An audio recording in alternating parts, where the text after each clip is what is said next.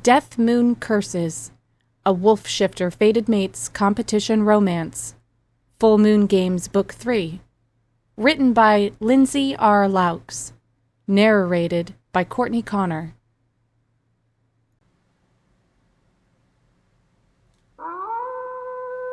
Chapter 1. It had been one of those months where I wanted to light everyone's face on fire, and then put it out with a fork. How many life-changing moments was I supposed to go through? How many more before my brain melted and ran out of my ears? It was one thing to find out there was such a thing as wolf shifters, when for most of my life I'd assumed they were only a made-up creature meant to sell movies and books. Then I found out I was part wolf after having spent my life thinking I was nothing more than a wayward college student with a penchant for tattoos and dusty paperback books. That was probably the sort of massive explosion that would blow a weaker girl's life to pieces. But I'd managed to get through it. But now this? The worst bombshell of all. Connolly was my father. Annecy had just said so, and in the aftermath, she smiled at me like she'd been waiting to drop that little golden nugget her whole life. My entire brain pushed the idea away. She was lying. I knew she had to be. A cheap way of getting inside my head. That was all. It had to be. My real dad, the one my mom barely ever spoke about, he was a long-haul truck driver. That's it. That's all I knew about him. Except that he damn well wasn't Connolly. What kind of stupid joke is this? I managed to hurl out, even though it felt like there was an invisible hand strangling my throat and cutting off my air. It's not a joke. Annecy's lips didn't so much as twitch. Her face had gone almost expressionless, like she wanted to be sure I believed her. I'm sorry to shock you, but it's true. Don't lie. You aren't sorry to shock me. That much I knew. At that exact moment, it was one of the few things I was sure of. Connolly? My dad? It was impossible. Like she was reading my thoughts, she said, "Give it a little thought, and you'll see it's the truth." She looked me up and down and snorted. "Once you stop telling yourself it isn't, anyway. You have a bad habit of refusing what's directly in front of you." I had to sit down when my legs decided they didn't want to support me anymore. I plopped onto the cold dungeon floor without hardly feeling it. My dad. That disgusting, cruel, twisted monster was my dad? "Can you prove any of this?" Ames demanded, still flipping a dice in his bound hands behind his back. The charmed cuffs on his wrist prevented him and Stride from shifting. "Or are you just making shit up?" "I'll let you sit with that for a while," Annecy offered, ignoring him, almost like she thought she was being helpful. "I forgot how long it takes you to come to terms with new information." She managed to make that sound like a bad thing, like it was a weakness. "Proof, Annecy," Ames said, his voice a low warning. You can't tell someone something like that without offering any proof to back it up. There's no way for her to know, who are you to demand anything of me? She stepped up to the bars, baring her teeth, and I could practically hear their wolves growling at each other. The only reason you're here is because of your connection to her, and that's the only reason you're still alive. So maybe you need to give that a little thought the next time you want to throw your attitude around. "Don't fucking talk to him that way," I shouted. "My stomach is killing me," Stride unhelpfully added from his cell. He looked a little green behind all the bruises and ugly gashes Ames had given him. If what Annecy said were true, that meant we were half brother and sister and better to stop all thoughts about that until forever and forever. Amen. I shuddered uncontrollably. Annecy rolled her eyes without acknowledging him. I'll be back later. I expect you to be in a better state of mind when I return, Harlow. We have a lot of details to go over. Do me a favor? I asked, with a candy, sweet smile. Hold your breath until the time comes. God, I've missed you, she chuckled as she walked away, leaving the dungeon quiet. Well, Stride said with a long sigh, thanks for this, you two.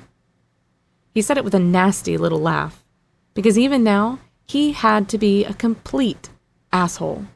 Put the alpha in shackles and throw him into a slimy, stinky cell, and he still had an attitude. Don't act like we aren't in chains right now. The same as you, Ames growled. You're not in chains the same as me. Our situations are not the same. Maybe it makes you feel better to pretend they are, but that's not the case. Stride stared off toward the end of the hall, where Annecy had disappeared. That's not the case at all. Ames barked out a laugh. Fine, then she chained you up because of your shitty decisions, which is just as bad. When I'm in the mood to be lectured, I'll let you know. Grimacing, Stride leaned his head against the wall and regarded us coolly. In the meantime, I would thank you to keep your mouth shut about things you don't understand. Enough, I groaned. You're giving me a headache, Stride. Sorry about that, sis. Stride laughed at the way I winced. Come on. It's not all that bad. At least you know now you're from a decent bloodline. Most wolves would be grateful to hear they have such prestigious blood running through their veins. You're not helping, I snapped. Oh, did you get the impression that I was trying to help? I must have made a mistake if that's what you think. I cut him into little alpha parts with my glare. Did you know about this? Tell me the truth. You mean, did I know I was being forced into mating with my half-sister?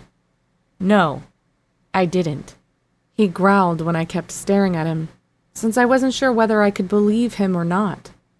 Think logically for a second, Harlow. Do you think my dad ever told me every part of a plan? Come on. He's probably telling the truth, Ames murmured. Thank you for defending me, Stride retorted.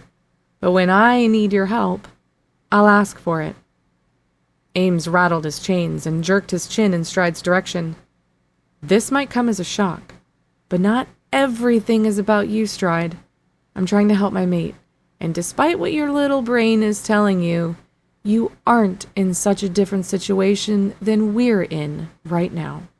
So maybe you could shut the fuck up for a second. Though he fumed, Stride's shoulders sank a fraction, and he stared at the floor. Call it a hunch, but his bravado was sincere. He had probably spent most of his life, if not all of it, being told how great he was, if not in words, then in the actions of those around him. After all, he'd been chosen as the alpha. Now he sat chained in a filthy cell, and he was scared. Alpha or not, he was in big trouble, and there was no one to help him. But I couldn't afford to get wrapped up in his drama, not when I had so much of my own to wrestle with. Connolly? My dad? As if I didn't already feel dirty enough, stuck in this cell, with nothing to sit on but a piss-stained, scummy floor. No, the dirtiness I felt ran much deeper with the idea of his blood in my veins. Ames strained, trying to get close to me, but our chains were just short enough that we couldn't reach each other. The ultimate torture, having two fated mates facing each other but unable to touch, to comfort, to soothe. We're going to get through this, he whispered. It didn't matter. Stride heard him anyway, and he didn't bother masking the disparaging snicker from his cell. He couldn't miss an opportunity. "Are we?" I whispered back. "You heard her. She has her whole plan laid out." Ames's full lips curled into a smirk. Still damn sexy no matter where we were. Since when do you let something like plans stop you? I'm not a superhero, Ames. Whenever I think I have even the tiniest grip on what's going on, something else blows up in my face. My whole life is a lie. I don't even know who I am now. Connolly's daughter? I shook my head, my stomach churning. I want to be sick. His crystal blue gaze softened the longer it lingered on my face. Did you ever think maybe she told you that because she wanted to throw you off balance? Obviously, she sees you as a threat. You're powerful. You have a power none of us has ever seen. Yes, and where was that power getting me? Absolutely nowhere, since I couldn't access my wolf unless I got royally pissed off. Even then, I had no control over it. At the mention of my power, Stride stiffened. He and my wolf were already acquainted, and I didn't want to lose the edge I had on him by admitting I couldn't control my wolf. "Look at you," a familiar voice snarled. "Right back where you started. Was it worth it? All the trouble you've caused?" I stirred awake, sensing food. There was no way of telling whether it was night or day, thanks to the absence of windows and those fluorescent lights in the hall between the rows of cells. Ames sat up from where he'd been curled in a ball on his side of the cell. I did the same on mine, while the clanking of Stride's chains told me the sound of footsteps had roused him, too. "Hey, I know you," Stride said to the guard with a pitiful note of hope in his scratchy voice. "You work for me. You're part of my pack." The guard laughed. "You're wrong. On both counts. Not anymore. Turns out I can be bought off quite easily." "Who knew?" I recognized the guard, and considering the filthy look he shot me, he recognized me too. I had once squeezed his junk until tears rolled down his cheeks, and he had no choice but to back down from me. That sort of thing didn't leave a guy feeling warm and fuzzy. "I'm your alpha," Stride roared. "Release me." "Pay me triple what she's paying me then." "No, quadruple," the guard demanded. And when Stride did nothing but sit there and fume, he shrugged. "That's what I thought." Alpha or not, Stride was no better than us in Annecy's eyes, and maybe he was starting to finally get the message. "Anyway, it's you." He jerked his chin towards Stride as he set a tray in front of our cell. "She wants to see you first." Stride bristled as he stared the guard down. "Don't forget who you're speaking to. I am still your alpha, and I can have you killed where you stand." "Have me killed? Because you can't do it yourself, can you?" The man taunted with an ugly little laugh. "There's nobody to do your dirty work for you." "Believe me," Stride said through gritted teeth, "I would be happy to do that job myself." "Bullshit," Ames fired back. "We both know you're not in charge anymore," the guard concluded before opening Stride's cell. "So stop pretending you are. When she has her way, you won't be anything but a memory." Annecy had a plan in place to get rid of Stride once and for all. Once she had his wolf mark on her neck, she would kill him, and then take his place as Pack Alpha, just like she'd always wanted. How was I supposed to let that happen? No matter how much I would have liked to see Stride paid for the things he'd done, to me and to others, I couldn't just sit here while she murdered him. The guard detached Stride's charmed shackles from the chains on the wall, but kept him bound. "Let's go. She doesn't want to be kept waiting." I met Stride's gaze as he walked past, but there was nothing about his expression to give away what he was thinking. How far he had fallen from the first time I'd set eyes on him at his party, back when I'd known I was in way over my head, but had no fucking clue just how deep the water ran. Ames cast a look down the hall, half worried and half relieved, toward where the guard had led Stride. There was no letting go of their past, how close they'd once been. Though he knew how twisted Stride had become, he probably couldn't help but think of the friend he used to know. I knew this just by looking at him, even without the benefit of our deeper emotional connection.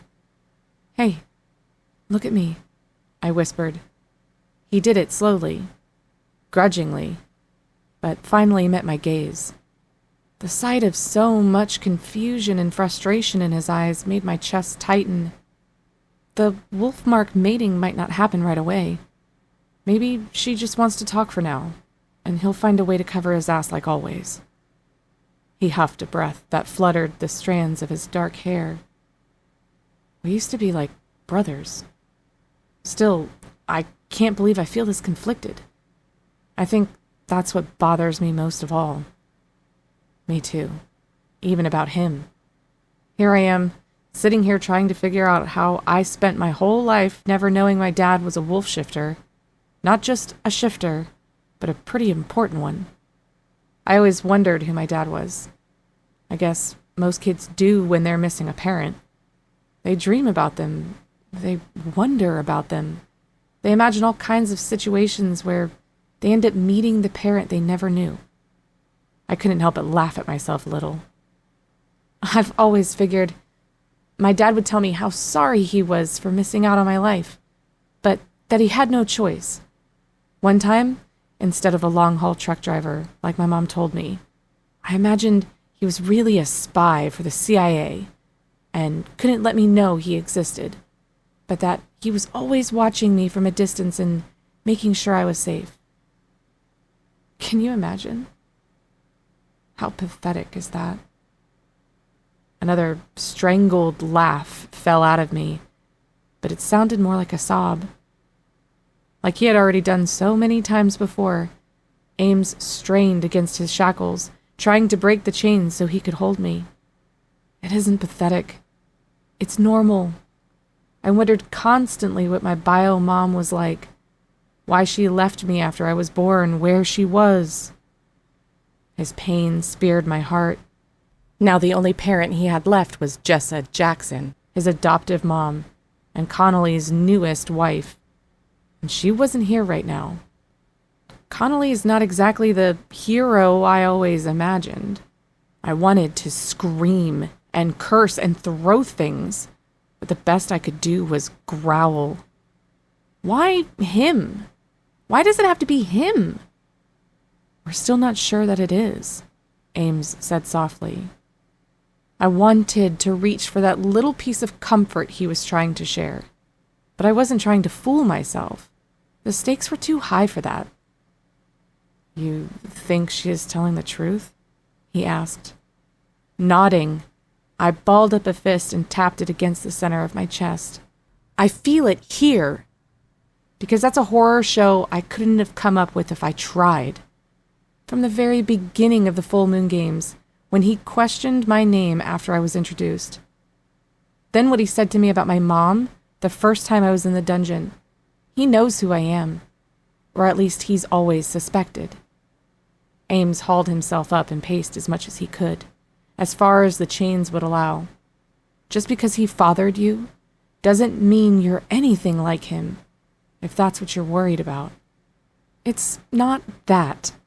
I mean, it's partly that, but not completely. It was all so confusing, and no amount of thinking about it made things any easier. I hate him. He's a monster, and Annecy wants me to kill him. What does that make me if I kill my own dad? He stopped his pacing to look me in the eye. Just because she wants you to, doesn't mean you have to. Ames, I said, shaking my head. I know you're trying to make me feel better, but I think we both need to face the facts. She'll kill you if I don't do what she wants. We both know that. She's going to use you to get what she wants. And I'm not going to let her do that. Which means finding a way to kill him. I don't even know if I have it in me.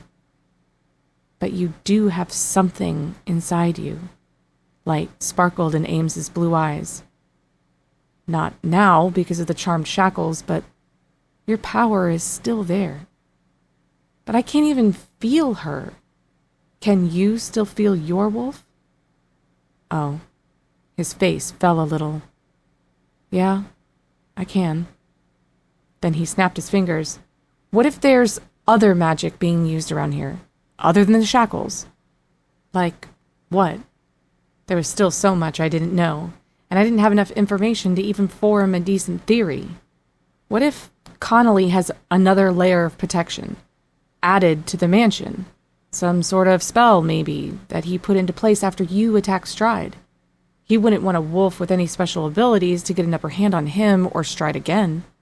He met my gaze, intensity blazing behind his eyes.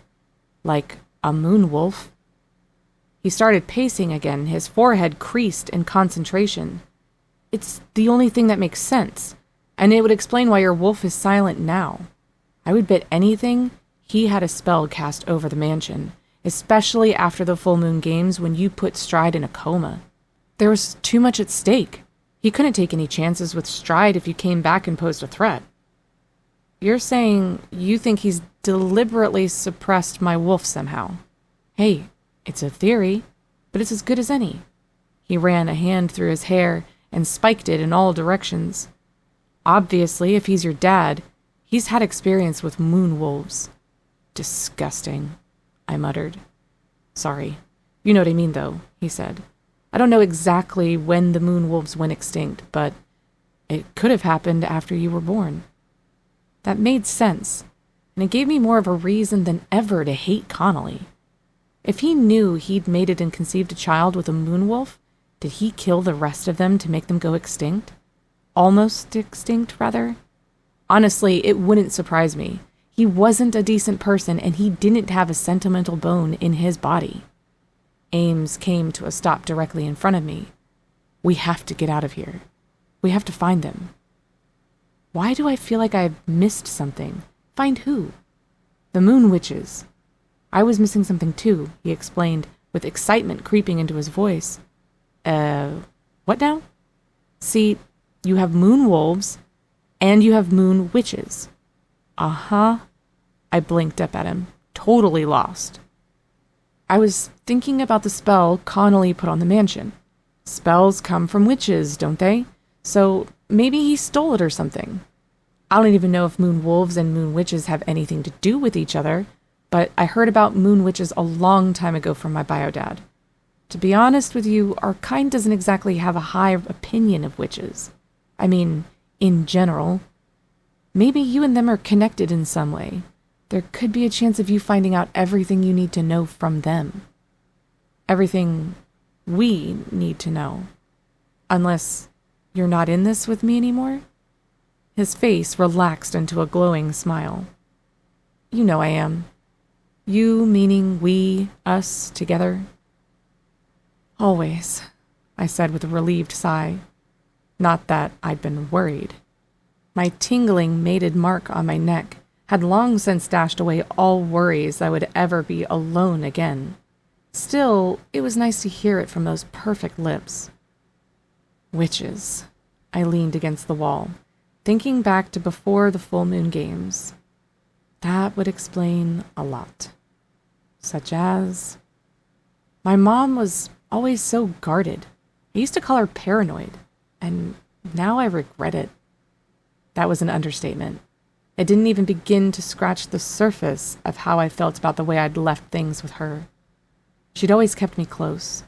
She didn't want me to go to that party that night with you. She said, not tonight of all nights. So, of course, I went anyway. I scrubbed my hands over my face before letting them fall to my sides. Now I know. She knew what I am, and she was protecting me. No wonder. This is going to sound weird, but did you ever notice anything peculiar about her? Something that didn't make sense? You mean, did she howl at the moon once a month? He rolled his eyes. Who doesn't do that? Anything else? It could all mean something. That's just it. I can't think of anything. She seemed like a normal human being. She worked as a paralegal. She made me do chores around the house. She did most of the cooking since she liked edible foods, and she worried about me too much. I scuffed the floor with the toe of my shoe, feeling roughly about 2 inches tall when I thought about how I used to resent her protectiveness. You know, normal mom stuff. Well, if she was a witch, she wouldn't walk around wearing a pointy hat while carrying a cauldron to tell the world about it. My mom. A witch? I couldn't imagine the woman I knew as my mom being a witch or a shifter or anything other than an ordinary human. Of course, I'd thought that about myself too. I'm sure whoever or whatever she was, she worked hard to hide it from me, I admitted. Yes, I guess she would, Ames said gently. So, we have to find her. I thought back to my nightmare a few nights ago, when I'd found Connolly inside my house strangling a woman who was not my mom inside my mom's bedroom just before the house caught fire. Then, days later, Annecy mentioned my house was a pile of cinders.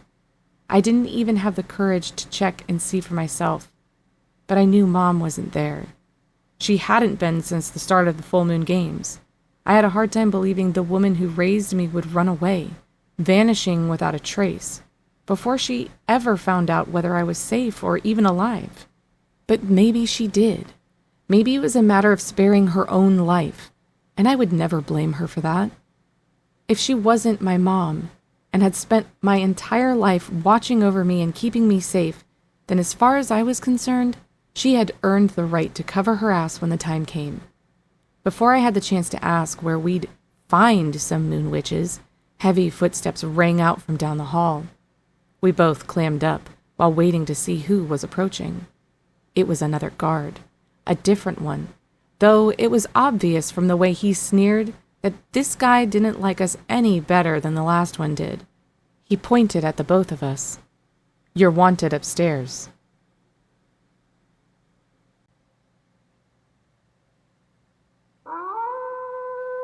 Chapter 2. For once, I had something to be thankful for. Ames's presence beside me as we followed the guard up the stairs from the dungeon. I was ready to fight if he'd been ordered to stay in the cell alone.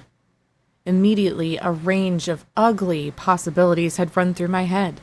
What if somebody hurt him while I wasn't there? What if they took him away and put him someplace else to keep us separated and scared? Having him next to me gave me strength. Whatever was coming, I didn't have to go through it alone. There was less activity in the halls than I was used to seeing, but there was a definite buzz in the air. Energy, almost electric, even if I couldn't understand where it was coming from or why. The regime change or something else. As we approached the dining room, I reminded myself of how important it was to keep Annecy on my good side, at least on the surface. Since the guards hadn't hurt us yet, it was thanks to her and the presence of her own soldiers now strolling around the castle like they owned the place. If only she didn't already know so much about me. But there was nothing I could do about that.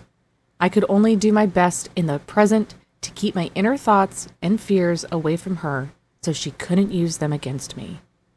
The long dining table wasn't set as lavishly as Connolly liked it, and there were only 2 people seated at it. At one end sat Annecy, and immediately I recognized the gorgeous red dress she wore as belonging to Connolly's wife. Speaking of, where was Jessa? Did she run away on her own, or had Connolly sent her off somewhere? I hoped he hadn't left her floundering by herself, though it wouldn't surprise me if he had. The poor woman, and poor Ames. I could tell he was sick with worry for his adoptive mom. At the other end of the table sat Stride. Right away, the hair on the back of my neck spiked alert when I caught sight of him. There was something very wrong about the way he was sitting, like he was barely able to keep himself upright. His head kept bobbing. It was obvious he was fighting against something. Was he drugged? I bit back the question since it would be pointless to ask. I wouldn't get a straight answer anyway. Harlow. Annecy's nose wrinkled at the sight of me, and she waved her hand in my direction as I approached the table. No, stay back. I'm trying to eat here, and your smell isn't helping my appetite. Meanwhile, she was eating a bowl of soup containing eyeballs and a piece of meat so rare it practically mooed. But sure, I was the problem. I took a giant step backward and waited for what came next. Do you want to tell her, or should I? She smiled across the table toward Stride, who barely lifted his chin in response. I had a feeling he wasn't in a position to tell anybody anything. Fine, she said with a sigh. I will. Stride has finally seen the light. He's agreed to marry me and give me his wolf mark. Agreed? Something told me his agreement had nothing to do with it. He was never exactly my favorite, and I had come within moments of killing him. Or rather, my wolf had. But I wasn't exactly trying to hold her back. That didn't mean it made me happy to see him the way he was. Yet he wasn't what worried me the most just then. It was Ames, vibrating with intense energy at my side. What have you done to him? He snarled. When he made a move like he wanted to go to Stride, 2 of Annecy's men stepped in front of him, sneering. I don't know what you're talking about, Annecy said, going back to her soup. Don't give me that shit, Ames fired back. It's obvious he's been tortured at the very least. Look at him. He can barely sit up. Now I could see the only reason he was able to do that at all. He was tied to his chair, ropes cutting across his midsection. His arms and legs were free, but he wasn't going anywhere. He's been through a lot. We all have, she added before finishing her soup and setting the bowl aside. I was actually glad I happened to walk in on her eating like this, because until now, I thought I was hungry. Food was the farthest thing from my mind thanks to her and the eyeballs she'd just ingested. Did you sedate him? He can't even hold his head up, I asked, cringing when Stride's head bobbed again and his chin came to rest on his chest. Anyway, she continued, pointedly ignoring my observation, I wanted you both to be the first to know. The official wedding ceremony between the Alpha and me will take place in 3 days, which should give everyone a chance to get here while allowing preparations to be made. This is going to be the biggest, most memorable wedding any pack has ever known. Her insanity shone in her wide smile. This bitch had flat out lost her mind. Was that what happened to a person when they'd spent most of their life being resentful, hurt, and angry? Did all of that harden over time until it crystallized into obsession and insanity? I couldn't believe I hadn't seen it in her before. Of course, I'd sort of been in the middle of trying to make sense of the most confusing, dangerous situation I'd ever been through, but still. So, you're going ahead with all this, huh? I asked. What? Did you doubt me? She turned her full attention my way, her green eyes glittering. Don't you know by now that once I put a plan in place, I see it through? Or did you think that was nothing but posturing when I told you the truth about your parentage? Her lips twitched, and a sly smile began to spread. How are you feeling about that, by the way? I'm sure it can't be easy. Would you like to talk about it? Maybe I'll make us a cup of tea. Funny how 2 things can be true at the same time. On the one hand, I knew she was baiting me, seeing how far she could push me before I lost control of my temper, checking to see if I'd be stupid enough to try to attack with my hands bound behind my back in charmed shackles. On the other hand, I wanted nothing more than to slice her into bloody ribbons. Heat blazed in my chest, and my bound hands tightened into fists, as the desire to spill her blood strengthened with every beat of my heart.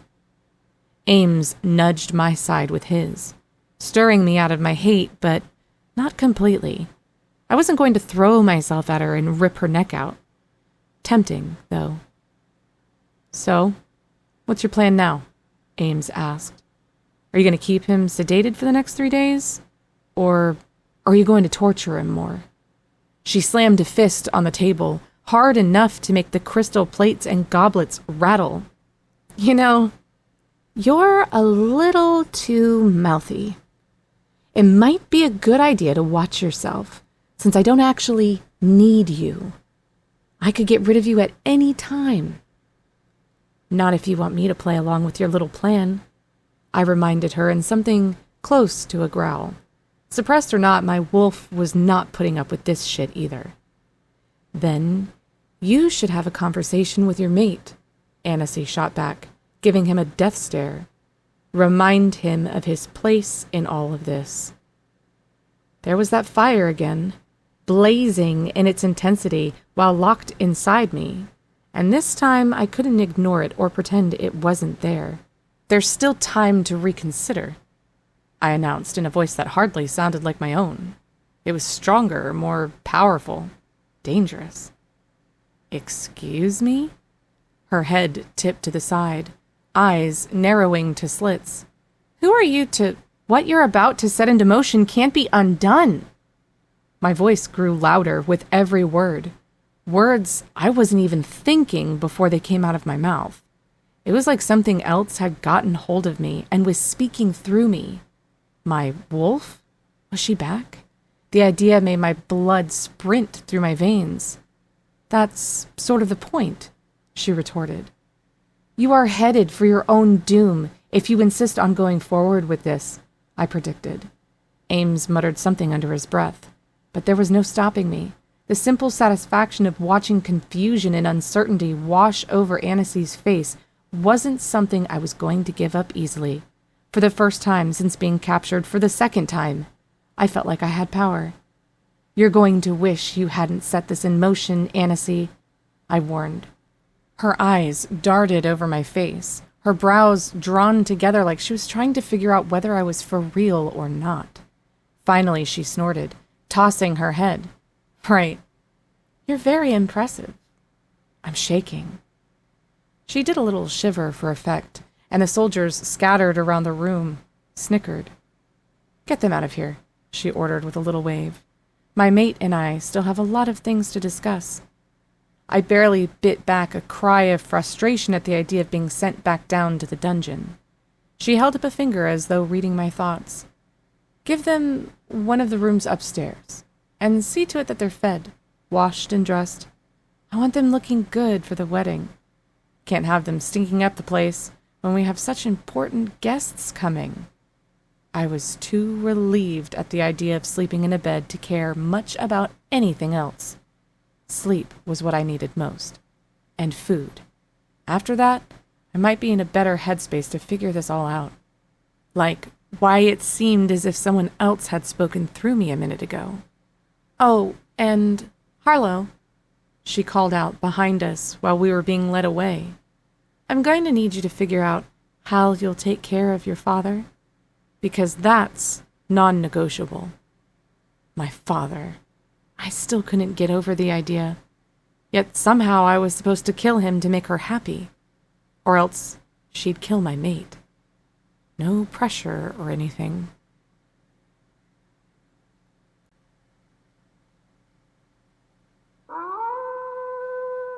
Chapter 3.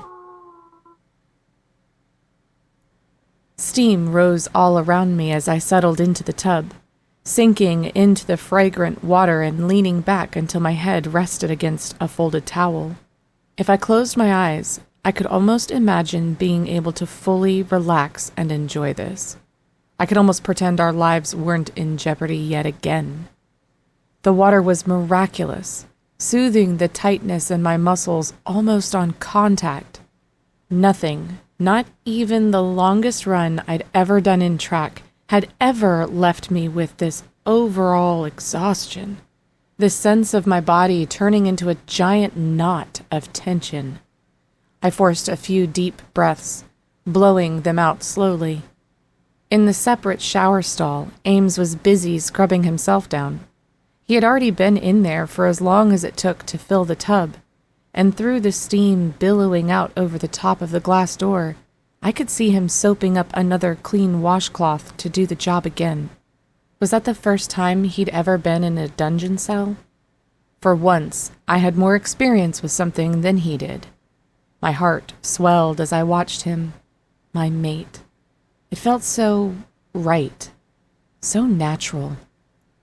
All I wanted was to be able to spend time with him, to do all the things new couples were supposed to do.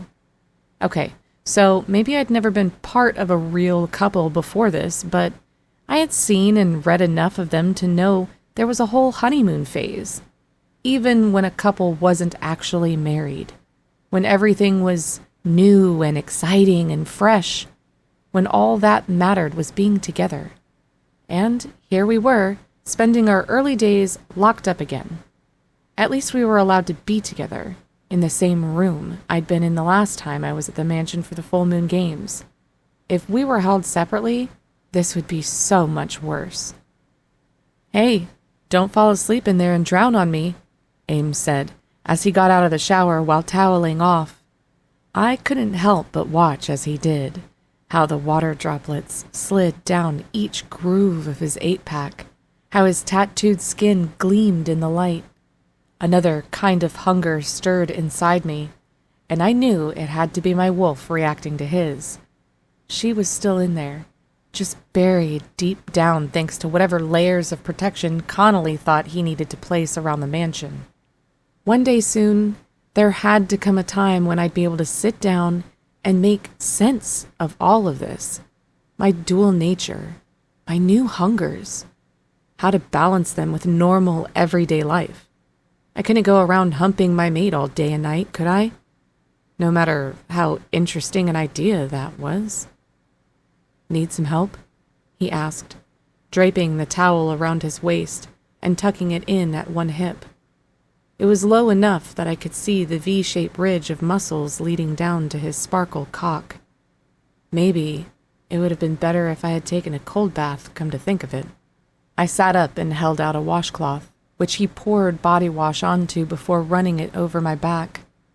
"I feel her," he murmured as he washed me up. "Do you?" "Your wolf." I craned my neck to look up at him.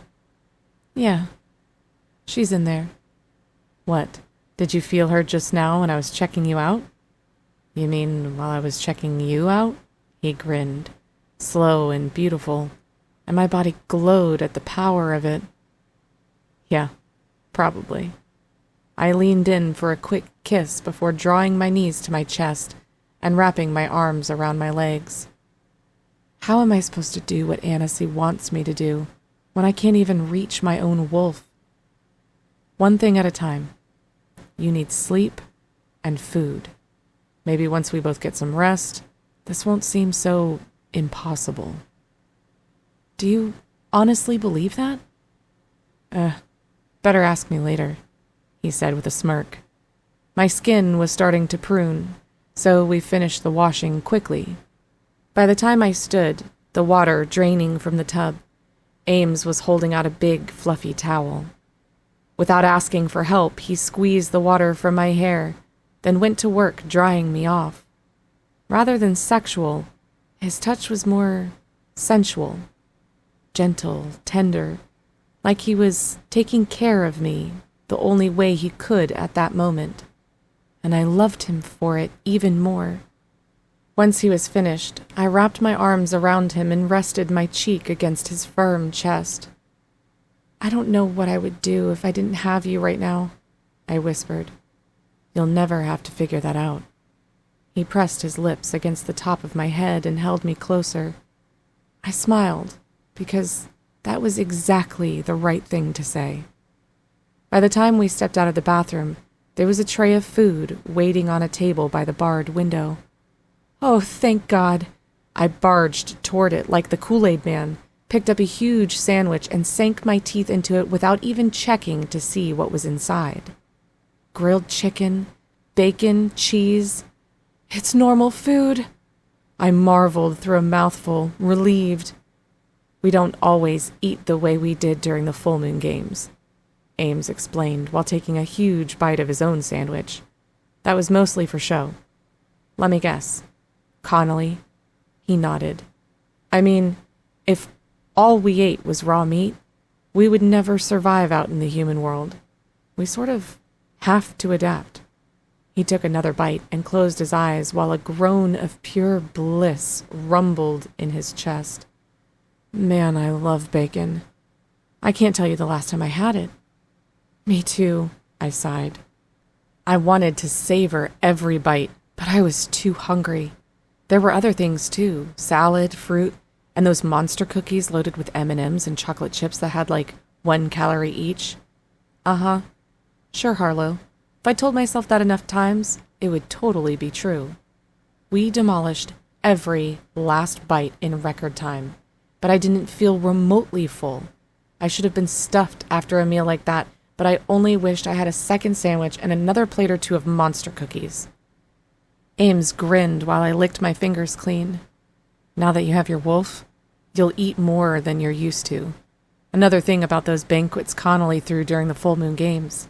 I guarantee you every single one of those girls was starving, but they all wanted to look good for Stride. But I don't have my wolf. Not right now. She's awake, inside you. Your metabolism has changed, and you've been through a lot. It's not exactly like either of us has had a good amount of food since room service in our hotel, I concluded bitterly, which had only been yesterday, but still. That's what I was going to say. A dreamy smile flitted over his face, like he was remembering a lot more than just the food. Which, yeah, same. If only we could have stayed there forever.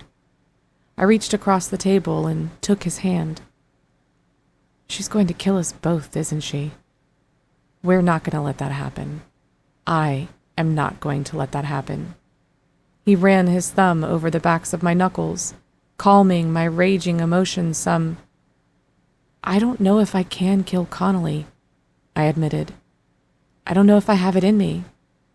He tilted his head and fixed me with those bottomless azure eyes of his, framed with impossibly long, thick lashes. In the end, I know you'll do what's right. But how do you know? I wish I had that much faith in myself. I got up and paced at the foot of the big, elaborate bed. There was so much nervous energy in me. I practically vibrated with it. Is there ever going to be a day when I don't feel like the whole fate of the world is on my shoulders? To hell with the world. He crossed his arms and sat back in his chair, his expression hardening. I'm more worried about you. I'm not a killer, Ames, I said, still pacing. I cried so hard when my goldfish Glitter died, after I was 2 hours late to feed it. I still blame myself. This happened when you were little? No, last year. Damn flat tire. I didn't care how childish that made me sound, especially in front of him. Yes, I fought hard, but I loved even harder. I turned away, my eyes stinging. I hate talking about it, because whenever I do, some secret ninja sneaks in and starts chopping onions.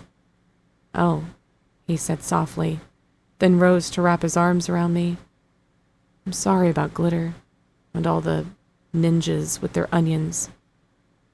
Thanks, I whispered, blinking away my tears. Come on, he said with a soft sigh in his voice. Lie down with me? Nodding, I let him lead me toward the bed. How lucky was I that my mate was a decent, understanding person. There I was, fresh off of finding out my dad was basically a monster, and Ames understood that I just needed to cuddle for a while. It could so easily have gone the other way. He could have been rough and brutal and forcing me into having sex with him, like Stride. only interested in getting what he wanted instead of caring about what I needed. I hadn't asked for any of this, but I could at least admit to myself how much worse it could have been, and how much I had to be grateful for. Like this bed, so big and soft that it was like sinking into a cloud. "Oh my God," I moaned, stretching with a happy groan before snuggling deep under a pile of blankets. I forgot how good this bed feels, especially after a night in the dungeon. Yeah, Ames settled in next to me, sighing when his head hit the pillow. Damn, that settles it. We're never getting up again. He drew me close, pulling me to him until my head was tucked under his chin. A sense of calm washed over me. Peace. My wolf content. I might not have been able to reach her, but I could still feel her, and she was happy. So was I, even if I was more than a little irritated with her for flaking out on me. But just then, being with him was enough, and the bed more than helped soothe me. "We're going to get through this," Ames whispered, stroking my hair. "I know. And it's going to be okay in the end." "I know." He chuckled like he didn't quite believe me, like he knew I was only agreeing to make him feel better. "You know a lot of things, don't you? You know I love you, right?" Smiling, I snuggled even closer. "I do know that. And you know I'm never going to leave your side, right?" "Yes, I know that too." I lifted my head to brush his lips with mine. "Well then, that's as good a start as anybody can hope for." I knew he was right, and I silently thanked whoever was watching over us for giving me someone I could trust, someone I could rely on to help me get through this. Though a few answers would have been nice too. For now, all I wanted was sleep, and it pulled me under within seconds of me closing my eyes. We fell asleep that way, wrapped in each other in every way possible. That night, I dreamed I was standing in the middle of a clearing, one where a circle of angry men and women dressed in fine clothes glared menacingly at a figure in the center. I sensed their outrage, their hatred, the moonlight revealing their menacing expressions. When I turned to the person they stared at, I understood why. He was younger, a lot younger, but I would know that haughty expression anywhere. The way he held himself, like he was so much better than everybody else, like they were lucky to be in his presence. Connolly, with a full moon spotlighting him. "You knew the dangers of the moon pack," the largest of the men shouted. "I can feel their filthy witch curses on you, and now it's on us. You leave me no choice but to banish you from our pack." Connolly shook his head. "Brother, Stop," the man shouted. "You are no longer the Alpha, and I am no longer your brother." It was Darian, Ames's adoptive dad, Connolly's brother, the same one he eventually murdered. The vision faded, replaced with another one. I looked around, surrounded by darkness, slimy stone under my feet, a chill in the air. Then, in front of me, a face materialized in the window of a heavy wooden door. The woman on the other side was looking at me. Not through me, not at somebody else behind me. She saw me. She knew me. She looked just like me.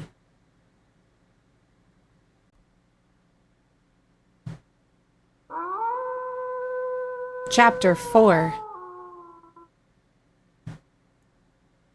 Anxious energy roused me from sleep early the next morning.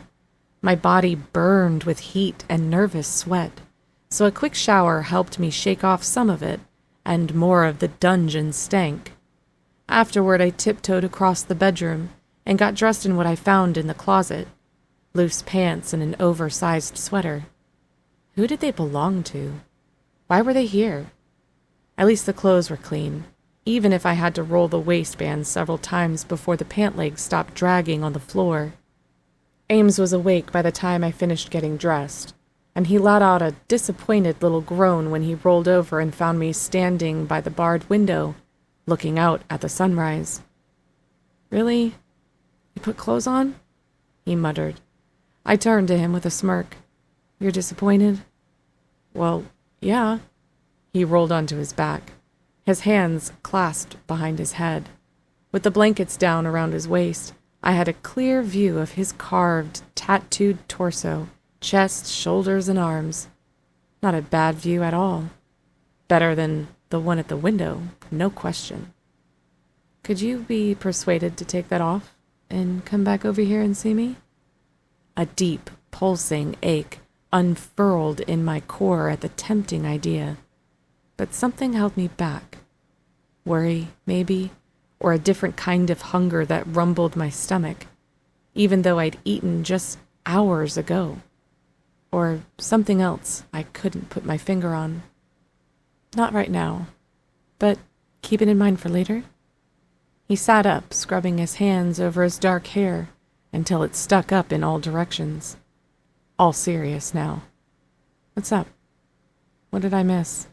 Did something happen while I was sleeping?" "No, it's nothing like that." "Then what is it?" I shook my head, searching for the words to describe my feelings. "I'm restless," I finally admitted, leaning against the windowsill, hugging my arms to my chest. "I had dreams last night, and I woke up a little while ago. I knew something was going to happen, but I don't know what. Something bad? Not necessarily, but I feel like I want to be prepared for anything." "A good thing," he said gently, "and it shows your wolf is still rattling around in there, trying to guide you. Also a good thing." "Yeah, I just wish she would show up for real, or talk to me, or..."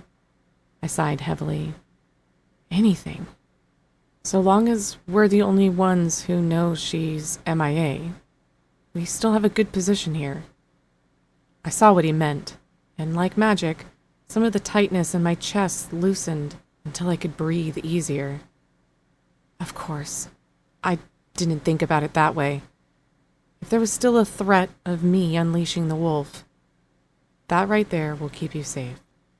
And you safe, too, I hope. A muscular shoulder bobbed, while the power of his gaze pierced through me. "I'm not as worried about myself as I am you. No way. You want to protect me, and I want to protect you. This mate thing goes both ways, remember?" I stomped my foot on the floor, as if that would do any good. The big, bad wolf girl, stomping her feet like a child throwing a tantrum. Then again, he'd spent a lot of his life around men who were legendary professionals at throwing tantrums. "I see your point," he said, but I could tell he was just saying that to placate me. "What did you dream about last night?" A sudden loud knock at the door made us both jump a little, and I was halfway across the room before the door opened. Yet another nameless guard stared me down like he wanted a front row seat for my execution. "You are wanted." "What else is new?" I asked him, my tone icy. Was this what my wolf sensed on the horizon? I stood up straighter and wished with all my might for my wolf to show herself. It would have been the perfect time, but no, she was still hidden from me. All I had on my side was bravado. He seemed less than impressed. "Let's go. No stalling." Wait a minute. She's not going without me. Behind me, the sheets rustled like Ames was getting out of bed. Completely naked and with zero fucks given. All tatted muscle and shiny, decorated sparkle cock, which was very erect with morning wood. Holy shit. Suddenly, my mouth was watering. Jesus Christmas, man. Now the surly guard sounded impressed. I bit back a chuckle as he tried not to stare. She didn't say she wanted you, he told Ames. What if I want him with me? I demanded. Who asked you? He fired back. Terrific. I was wedged tightly between a rock and a hard place. I didn't love the idea of being on my own, and I didn't trust Annecy enough to imagine she wouldn't try some underhanded trick, like separating us before taking him hostage or something. What if my reaction to whatever she was planning to tell me would be the deciding factor? I had to keep that in mind and try not to piss her off if I could help it. I shook my head slightly at Ames. It'll be fine.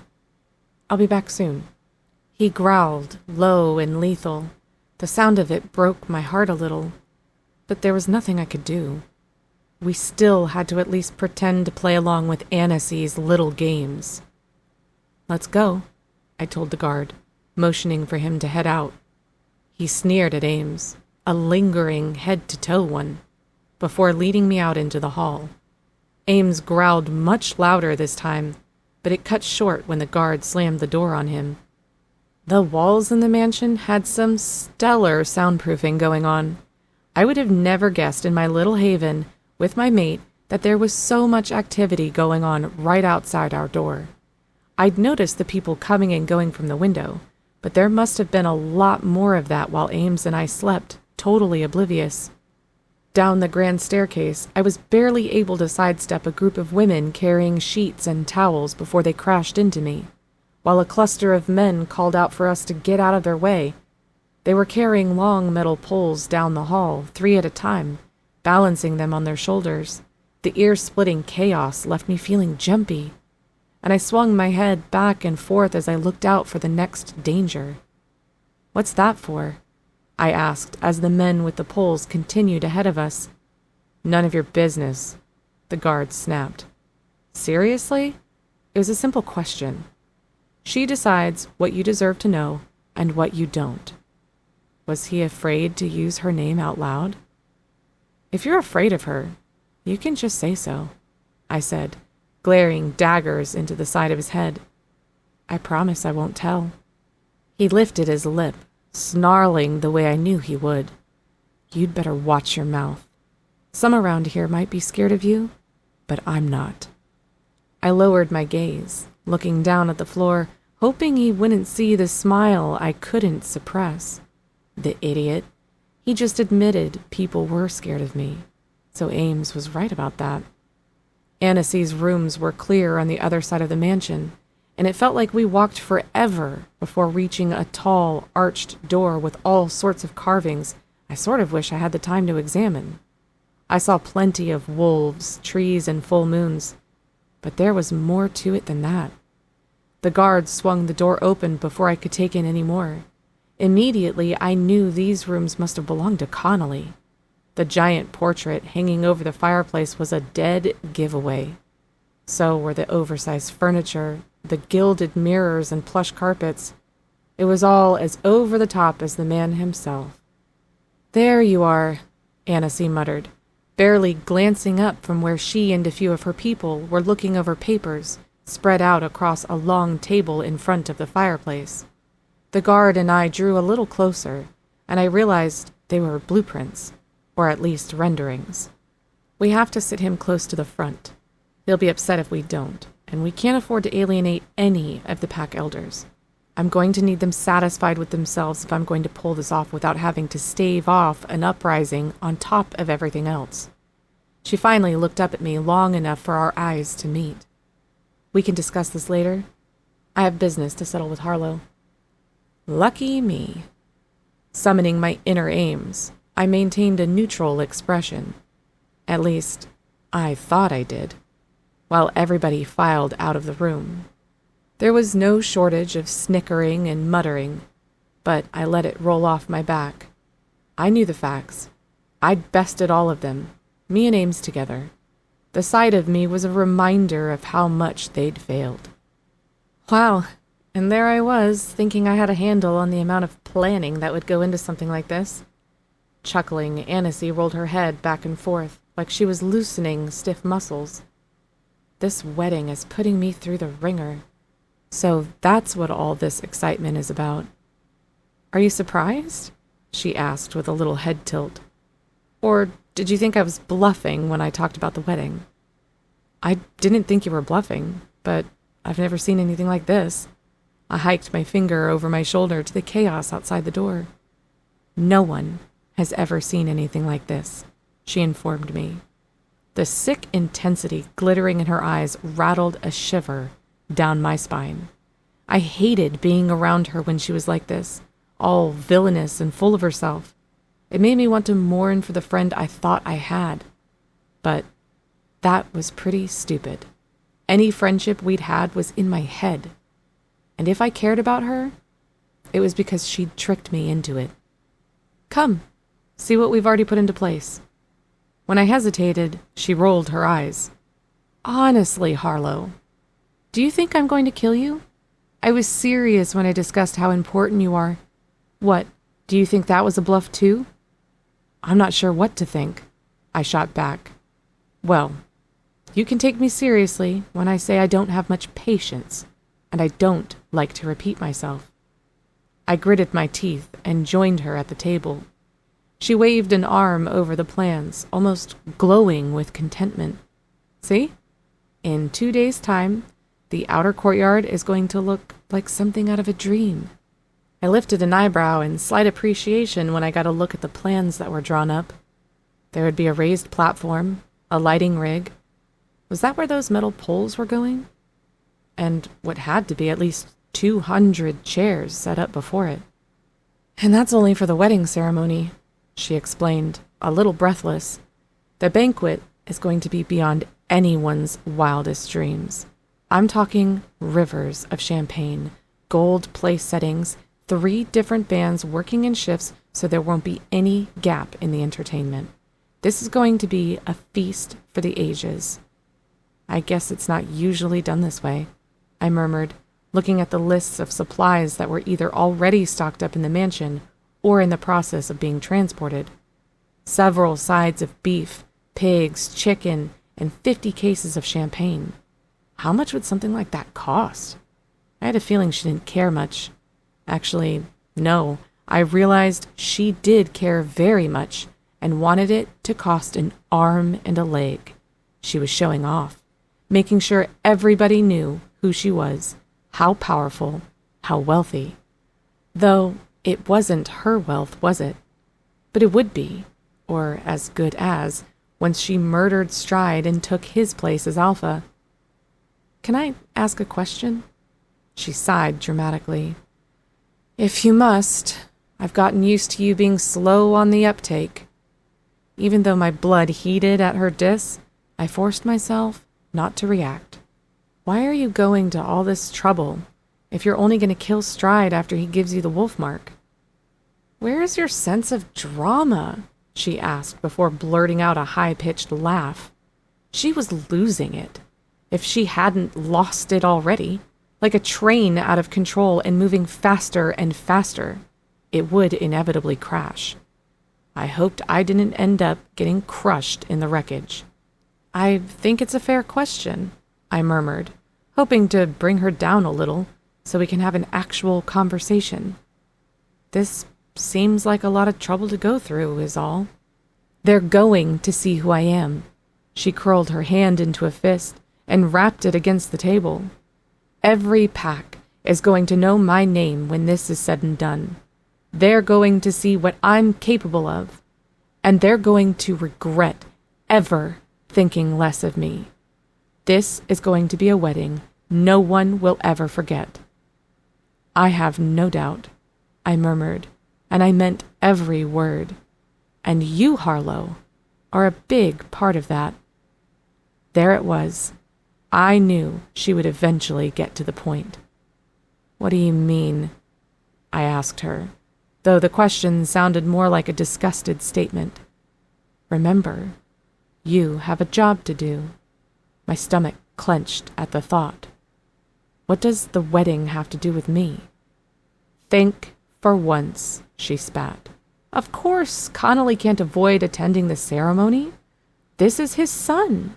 It would look suspicious if he wasn't in attendance. And if there's one thing Connolly cares about, it's how he looks.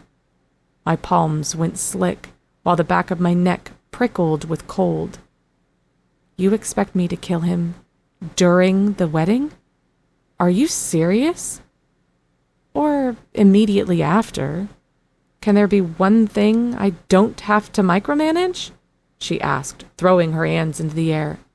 Don't you see what I have on my plate? The poor, poor woman. I ground my teeth into dust. Considering this is your idea, I thought you might be able to offer a little guidance. You want guidance? Her smile was tight, threatening. If you want that mate of yours to continue breathing, you'll find a way to get this done. Use your imagination. You have one of those, don't you? Sure, but what I didn't have was my wolf. She didn't know that, though. And it wasn't like I could afford to tip my hand and give it away. Annecy might have thought I was slow, but there was one thing I knew for sure. The threat of my white wolf was all that was keeping me alive. If anyone knew I couldn't bring her forward at will, though, the situation would change drastically. Do you need to be reminded of everything Connolly's done? All of his crimes, the missing contestants at the Full Moon Games, the murders he oversaw? Genocide, when you get right down to it. She waved her hands at me. And here you are, having a crisis of conscience. Uh-huh.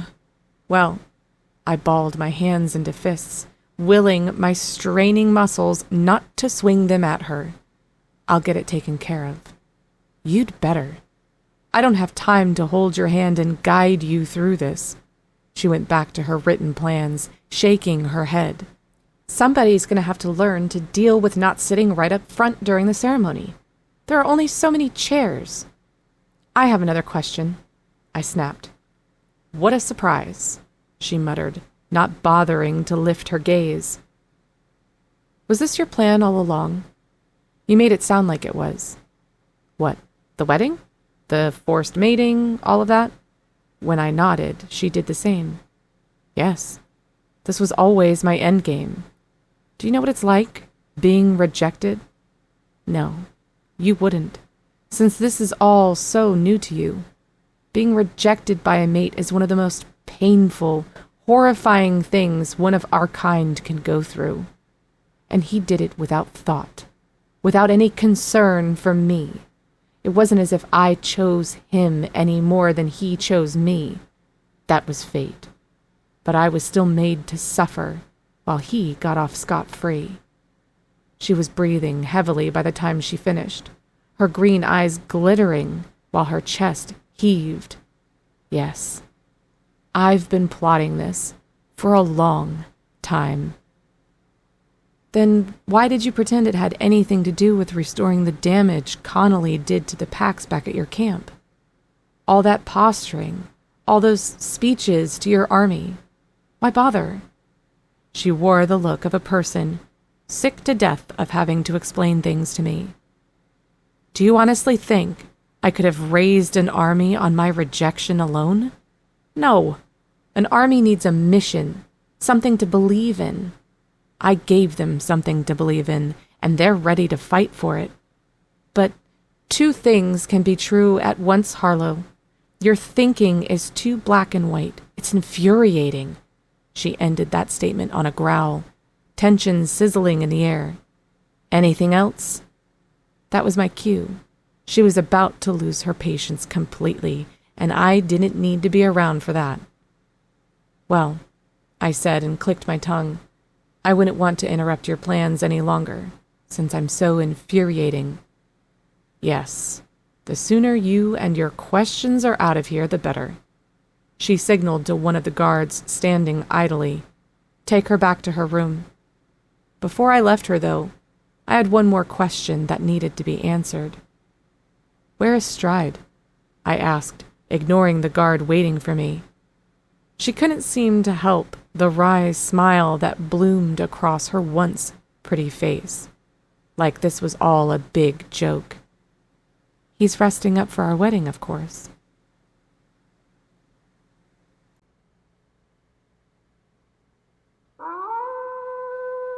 Chapter 5. I didn't know whether it was relief or terror when darkness started giving way to the frail light of morning. I wanted this day to be over with. I wanted this day to never come. Weren't weddings supposed to be happy events? The beginning of something hopeful? Not for anybody but Annecy. There she was again, making me feel sorry for Stride. If for nothing else, I hated her for that. I didn't want to feel sorry for him. He didn't deserve it.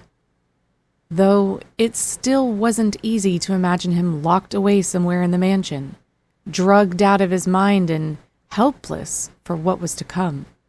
He had hurt me, insulted me, threatened me. Hell, I had almost killed him myself. At least I would have made it quick. How was she planning to kill him when the time came to take her place as Alpha? And were we all supposed to watch? It was useless to think about those things. But then I was only trying to distract myself from the problem that had loomed over me for the better part of 3 days. Connolly would be there. How was I supposed to get close to him? How was I going to kill him? Ames stirred at my side. I pried my attention from the window, where I was staring out at the lightening sky, in favor of watching him sleep. Even with his eyes closed, he was heartbreakingly beautiful. I wouldn't let Annecy hurt him. No way. He could take care of himself if it was a one-on-one battle, or even 2 or 3-on-1. I had seen what he was capable of. He could kick ass in and out of his wolf form, so long as it was a fair fight. But nothing Annecy ever did was fair. She would find a way to make it impossible for him, for us, to win. I had to come through for him, if for no other reason than to protect him. "I'll try," I whispered.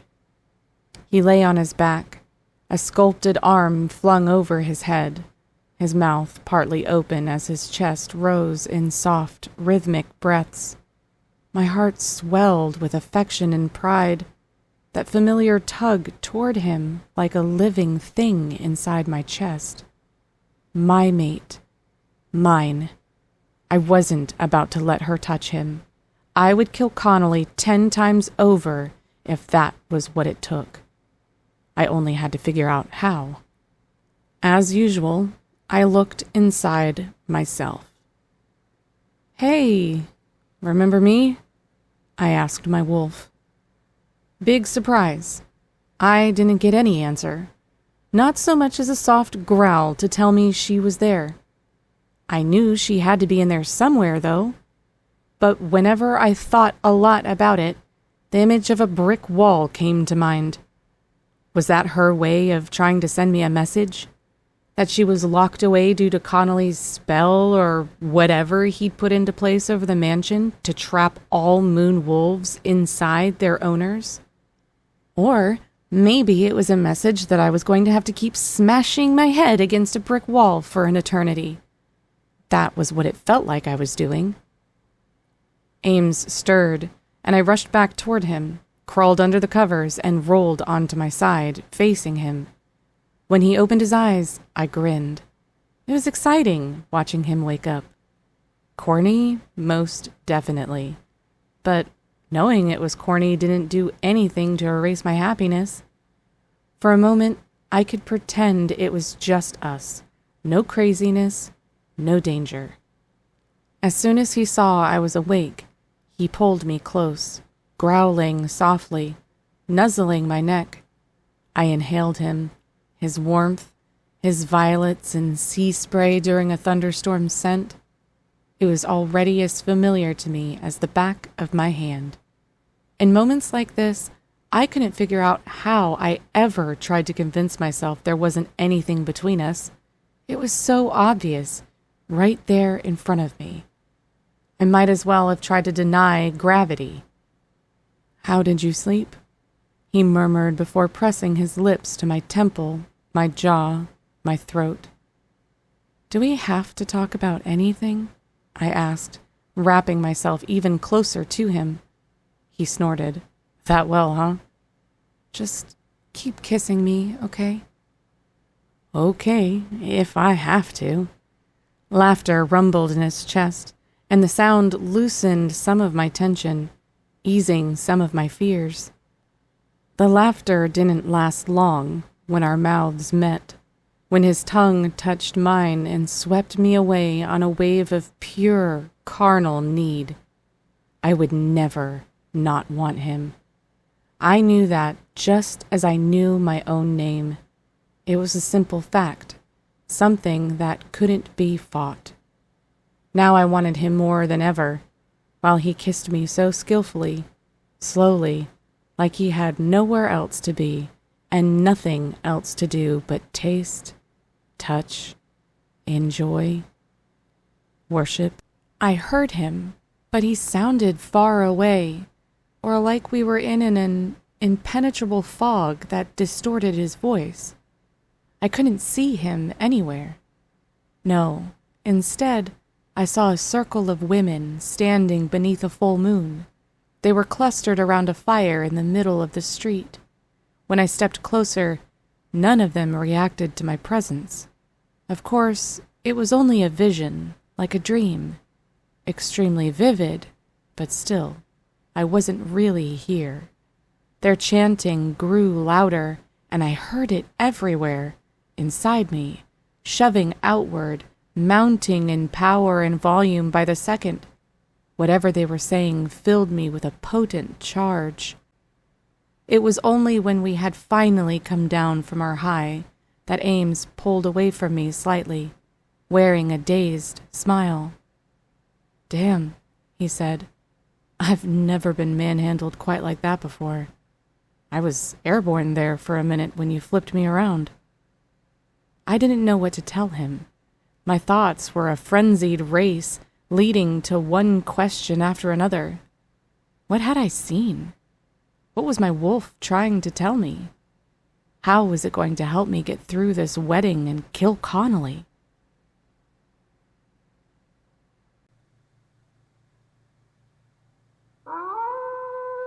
Chapter 6.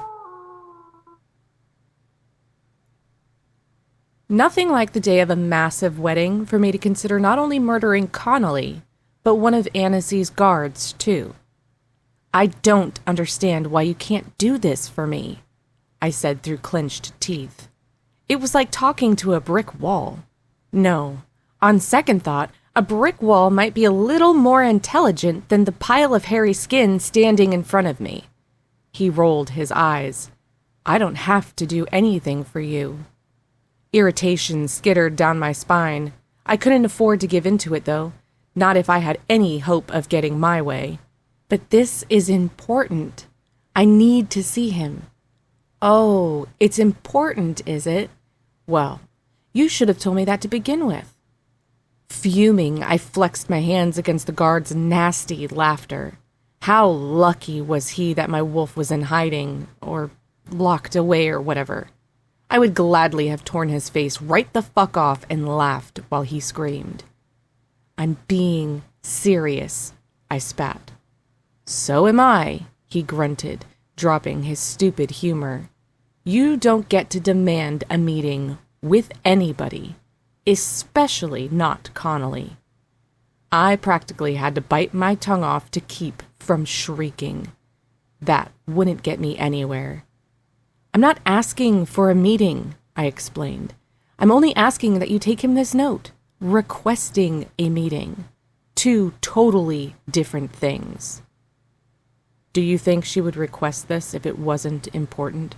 Ames added, turning away from the barred window where he'd been watching vendors come and go for at least an hour. As soon as we were up and showered, I banged on the locked door for a guard. It still took an hour for anyone to actually open the door, and that was only to deliver our breakfast. The room could have been on fire, and nobody would have bothered to notice. She doesn't get to decide what's important. The guard looked me up and down, snarling. Prisoners never do. If karma ever came back to throat punch this guy, I wanted to be there in case it needed some help. I know Connolly's going to be here for the ceremony, I said as sweetly as I could, while imagining ripping off his balls and shoving them in his mouth for good measure. Well, congratulations. The guard sighed deeply.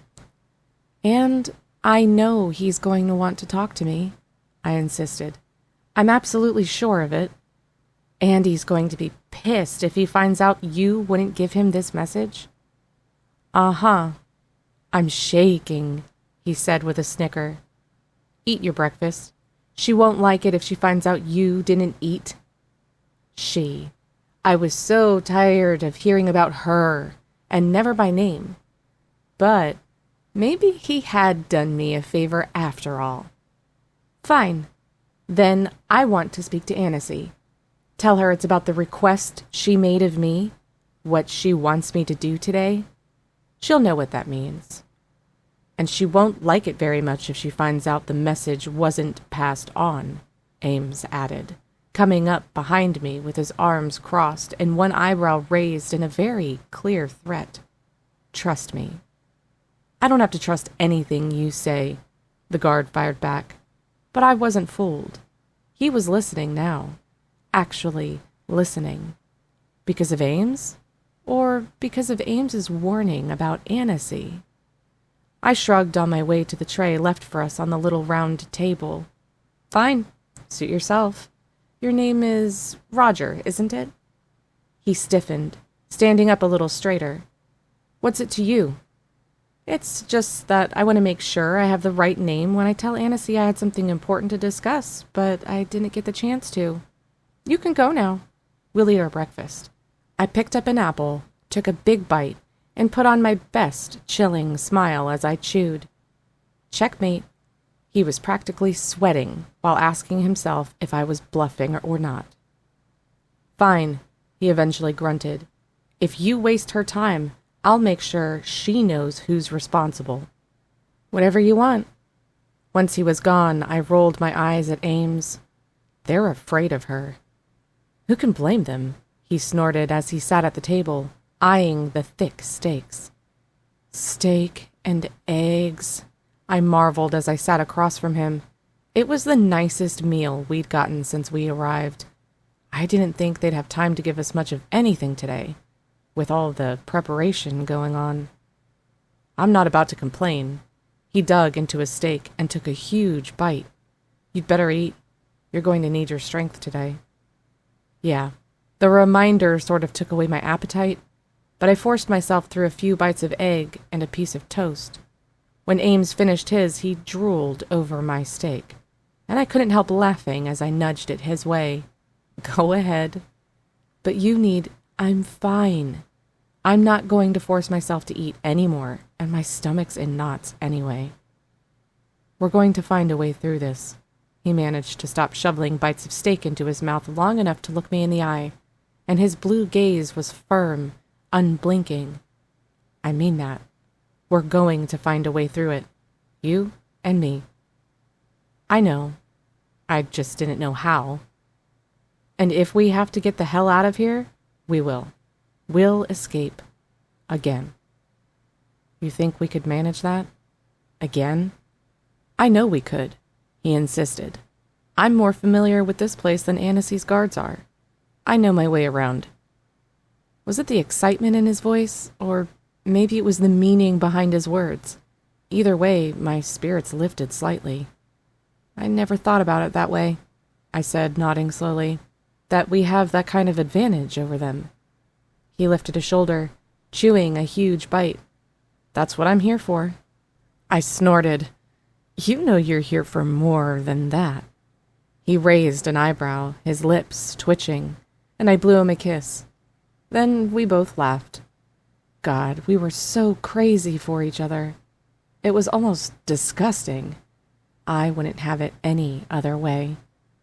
We both startled at the sudden opening of the door. What, do we not get a knock anymore? I demanded when Roger stepped into the room again. She can't come see you, he said simply. Frustration shook through me as I rose to my feet. Could just one thing go right?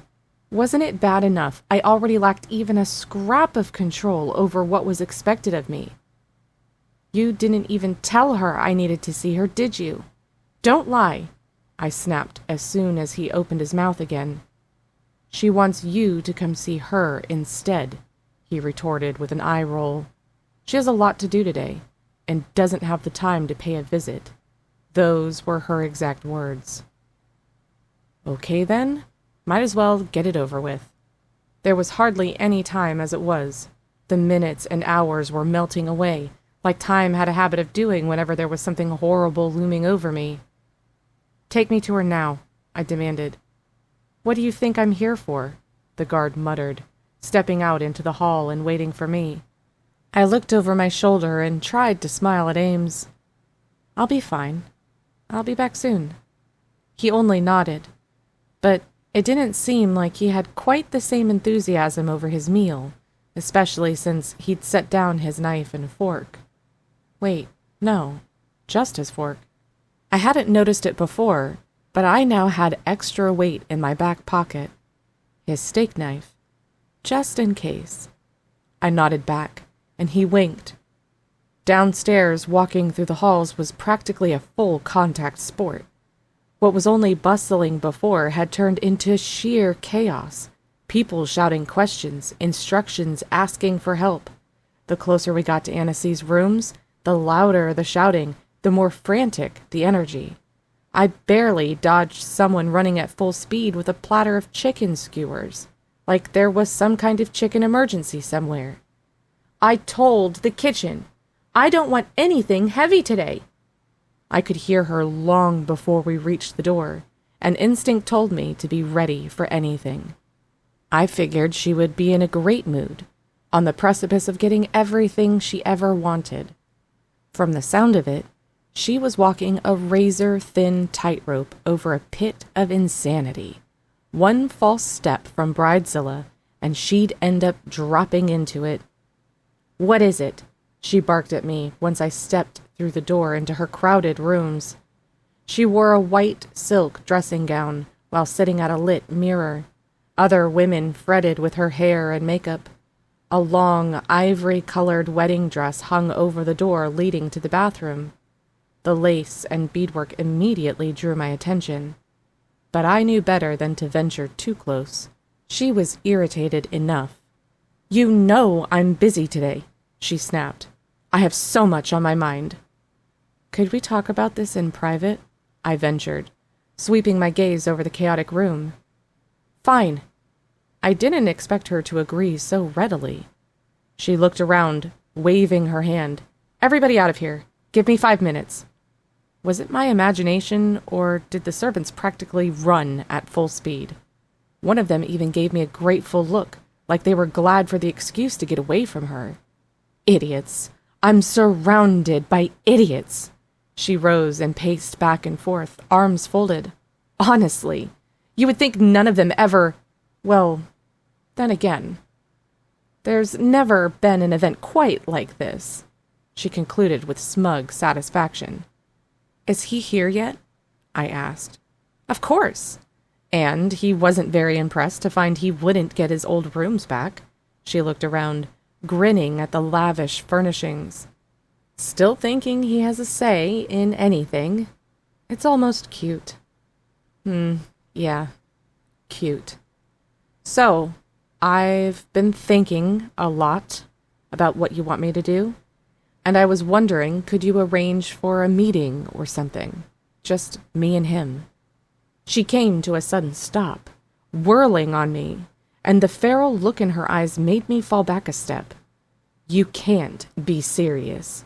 You haven't figured out a way to get to him yet? You have one job, Harlow. Oh my God, this woman right now. I'd stab her with my steak knife if I didn't need so many answers. Hold on a second. I stepped up to her, hands on my hips. I'm doing my best.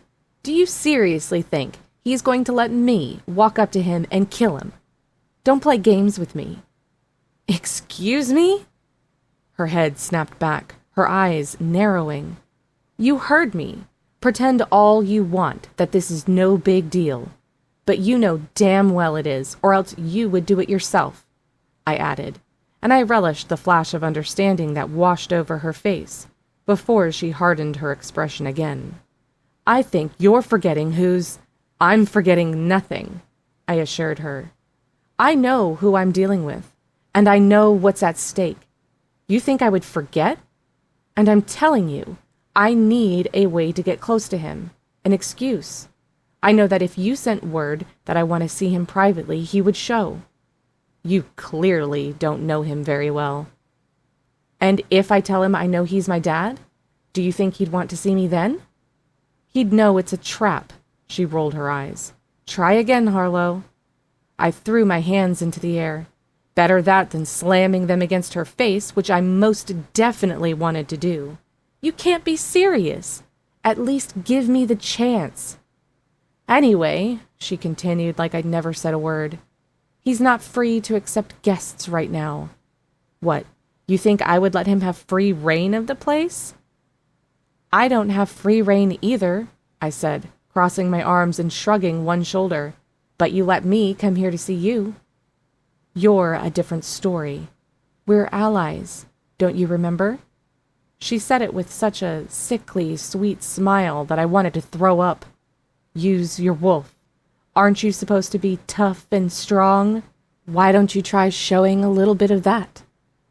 There I was, stuck yet again. I couldn't tell her the truth. I had a feeling the threat of my wolf was the only thing keeping me alive. Her smile turned nasty. Don't tell me you've already lost control of her. Is that what it is? You can't handle her? I lifted my chin. No. She nodded slowly, eyeing me up and down. You're a very bad liar, Harlow. I don't know why I wasted time with you, honestly. All you've done is complicate things, time and time again. I'll never understand why some people are given every opportunity when they don't know what to do with it. She turned toward the window, none of them barred in here, pulling back the curtain to look out. Maybe it was all just a fluke anyway. These things do happen sometimes. You were never going to be who I needed. I heaved a sigh. Are you finished yet? She turned to me, arching an eyebrow. Excuse me? Your shtick. You need to freshen it up a little. Give it some new pizzazz. I've already heard all this before. That's right. Keep it up with the smart mouth. See how far it gets you. Then she called out, Get her out of here. I should have known this would be a waste of time. Before anybody could come in and grab me, I blurted out, Where's Stride? What are you doing with him now? Her smile made me shudder before a large, calloused hand closed around my arm. What, are you missing him? She asked, snorting. Don't worry. You'll see him soon enough. He can't wait for the wedding. Her laughter, high-pitched, cold, followed me down the hall as I was dragged away.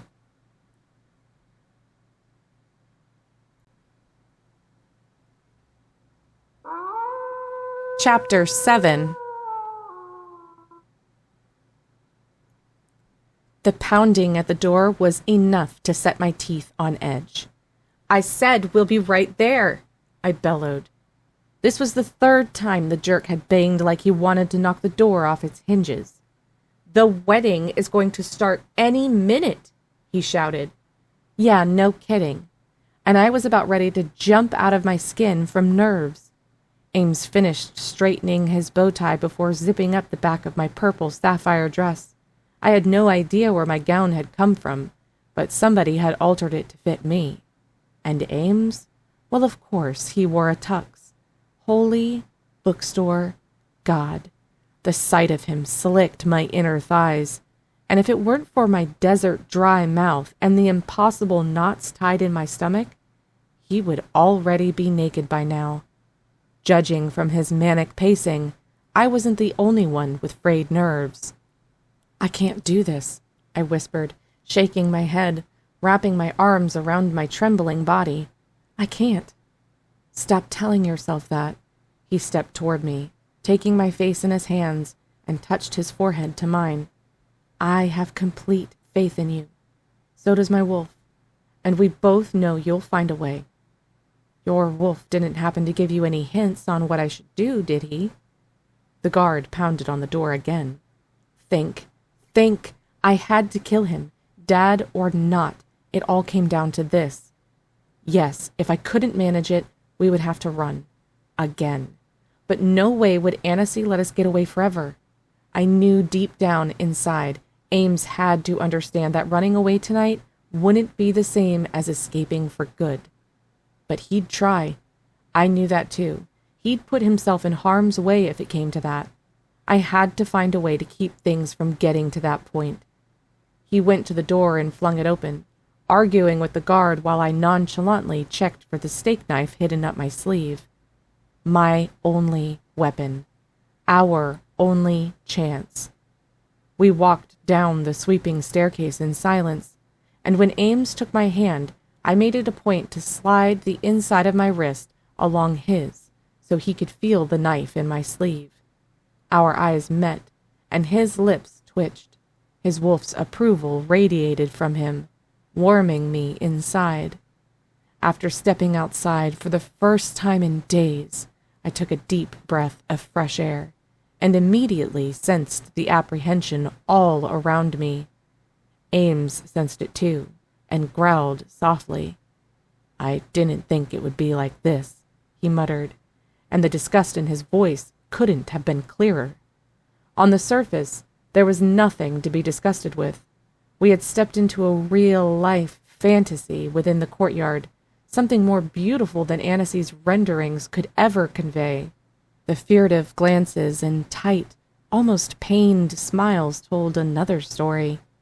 Most had to know what would eventually happen once the wedding was finished.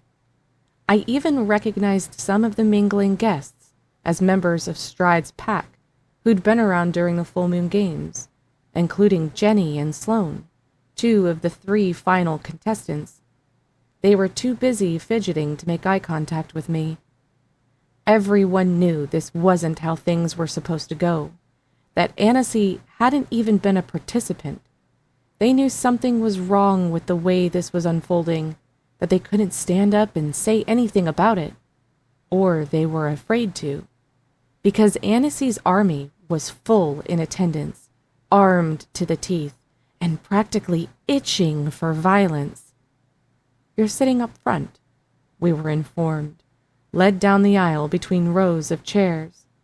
Rose petals were strewn on the ground, and the elaborate arch over the spot where vows would be exchanged was covered in fairy lights, peonies, roses, and all sorts of fragrant flowers that might have been lovely and whimsical under different circumstances. Now, this felt like a funeral. Overhead rigs were set up around the arch and cast a bluish-white glow over the stage. The gorgeous contrast of the artificial light with the deep, dramatic sunset behind the arch would have taken my breath away if I hadn't already stopped breathing. We were directed to the second row, directly behind the place where family would normally sit. Annecy was that determined for me to kill him.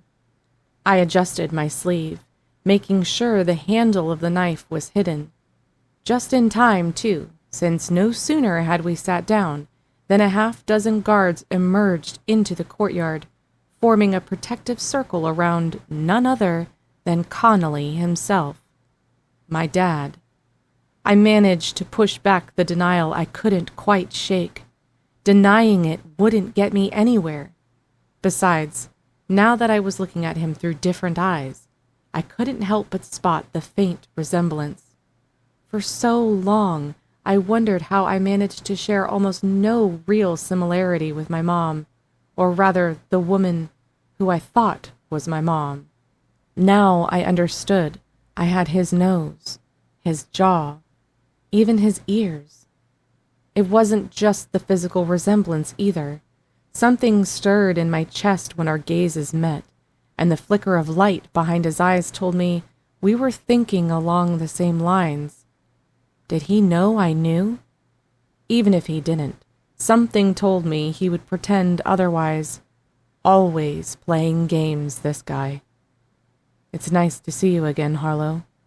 He couldn't resist the opportunity to sound like this big event was all his idea, like he was the host, like he had even a scrap of control over anything going on.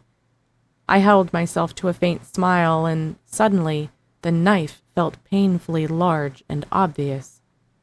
I'm sure it is. Jessa, who trailed behind Connolly a few steps, locked eyes with her adopted son and smiled. The first one I might have ever seen on her. Ames launched himself at her and lifted her off her feet in a tight embrace. My eyes watered, my chest warming, and a sob caught in my throat. I missed my mom too. So much. Ames had barely said a word about how much he'd been worried about her, but he didn't have to. I could feel it, same as I could see it right now. They reluctantly pulled away from each other, Jessa wiping the smeared mascara from under her eyes, and Ames returned to a seat next to me. Okay, he whispered when he saw my tears. I nodded, swiped them away quickly, and squeezed his hand. Connolly and Jessa took their seats in front and to the left of us, guards I recognized from his pack sitting on either side, while the others waited at the end of the row. How was I supposed to get anywhere near him while he was surrounded? He turned his head slightly so he could look at me over his shoulder. I imagine you now know the truth of who you are? What we are to each other? He murmured, meeting my gaze. I understand a lot of things now, I said. And I have a lot of questions. I imagined you would. Can I talk with you about it after the ceremony? I asked. Too obvious? Could he hear the nerves in my voice? Maybe he could, but he could easily chalk it up to being apprehensive about addressing our real relationship. I could only hope that was true. He frowned slightly, his brows knitting together, but there was no time to answer before the lights brightened on the stage. Connolly's head snapped around, and I knew I had missed my opportunity. It wasn't like he could forget about me. We would have time after the wedding. So I hoped. Was Annecy planning to commit the Alpha's murder right there on stage in front of everybody? Or were we at least going to have the chance to eat dinner first? I couldn't believe I was actually thinking about it this way. Murderous weddings made me wish I had a leaf blower for the thoughts in my brain. No, scratch that. I wished I had a leaf blower for people. Activity stirred on one side of the stage, and a moment later I could see why. Ames's sharp intake of breath rose over the mutterings and whispers around us. When he made a move like he was about to jump out of his chair, I held him back, just barely. You can't, I whispered. But even I could see why he wanted to. I barely recognized Stride. He'd lost weight in only a handful of days, his once healthy, photoshopped complexion now sallow and grayish. He was almost dragging his feet, which was a pretty far cry from the way he used to strut around with his head held high, like nothing and no one could touch him. Not so now. It looked like every step he took required concentration. He took a few stumbles to the left, until it looked like he was going to fall off the stage if he kept going. But one of the men standing nearby, one of Annecy's guards, stopped him in time. This is obscene, Ames muttered. I stared at Connolly's profile, whose stillness told me there was a lot going on under the surface that he didn't want to show. He looked like he was frozen solid. From the other side of the stage came Annecy. A spotlight followed her progress as she strode slowly, solemnly. All around us came the expected oohs and ahs at the sight of her. I couldn't pretend she didn't look stunning in her floor-length ivory gown, the delicate beads catching the lights and shimmering like stars. Her dark hair was piled on top of her head in a complex twist, studded with pearls, and her makeup was flawless. She came to a stop in front of Stride, who swayed a little on his feet, and blinked hard like he was trying to bring her into focus. He was so thin that his tux hung awkwardly, and dark circles marred the skin beneath his eyes. It wasn't like I hadn't wished more than once for him to suffer, but that didn't make it easy to witness. I clearly wasn't the only one who felt that way. "What is this?" Connolly finally leaped to his feet, thrusting an arm outward and pointing to Stride. "This is ridiculous. What have you done to him? I won't stand for this." Annecy wore a neutral expression when she turned to him, but I was close enough to the stage and familiar enough with her to see the coldness in her eyes. "It seems our distinguished guest has concerns. Maybe he ought to be removed from the courtyard so he won't interrupt this sacred ceremony." "Sacred?" He barked out a humorless laugh. "You have twisted everything, turned this into a disgusting charade." "As I said, Connolly, you do not need to be present." She looked over her shoulder to where a few of her soldiers were waiting. They immediately hopped off the stage and surrounded Connolly, who sank back into his chair with no shortage of grumbling and muttered threats. They backed away, glaring and snickering at Connolly's personal guards like they were challenging them to try to do anything about it. "Thank you all for being here," Annecy called out, smiling like there hadn't been any awkwardness.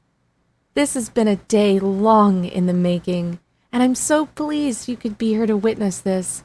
I know my mate feels the same."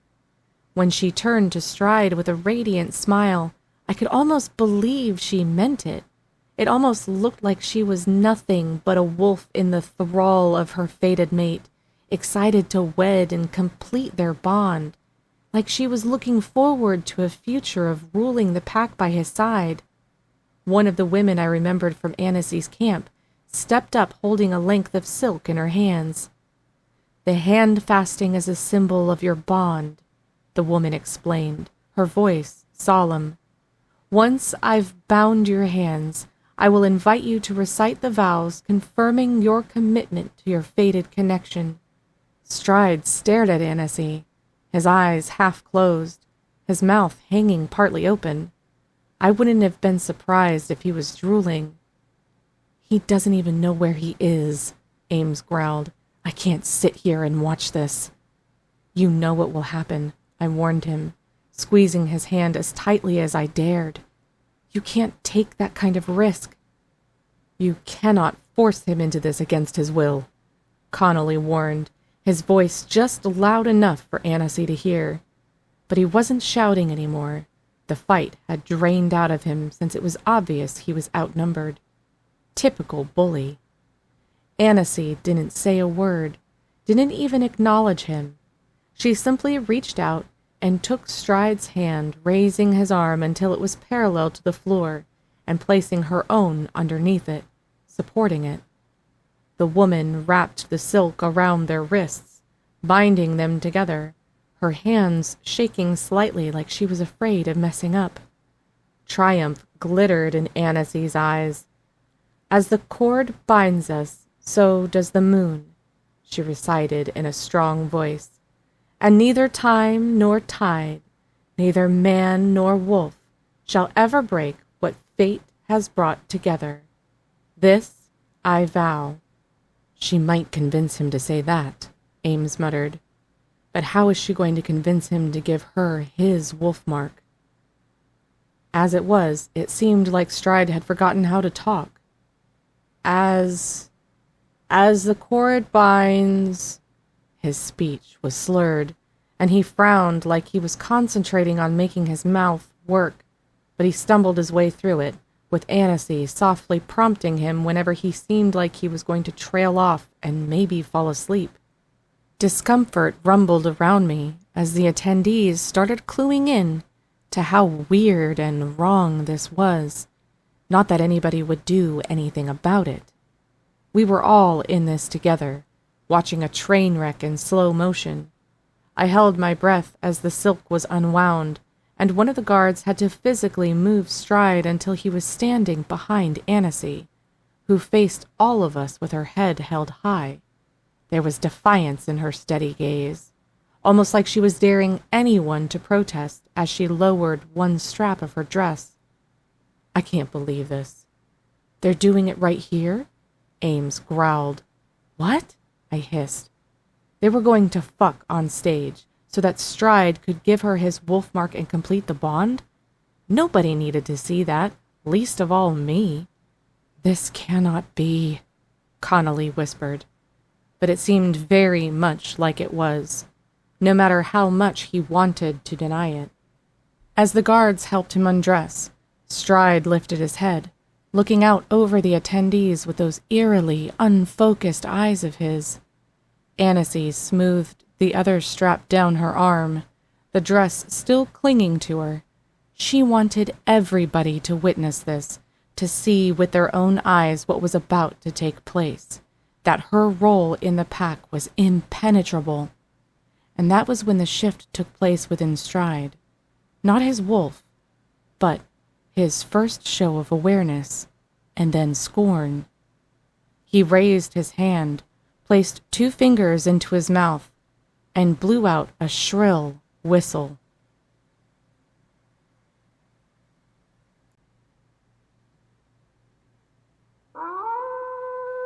Chapter 8. What the hell is happening? Ames barked. Guards swarmed the stage and surrounded the not-so-happy couple. Confusion erupted all around us, exclamations of surprise, of fear. What are you doing? Annecy demanded. Step back, all of you. She whirled on Stride. What did you do? A moment ago, Stride was a slobbering, half-conscious mess. Now, he was exactly who he'd always been, a clearly photoshopped man standing straight and tall, lifting his chin. Not you, he said with a smile. Never you. We have to get out of here now, Ames whispered, clutching my hand and reaching for his mom in the aisle in front of us. Let's go. I can't, I whispered back, looking meaningfully down at my sleeve, then at Connolly. Forget him, Ames hissed close to my ear. This is all a trick. This might be our only chance to get out of here. Yes, but it might be my only chance to rid the world of a monster. My dad. He had killed so many and would likely kill so many more, all in the name of gaining more power. I had spent days psyching myself up to do this, giving myself all the reasons why I was doing the world a favor, and now I was supposed to give up? A few of the guests tried to leave their rows, but more of Annecy's soldiers flooded the aisle, blocking the way. What are you doing? Annecy shouted in a voice shrill with panic. Go back to where you were. I didn't summon you. You're ruining this. I summoned them, Stride informed her, taking a giant backward step to put distance between them. No, no, she shrieked, high-pitched, full of fury. That isn't true. Isn't it? He laughed, and the sound chilled my blood. He knew exactly what he was doing. It had all been an act. It looks like I had more to offer your soldiers than you do, he said, then turned to one of the men standing in front of the stage and nodded. I thought things were bad before? What a joke. Because that single nod marked the moment when everything went to hell. I watched in horror as one of the soldiers plunged a silver dagger into the chest of a heavily jeweled woman sitting nearby.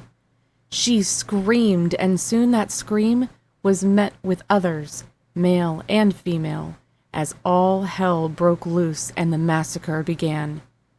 There I was, hoping to slit Connolly's throat and bleed him out before there was anything he could do to stop me. Ames, though, was dragging both me and his mom away from the madness. Stop this! Annecy screamed from the stage, but nobody was listening to her anymore. They were all either trying to run away or being butchered. Some had already shifted. Some were mid-shift when they fell dead to the ground. Connolly shouted orders at his men, but they were busy fighting off the soldiers who had surrounded them. This was my chance. Connolly stood all alone, both he and his guards too distracted by the bloodshed. I yanked away from Ames's grip. "Harlow, no!" he shouted.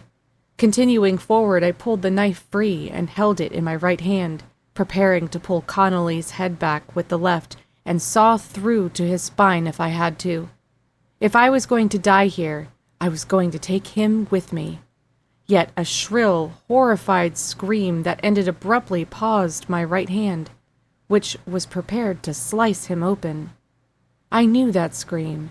It was Sloane, her pretty cream dress speckled in blood as she stood between her attacker and Jenny. One of the guards had his hand around her throat and was lifting her into the air. Over Jenny's trembling shoulder, Ames was hauling his mom behind him on a direct path toward me. I had seconds to decide, to make a choice. I charged forward and slipped the steak knife into Jenny's clammy fingers. "Get out of here, fast!" She looked at me with glassy eyes, like she had no idea who I was, but she gripped the knife tightly. Ames took hold of my arm, his mom right behind him. "We have to move!" He dragged me after him as a pained grunt sounded behind me. The man who'd been strangling Sloane lay in a heap, while the two women made a break for the mansion. Meanwhile, two of Connolly's guards managed to struggle free. They grabbed Connolly and ran him away from the chaos. Stride now commanded his new army from the stage, while Annecy continued screaming, denying what she saw in front of her. She wasn't in control anymore. At some point, he had taken over. Ames pulled me and his mom along behind him, all of us bent at the waist, trying to look as inconspicuous as possible while we zigzagged through clusters of panicked people and wolves either trying to escape or in the process of being murdered. I stepped over the body of a woman covered in diamonds and blood. I knew I would never forget the look of surprise frozen on her face. A few people trampled each other, trying to climb the walls surrounding the courtyard. Broken, crumpled bodies lay at the base of the wall, ignored by those who stepped on them to try to gain the advantage of height. Shrieks pierced the air, horrifying screams, and all I could do was run and try not to get caught. "Where do you think you're going?"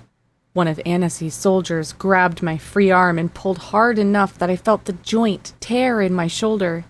"Ames!" It was all I could shout before a punch to my jaw snapped my head around and dazed me. Ames leapt on him, snarling, and broke his neck before grabbing me again. I was still seeing stars, the world spinning around me, so he threw me over his shoulder, took Jessa's hand, and took off at a run, staying close to the wall. I raised my head enough to take in what we were leaving behind. Everything was in ruins, blood-soaked, destroyed. Annecy barely avoided being crushed when the lighting rig crashed to the stage, sending sparks flying and plunging the entire courtyard into darkness. But it wasn't so dark that I couldn't see Stride hop down from the stage. He whistled like before, and like magic, the soldiers who'd been busy slaughtering the guests fell in line. They shifted all at once and ran into the mansion. Annecy stood out in her ivory dress, standing in front of the stage in shock. The day she had planned so meticulously had fallen apart around her, all because she had underestimated her fated mate. Ames kicked open a small door in the wall. "What is this?" Jessa asked him. A spray of someone else's blood flecked on her face. "I told you I could get us out of here," he said, leading us both under the low stone arch. Then he turned back and swept me off my feet. "I'm fine, put me down," I ordered. Either he didn't believe me, or he didn't hear me, too busy running through a tunnel behind his mom. I bounced along, which didn't exactly help the pain from the punch I'd taken. By the time we were far enough from the mansion to feel safe, he set me on my feet, but didn't let me go, holding me by the waist. "I should have known," he panted out, looking over his shoulder. Somewhere in the distance, wolves howled, dozens of them. Something stirred within me. Recognition. I wanted to go to them, to be with them. My kind. My wolf was back. Now that we were beyond the mansion walls, she was back. I felt her inside me, and relief exploded inside me, so much so that my fingertips were smoking, just like the last time I'd escaped, until a stabbing ache in my back made me wince, and I doubled over, pressing my hand to the spot where the pain radiated from. When Ames pulled my hand away, examining it, I found my palm coated in blood, and a spreading patch of blood on the back of my dress. Somewhere, in the middle of everything, I'd been stabbed in the back. I was bleeding. A lot. "Did they get you with silver?" Jessa asked me, her eyes wide. "Does it burn?" Ames demanded, shaking me a little when I didn't answer. "Tell me, Harlow, does it burn?" Did it? I wasn't sure. My thoughts were scattered, and I was too weak to stand. The last thing I heard was the sound of my mate shouting my name before everything went black.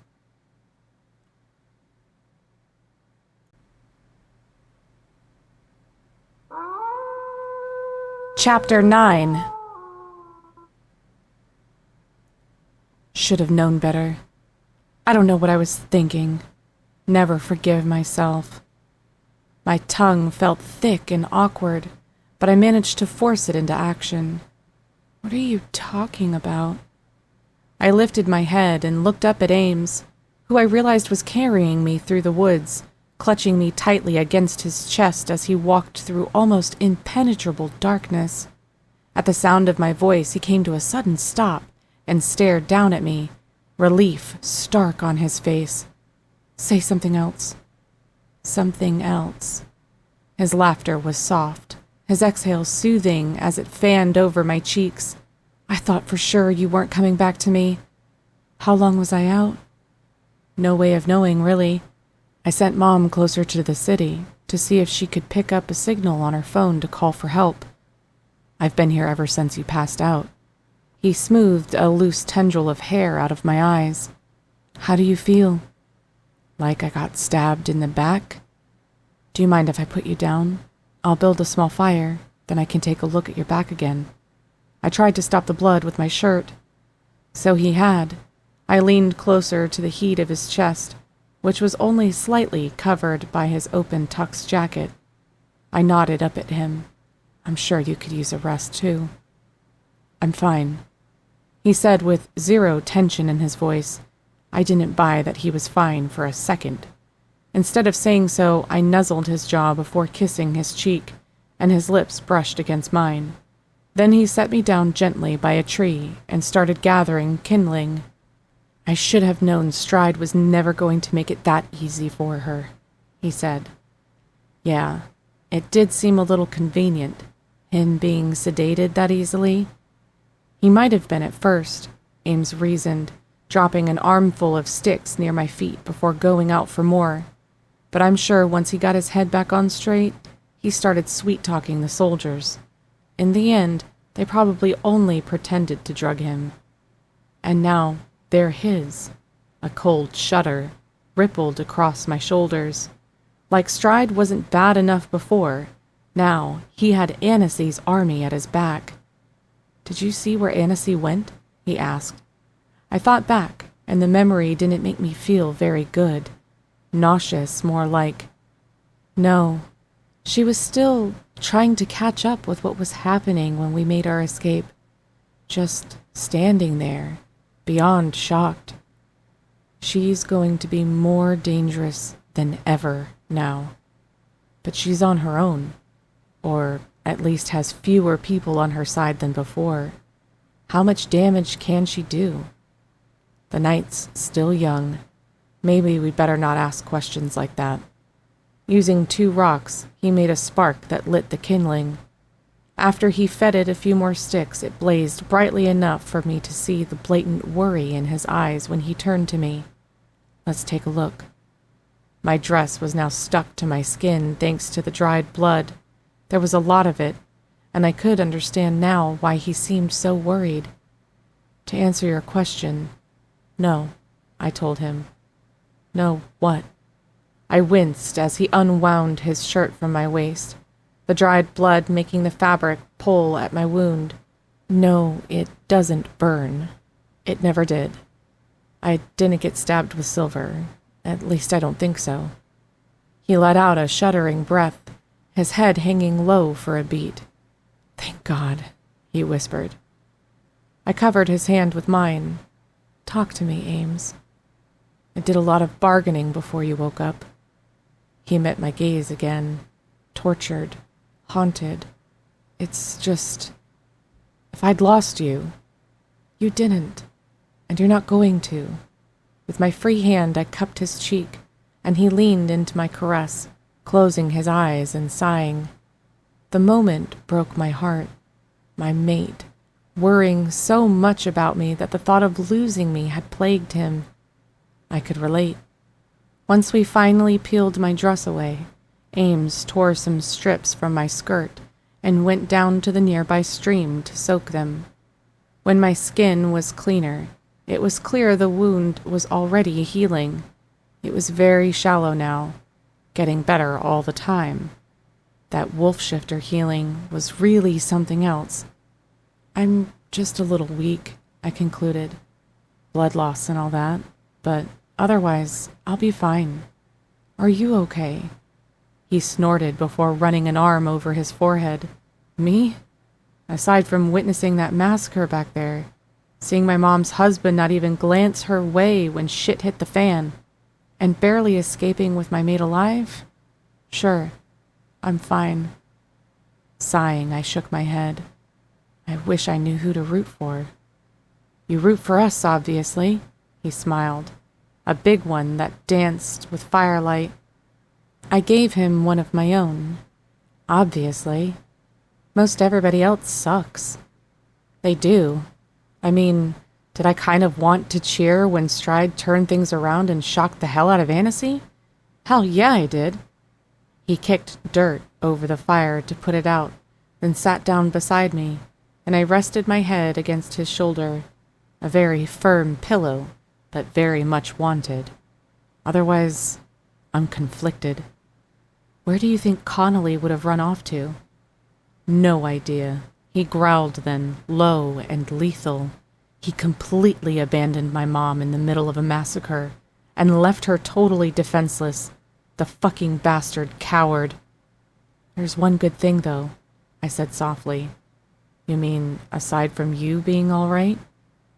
Yeah, aside from that, I can feel my wolf again. I hadn't lost her, and she was safe. Amazing how I could feel so attached to something I didn't know existed for most of my life. See? Connolly has to be intimidated by your power, or else it wouldn't have been as important to make sure you couldn't access your wolf while you were inside the mansion walls. No offense, but that doesn't make me feel much better. Why not? Because what good does it do me if I couldn't manage to kill him? So what if he's afraid of me? He hummed, a low, thoughtful sound. So it wasn't just Annecy's orders you were following. You wanted to kill him yourself. I don't know what I want anymore. I really don't. I guess it's wrong to want to kill him out of, I don't know, a need for vengeance or something. But that's what was going through my head. I'm sure that's what Annecy wanted you to be thinking about, like an incentive. I already had enough of an incentive. I wrapped my arms around him and snuggled close. You. I'm not what you have to worry about. I don't want you worrying about me. Not ever. He took my chin and turned my head so I was looking him in the eye. Promise me. Promise me you are not going to risk yourself for my sake. You risked yourself for my sake. You got us out of there, remember? That's not the same. I was doing it to save myself and my mom too. He lifted my hand and pressed his lips to my palm, but especially you. I mean nothing compared to you. You're entitled to your wrong opinion, your wrongness. He snorted with laughter. How do we always end up like this? I whispered, staring into the night, letting my gaze become unfocused. You mean dressed in bloody rags in the woods? Yeah. I want someplace safe and calm for us to go. No shifter drama. Someplace far away from all of this, where there's a promise of safety and a bed every night. Like where? He murmured, considering the answer was so much better than remembering the screaming at the wedding, the panic, the stench of blood filling the air. I'm not sure, I admitted. Someplace sunny, but also snowy. I guess where there's plenty of nature and stuff. The Rocky Mountains, maybe. That sounds good, he agreed with a smile in his voice. What kind of house do you want? Something simple. What about you? Same. Small enough that you can call out whenever you need me, and I'll hear because I'll likely be in the same room.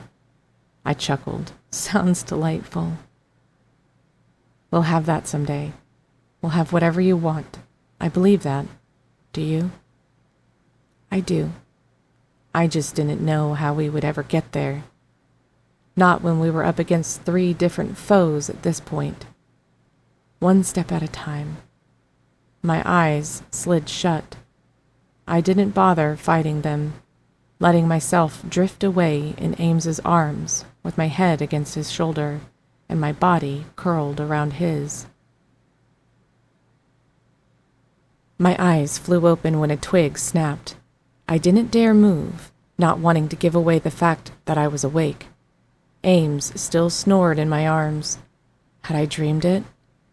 That was possible, especially since he hadn't stirred. I was too jumpy, even in sleep. I would have closed my eyes again, but something stirred in my chest that wouldn't let me do it, tugging at me, tapping at the back of my mind. Another twig snapped, then another, before a warm, familiar presence made me sit up and look around. Was my wolf visiting my dreams again? Now you know how I used to feel, Moon Chaser. Ames bolted upright at the sound of a woman's voice coming from the shadows. Who? I held him back, shaking my head, staring in disbelief as a figure emerged. She offered a sad little smile upon reaching the fire. Tears filled my eyes, tears of relief and sadness, and so many other emotions I didn't have words for. I didn't know her true name, her true relationship to me, so I used the only name I had ever used before. Mom?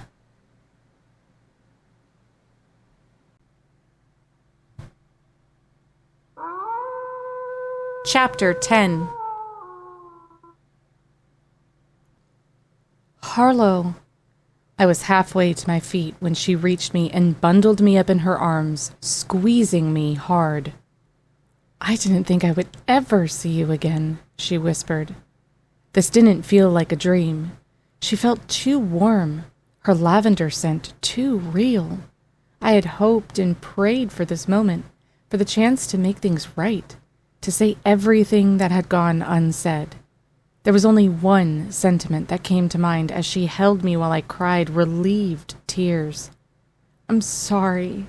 I'm so sorry. Hush. You have nothing to be sorry for. She leaned back and brushed the hair away from my face, beaming. There you are. My beautiful girl. I didn't listen to you, and now what did I say? She sounded just like her old self, calm and gentle. No blaming yourself. This was how it was meant to be, obviously. I tried as hard as I could, but you can't stop fate. I should know that by now, I suppose.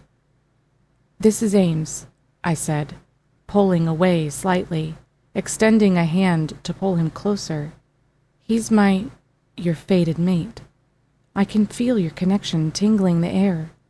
She looked him up and down before nodding. Yes, I approve. His head snapped back slightly. Thank you? Her laughter was like warm honey, sweet and comforting. Would you rather I said I didn't approve? We'll take the approval, I blubbered, and then threw my arms around her once more. She felt too good to ever let go. "It's time to go," she said softly. "We have some driving to do." I couldn't remember the last time I'd heard anything better. Driving away? In a car? With her? "Pinch me so I know I'm not dreaming," I whispered. "You're not dreaming. Believe me." She hugged me again, which had the effect of making me feel fully safe, just like her hugs always had. With Ames's hand in mine, my mom led us through the woods. Like a little girl who couldn't stand to be separated from her mom, I clung to her like a lifeline. She clung right back. "It's only a few minutes' walk to my car," she said. "Then maybe an hour's drive." "Where are you taking us?" Ames asked. "Are you worried?" she asked. "Curious." She grinned at him. "I respect that. I respect how you're so determined to protect your mate. I've been protecting her all her life, or trying to. So I'm glad to pass the torch to someone who takes the job so seriously." I squeezed his hand, trying to comfort him. Like me, he was slow to trust. I understood perfectly. "But for real, Mom," I said, "where are we going?" "The city. Well, more like a village within the city. Don't get the wrong idea, though. We like our comforts. I promise you that you'll be safe there." "So, you left our house for good? I mean," I huffed a breath, trying not to get too emotional over 4 walls and a roof. "I mean, what's left of it?" "I had no choice," she said gently. "It's gone now, Harlow." I jerked my head in a nod. I'd dreamed about our house burning down. It didn't make it any easier to hear, though. "So long as you're safe," I said. "I am," she assured me with a squeeze of her hand. We emerged onto a narrow dirt path, barely wide enough to fit the Jeep she'd parked. It wasn't the Toyota I was used to seeing her drive. This was pretty old, beaten up, with mud splashed on the sides and a bunch of stuff hanging from the rearview mirror. Pendants, feathers, basically a lot of things that struck me as being the total opposite of the person I'd always thought she was. "Don't worry," she insisted as we climbed in. "I'll explain everything I can in the hour it takes to get back to the Coven."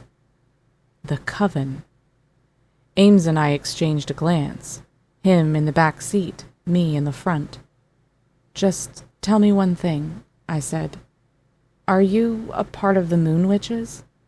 She let out an approving laugh as she put the Jeep into drive. "So you know some things already." "Good. I was hoping you did." "That's exactly right. The Moon Witch Coven. That's where we're going. Once we arrive, everyone is going to be dying to meet you, and I'm sure they'll help me explain everything." She chuckled ruefully as she navigated the narrow path, taking it slow thanks to the trees growing thick on both sides, their branches scraping against the sides of the Jeep. "We don't get a lot of visitors, and especially not someone as important as you, Harlow." I didn't feel very important right then. Mostly, I just had more than a few questions for her. As glad as I was to have her back with me, ecstatic, really. My one connection to my old life where everything used to make sense. I was a little irked, too. She had kept so much from me for so long. I knew it was for my own benefit and protection, and I knew it couldn't have been easy for her. But still, I didn't think anybody could blame me, though, for wondering if everything that had ever been between us was a lie. Sure, when she'd hugged me, it felt real.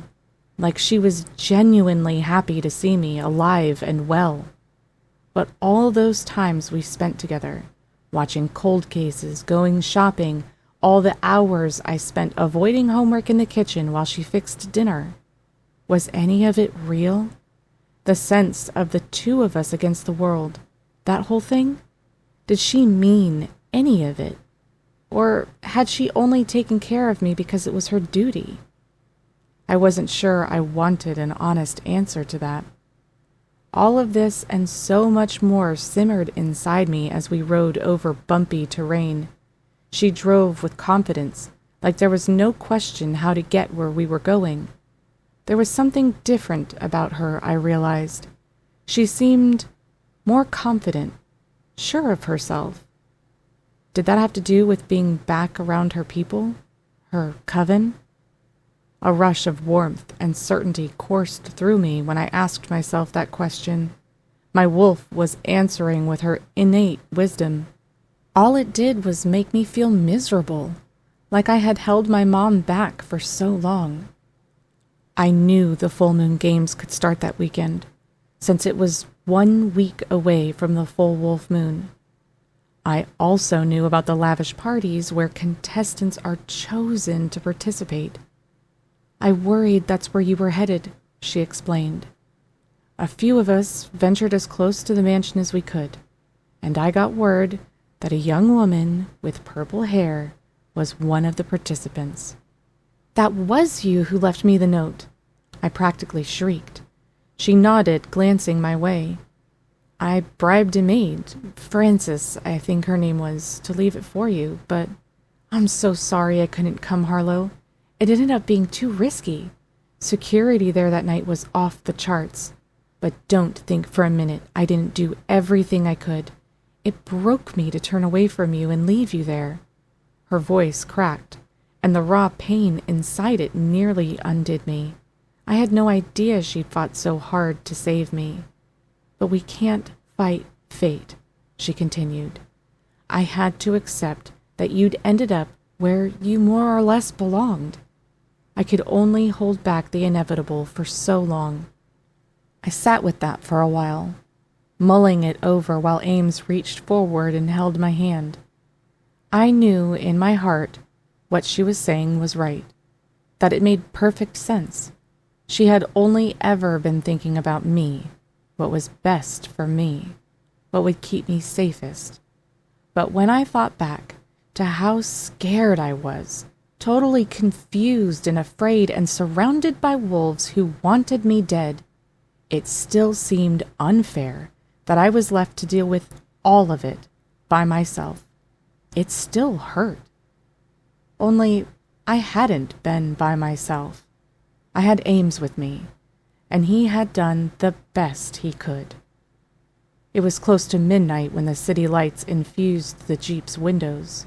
Soon, down an unfamiliar side street, I caught sight of a blazing fire in the center of the road. "This is it," Mom said, with a wide grin as she turned down the street. Okay? I frowned out the window. Fires in the middle of the street are totally normal, then. She laughed, a musical tinkling in her voice I wasn't sure I'd ever heard before. It's magic fire, and it never stops burning. It wards off intruders. Come on, everyone's ready to welcome you. I'm sure nobody's asleep. They all want to get a look at you. They knew I was coming? We've always known. It was just a matter of finding you first. To do a proper location spell, there can't be a cloud in the sky, and the ground must not be damp. Listening to her talk about magical spells was the strangest thing, but I'd take her word for it. She slowed down the Jeep's progress as we approached the fire, tapping the horn twice. Instantly, people began flooding outside of their cute little bungalow houses and gathered near the fire. I waited for fear or prickling nerves or anxiety to flood my system. All those eyes on me, everybody picking me apart from the outside in. Instead, when I checked in with myself, all I felt was peace, calm, the sense of having come home. My wolf warmed within me as though this was where we belonged. These were our people, our coven. We were all connected, but I wasn't sure how.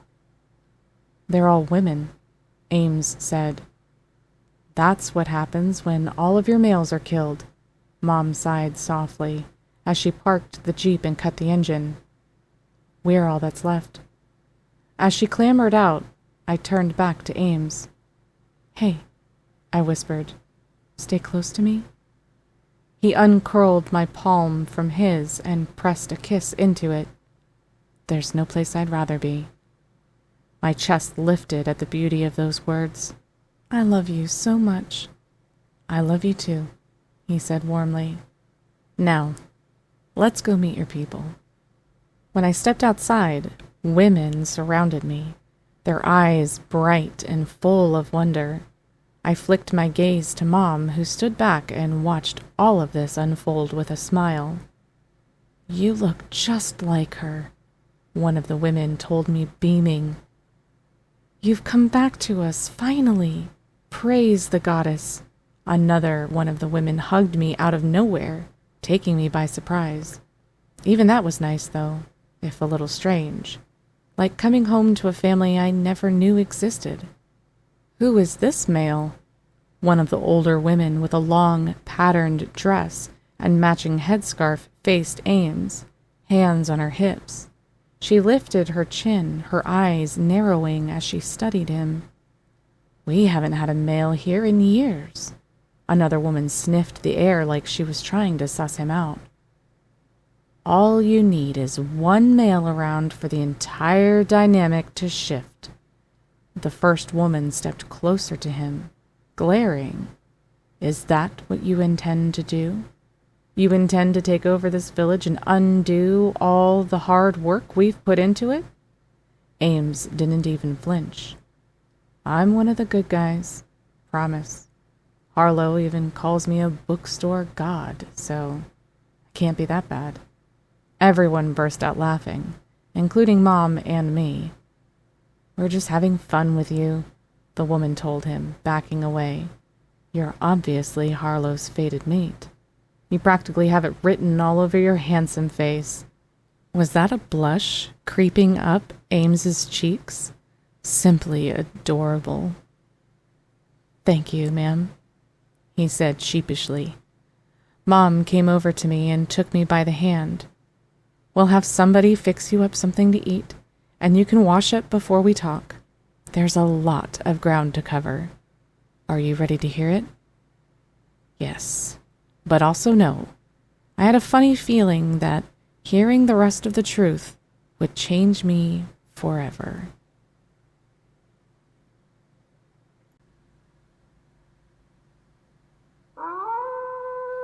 Chapter 11. It felt strange being here, similar to our arrival at Annecy's camp, but much, much different. Here I was accepted, not shunned and kept a prisoner. Here I was loved. We were shown to an adorable little bungalow that was all ours, and one of the women brought clothes for both of us. I'm sorry, she said to Ames, handing him a thermal shirt and sweatpants. These are the biggest we have. I hope they're big enough for you. It's an improvement either way, he said. Thank you. Like me, he was still grimy and covered in dried blood. Sarah will be waiting for you by the fire, along with the rest of us. Sarah? I asked. Never mind. She'll tell you who she is. She covered her mouth to stifle a yawn. I'll regret it in the morning, but I admit, I don't think I could sleep if I wasn't there when she tells you everything. We'll be quick, I told her. Once she left, Ames steered me toward the bathroom, which sat in the back corner of the single-story house. There was a bedroom in the other corner, while the rest was taken up by an open kitchen and a cozy living room. You go first, he insisted. I'll find a phone to see if my mom's okay. You're the one they want to talk to anyway, so you don't want to keep them waiting. You'll come out too, though, right?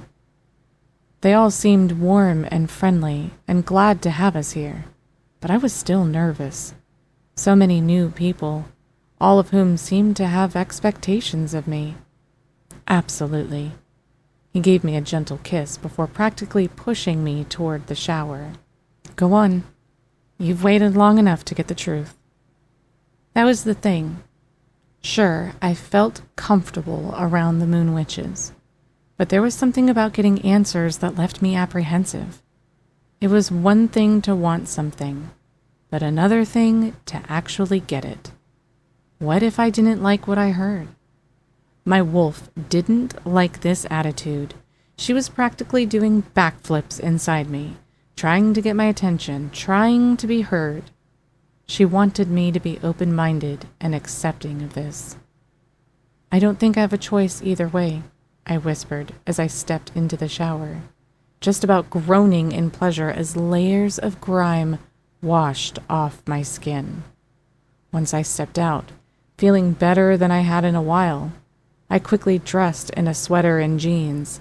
The clothes were clean, soft, and warm, like wearing a hug. Then I padded out into the living room to see Ames. He was gazing out the window, watching as they gathered around the fire. They were all smiling, their energy high and happy. You're suspicious, aren't you?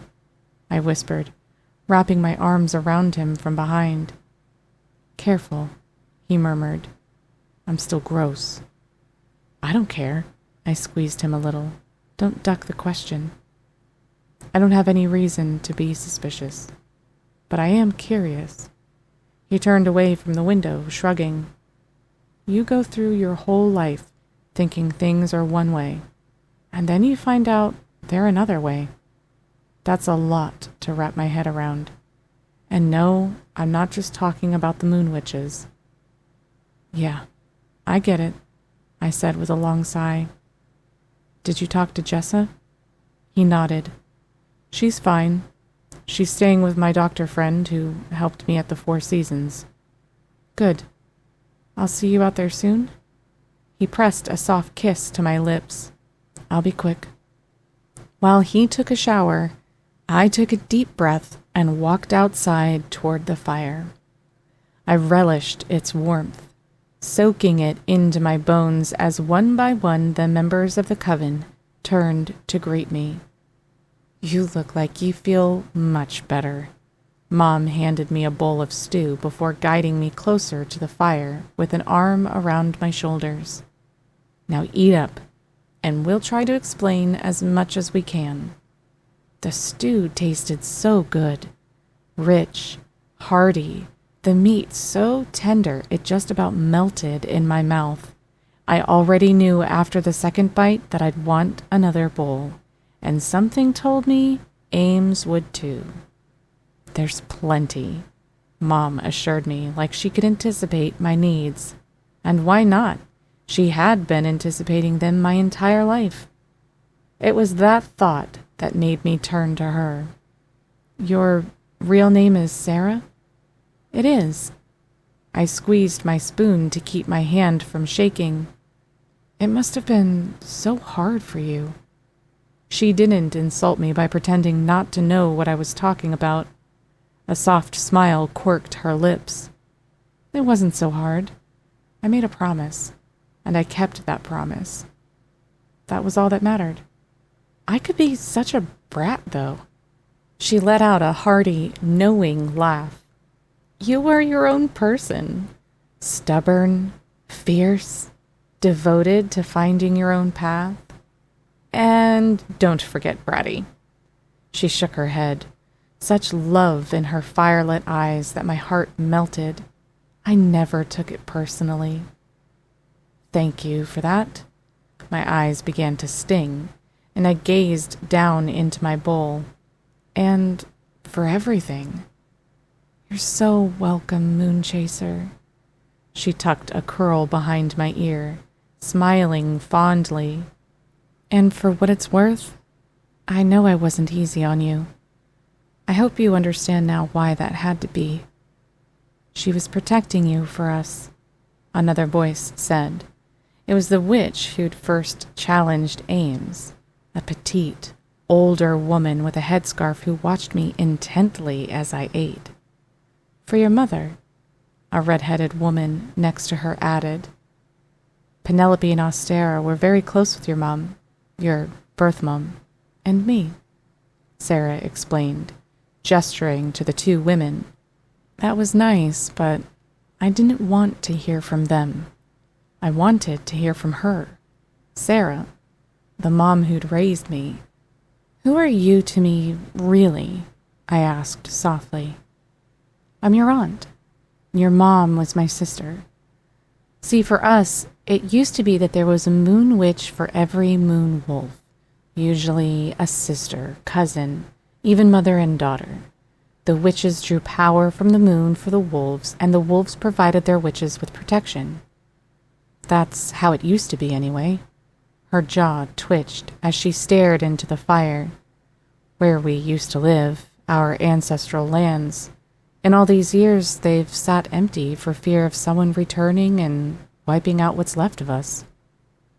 "Connolly," I whispered, and the mention of his name was like throwing a bucket of ice water over everyone. They sat stiffly, tension thundering through the air. "You know who he is?" my aunt asked. "Who he is to you, I mean?" My skin prickled all over. My stew threatened to come back up, but I managed to keep a hold of myself. Yes, that was as much as I could bring myself to say. There couldn't have been a more perfect time for Ames to wander over, freshly showered, wearing sweats and a thermal that were a little short in the legs and sleeves, but otherwise worked. Another one of the witches handed him a bowl of stew, and he descended upon it ravenously as he took a seat next to me. His presence loosened some of the tightness in my chest. "Tell me more," I urged. "How did it happen? I don't mean what he eventually did. How did he and my birth mom—" Soft grumbling rippled around the fire in response. Aunt Sarah winced. "I tried. I need you to believe that. I tried to warn her about him, but he seduced her. At first, he did it in secret, since I'm sure he knew none of us would stand for it.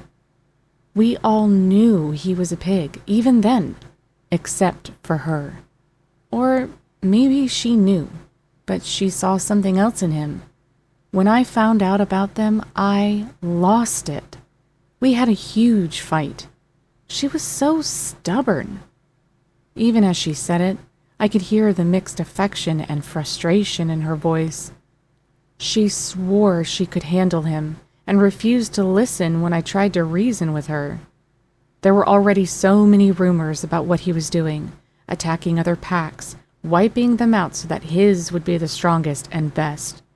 There was never any proof it was him, though. That was the problem, and she kept throwing that in my face. She wouldn't listen. She shook her head then and smiled, looking my way. "I guess we can be glad for part of all that, at least, since that's where you came from." When she announced she was going to have a baby, of course our goal was to protect her and support her. She kept it a secret from Connolly. At least, that was the idea. He must have found out somehow. I wouldn't be surprised if that was his entire plan, to impregnate her and take you from her because of your power. "You brought the moon blood back to me," he'd said. "Yes," I whispered, shivering in spite of the warmth from the fire.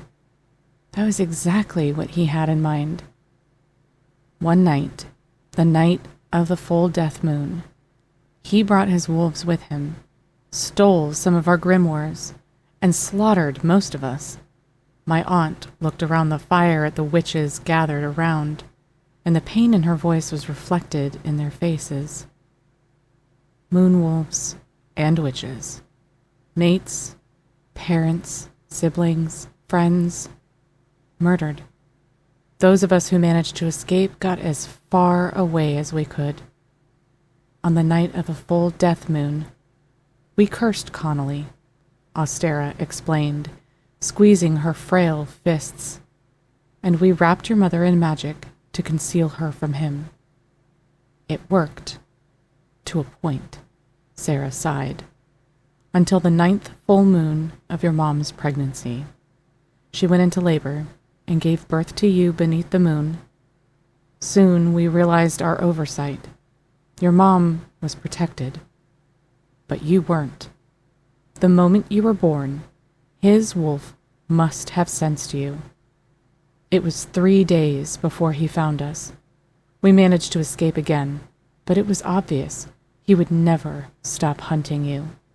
That left your mom no choice but to make a very painful decision. She took my hand in one of hers while stroking my hair with the other. She gave you to me, sweet moon chaser. The coven concealed you and me with magic, and I vowed to protect you and hide you from him. I did the best I could, until there was nothing more I could do. That's why I was so protective of you, so he wouldn't be able to track you down. Ames's spoon rattled in his empty bowl as he set it down at his feet too roughly, until I led her straight to him. I looped my arm through his and squeezed. You didn't force me to go, I said gently. There's no fighting fate, Aunt Sarah reminded him. This is how it was meant to be. Don't blame yourself. So, my mom, my birth mom, is she still wrapped in magic? Is she still alive? I didn't very much like the look the women exchanged. Honestly, we don't know, Ostera offered with a shrug. She vanished during the attack. Some of us scattered, but she never returned. We've done location spells, but so probably not, in other words, I whispered, my heart sinking. We don't want to give up hope, my aunt murmured with a sad smile. And to tell you the truth, there have been times when I thought I felt her. It was our sisterly connection, always there but invisible. Sort of like the connection between mates. Powerful, hard to ignore. She pressed her lips together, thoughtful, before nodding. Think of it like a radio tower. Say you're taking a road trip. Eventually, you lose the radio stations you listen to at home and pick up new stations as you keep driving. There have been times when I was so sure she was close to me because I felt her again. A weak signal, but I know I didn't imagine it. It never lasted very long, though. I don't know if it meant she was traveling or maybe she was sick, under the influence of a drug or a spell, something that would dull her wolf and silence her. I very much got the feeling she was telling herself whatever she needed to in order to make herself feel better, but I wasn't exactly about to come out and say that. I hope you're right, was the best I could do. My voice was flat, emotionless. I was hollow inside, empty, wrung out. My mother was probably dead, and because of me. My aunt had spent more than 2 decades in the human world away from her coven. I'm sorry, I whispered as tears welled in my eyes. I'm so sorry. Instantly, she reached out and brushed my tears away. Sweetheart, you have nothing to apologize for. But I feel like I do. If it wasn't for me, you wouldn't have been separated from everybody you loved for so long. I mean, you had to get a job and clean the house and do all those things humans do. We still have to clean around here, too, she murmured with a wink and a grin. It wasn't that much of a sacrifice. Still, I choked out, you must have felt so alone. Something like agreement flickered over her face, but she hid it quickly. I still got word from the coven from time to time. It wasn't as if we were completely separated from each other.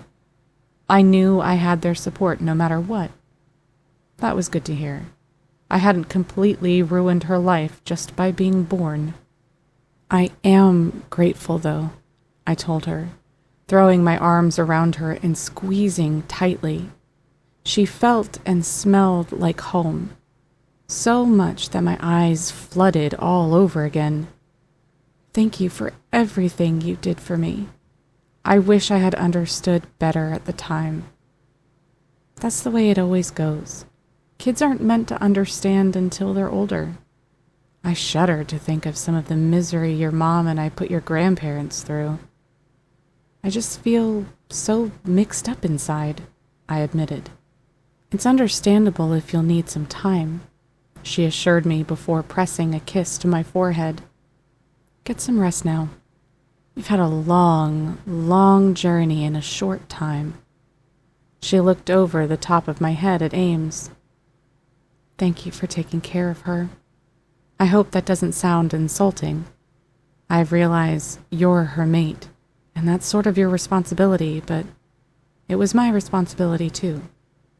I do my best, he offered and reached out to rub my back consolingly.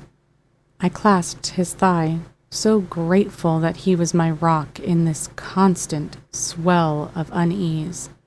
Considering what we heard about what happened during that so-called wedding. You've done a great job, my aunt said. I only thank the goddess you made it out alive, when so many didn't. But not Connolly, one of the witches muttered before spitting on the ground. There is no greater evil. I couldn't think about that. I couldn't think about anything, not when I was practically swaying in place. It wasn't only physical fatigue, which really wasn't all that bad anymore. I was exhausted emotionally, in my heart, in my head. The more I tried to make sense of everything, the worse it got. Aunt Sarah walked us back to our little bungalow. This is yours for as long as you want it, she explained. You could stay here forever if you choose. But she cocked an eyebrow my way, the corners of her mouth twitching. Something tells me you won't. You're like your mother. She was never willing to sit back and let others handle things for her. She always wanted to be in the middle of the fight. I couldn't believe I hadn't asked this before, so I did it now. What was her name? Diana, she said with a smile. For what it's worth, Harlow was the name I chose for you. I was desperate to hide as much of you as I could. What's my real name? I asked with a lump in my throat. It's still Harlow if you want it to be, she told me. But your mother named you Phoebe. Phoebe, I whispered, trying it out. I like it. But Harlow is who I am. I'm not sure who Phoebe is. Then Harlow's your name. She kissed my forehead again. Get plenty of sleep. There will be food whenever you want it. This is your home for as long as you need it to be. She smiled at Ames. You too. We both thanked her before she left us alone, returning to the fire outside. Come on, let's get some sleep. Ames pulled me into the house and closed the door. Then he leaned against it and sighed, regarding me carefully. Unless you'd like to talk to me about what you're feeling. I opened my mouth, but I was too overwhelmed to speak. There were too many ugly, bloody, terrifying images racing through my head. Connolly used my mother, then tried to kill her. He might even have been successful for all I knew. And he'd killed everybody else from my coven, except for the handful that still remained. How do you do it? I finally whispered as I fell against Ames, craving his strength and support more than ever. How do I do what? He murmured, holding me close, wrapping me in his love. How do you live with knowing that you've lost so much, have been through so much, and have the will to carry on the way you always do? You say that like I never have a bad day, he replied, and the pain edging his words carved into my heart. I miss both my dads every single day. I miss my moms, both of them, even though I never met one of them and just saw the other. But I carry on, as you said, because I have to. For me, for you, to try to make everything right. That's what I want too. I had never wanted anything more, but the truth of that and everything else had shattered me. My bookstore god picked me up and carried me to bed, where he held me while I wept helplessly in his arms, thinking about the mom I never knew, and might not ever.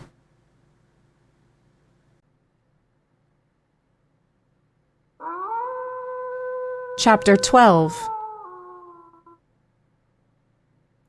You need to get out of your own way. I glared daggers at Austera, the oldest member of the coven. She sat cross-legged on the ground by the fire that always burned outside in the middle of the street, knitting a colorful blanket while instructing me. It was sort of amazing, really, the way she could work without looking at what she was doing. Years and years of practice, I supposed. I'm doing the best I can, I grumbled, pushing up the sleeves of my sweatshirt and shaking my hands out. Not that any of that would help. What I was doing was mental, not physical. Imagine your power like a white light, she suggested, brushing back strands of gray hair teased free by the breeze. Her long, thick braid that hung over her shoulders shone in the early March sun. She'd been working with me for a whole week, her patience never wavering. Mine, on the other hand.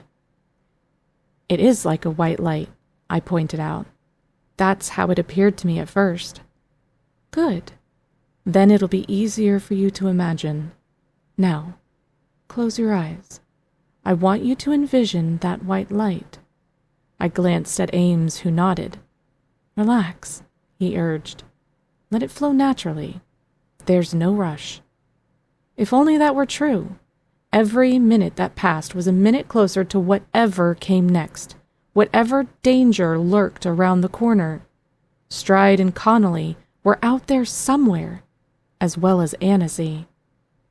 Annecy, who was alone, abandoned and betrayed. It wasn't like I felt much sympathy for her after everything she'd put me through, but I couldn't help but placing myself in her shoes either. What would it be like, thinking I had everything under control, only to discover I'd never had control at all?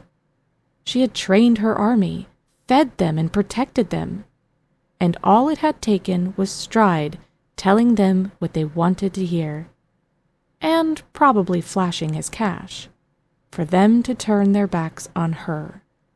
Stop thinking about her. Instead, I envisioned the white light. Now, Austera continued, her needles clicking together as she spoke, imagine yourself harnessing that light, drawing it together, forming it into a tight ball. Don't try to force it.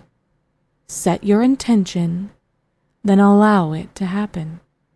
I took a deep breath and did as she said, imagining myself drawing the light into a ball, gathering it together, controlling it. It started to work, too. Instead of a random sort of light filling my head, it solidified into something stronger, brighter. Keep going, Austera murmured, her voice softer, sounding farther away than it had before. Can you feel your wolf forming? Yes, I whispered. Imagine the wolf splitting away from you so that one becomes two. Can you see that? Sweat tracked down my temples. I could picture it in my head, but it wasn't happening. She must have seen my strain because she added, Don't force it. Let it happen on its own. This power is innate. It was born in you. All you have to do is get out of your way and accept it. I'm trying, I said through gritted teeth. I know. It's easy for me to say, isn't it? The sound of her needles stopped for a second. But this is the way of it. It's the same with witches, honestly.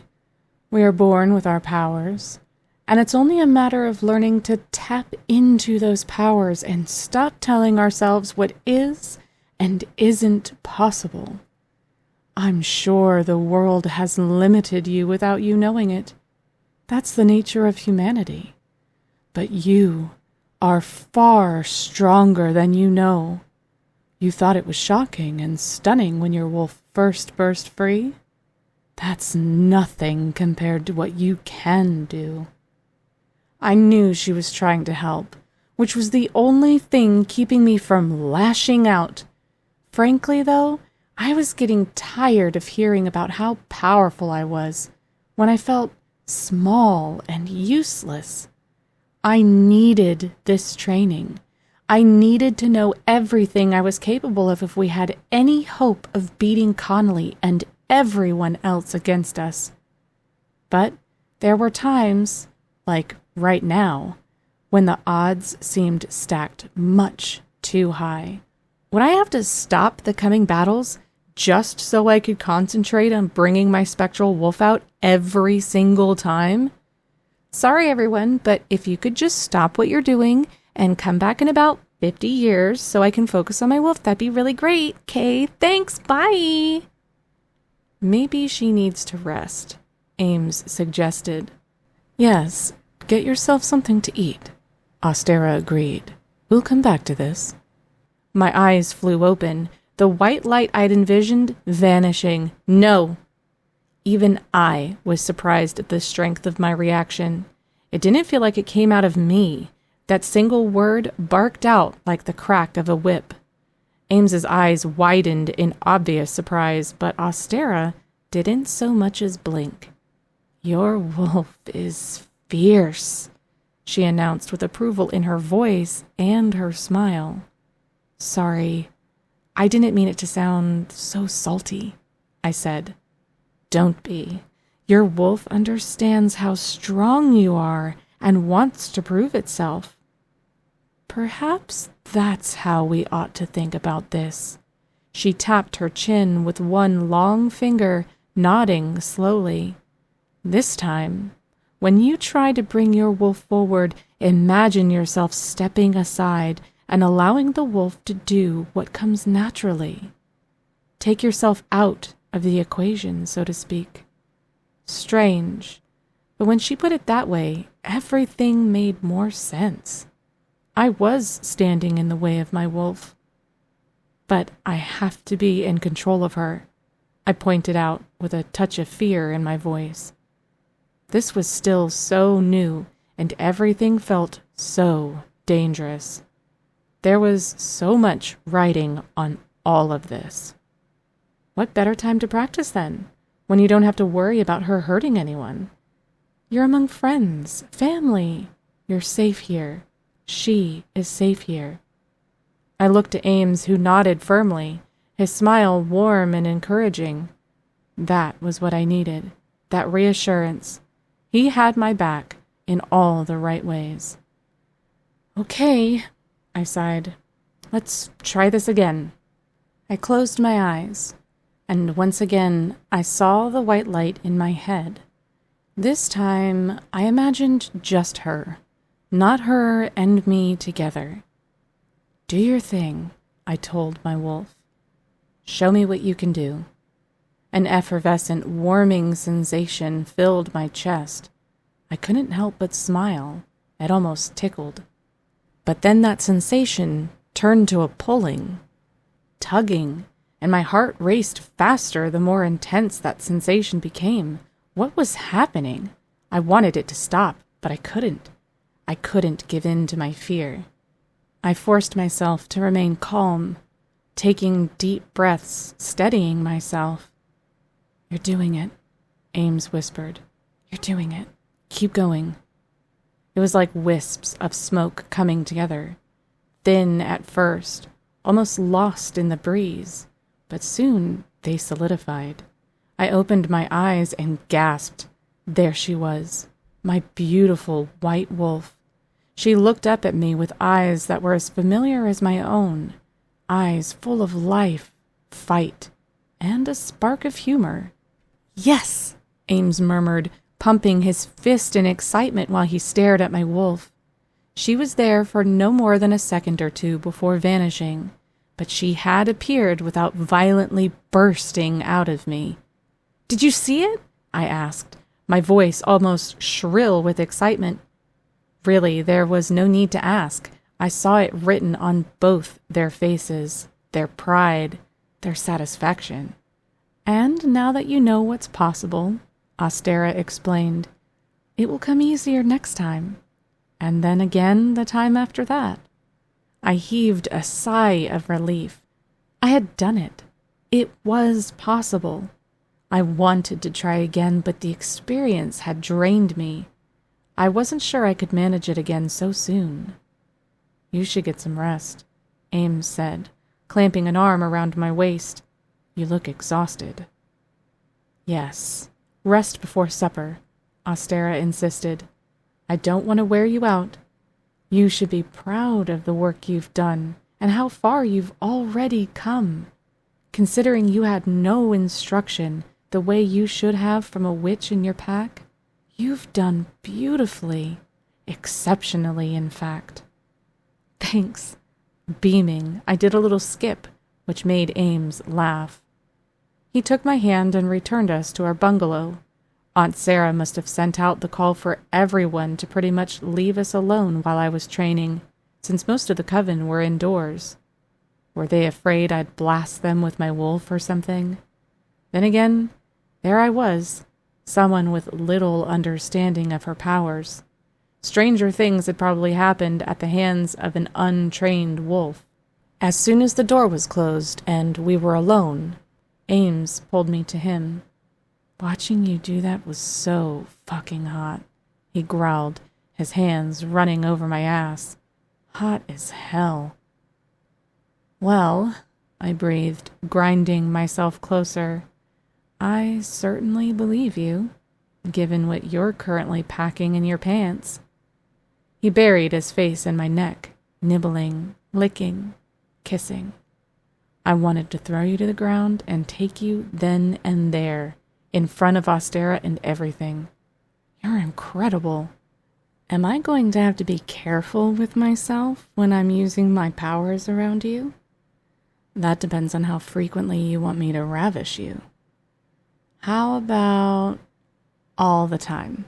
I tilted my head to give him better access and moaned as his hands skimmed underneath my sweatshirt. Pleasure took root and spread through me. Pleasure so sweet there was nothing to do but sink into it. I wanted to lose myself. I wanted to connect with him in the middle of all this confusion and upheaval. So much uncertainty. He was my touchstone, my foundation. I only needed to come back to him to center myself again. I didn't even say anything because we didn't need to. We fell asleep like that, locked together in every way that mattered. But while I slept, Stride appeared in my dreams. He was facing me, smiling his fake, photoshopped smile, and he had so many wolves at his back. They were snarling, growling, pawing at the grass. It was here, near this part of the city. I jerked awake, covered in sweat, my heart leaping against my ribs. Birds chirped outside in anticipation for the coming spring. A light breeze gently shook the window pane. Stride wasn't really here, yet. Eventually, though, we were going to have to face him. How could I be sure we would survive it?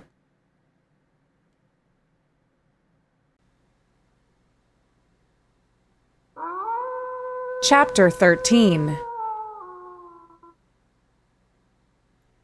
Later that morning, I stepped onto Aunt Sarah's front porch with its potted flowers and herbs. Before I had the chance to knock on the door, she opened it, wearing a striped cotton nightgown and a knowing smile. "It's earlier than I thought," I said, backing away and nearly tripping over the pots. "I can come back." "No, stay. How did I know you would find your way to me this morning? I grinned. It's almost like you've known me all my life. She chuckled, stepping back to let me inside. It was a far cry from the house we'd last lived in together, with no dark basement for me to lurk in and goblin my life away.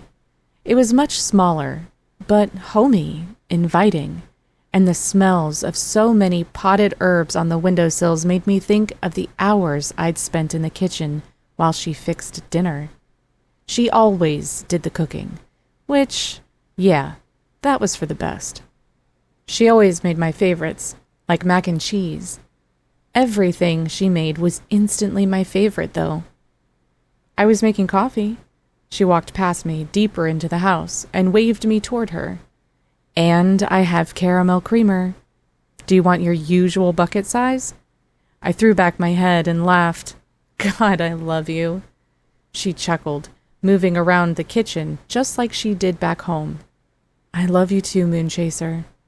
Sighing with perfect contentment, I took a seat at the small, round table and admired the pretty cloth she'd spread on top. Fingering the intricate lacework, I asked, "Did you make this?" She looked over her shoulder and chuckled, shaking her head. There were a lot of parts of me I had no choice but to hide from you, but believe me, being clever with my hands was never one of them. No, Penelope made that. She loves to crochet. Something inside me ached when she said it. I even touched a hand to my chest where the pain flared up. How much of yourself did you have to hide from me? I asked. Not much, she said, but she didn't look at me when she said it. I'm still the same person I always was. That's not completely true. I know you're you, but you're not my mom. The person who I always thought you were. Finally, she turned to face me. I never loved you any less. That wasn't an accusation, so please don't think it was. I know I should be able to wrap my head around all of this, and I know I don't have a lot of time to do it. And I'm trying. I really am. For some reason, this is all so troubling. It won't let me rest. No one expects you to bounce back seconds after the sort of shock you've received. But that's the thing. I feel like I have to. Or else, I don't know. It's like I won't be prepared for what happens next. Does that make any sense? It makes perfect sense. She placed the coffee pot and creamer in front of me on a little doily, then pulled a pair of what looked like handmade mugs from hooks embedded in the wall over the sink. With a familiar little grin, she reached into a cabinet and pulled down a tin. We try to treat ourselves whenever possible, she explained, opening the tin to reveal chocolate chip cookies.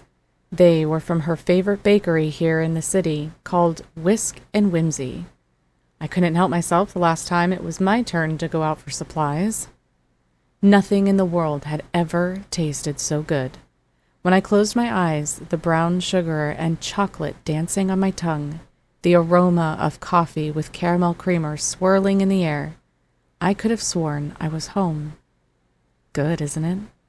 Her voice was soft, full of understanding. She knew what I was feeling, because she had probably felt it herself. I was thinking. I stared down into my coffee cup before taking a sip. What if we stayed here? Like, forever? Is that what you want? I don't know what I want. I took a sip, then pushed the cup aside in favor of resting my chin on my palm. I mean, part of me wants to be here with you and everybody else. I feel like I could have a home here. I want to be part of things, and I want to contribute. Everybody has a role here. Everybody knows who they are and what's expected of them. And that's what I want to have. She nodded slowly, lips pursed. I recognized that expression. She had plenty of opinions, but didn't want to share them. She was going to force me to talk my way through it without her input. And it pissed me off to no end, the way it always had. Well, I finally had to prompt. What do you think? I think You would be welcome here, she said matter-of-factly. You would always be welcome here.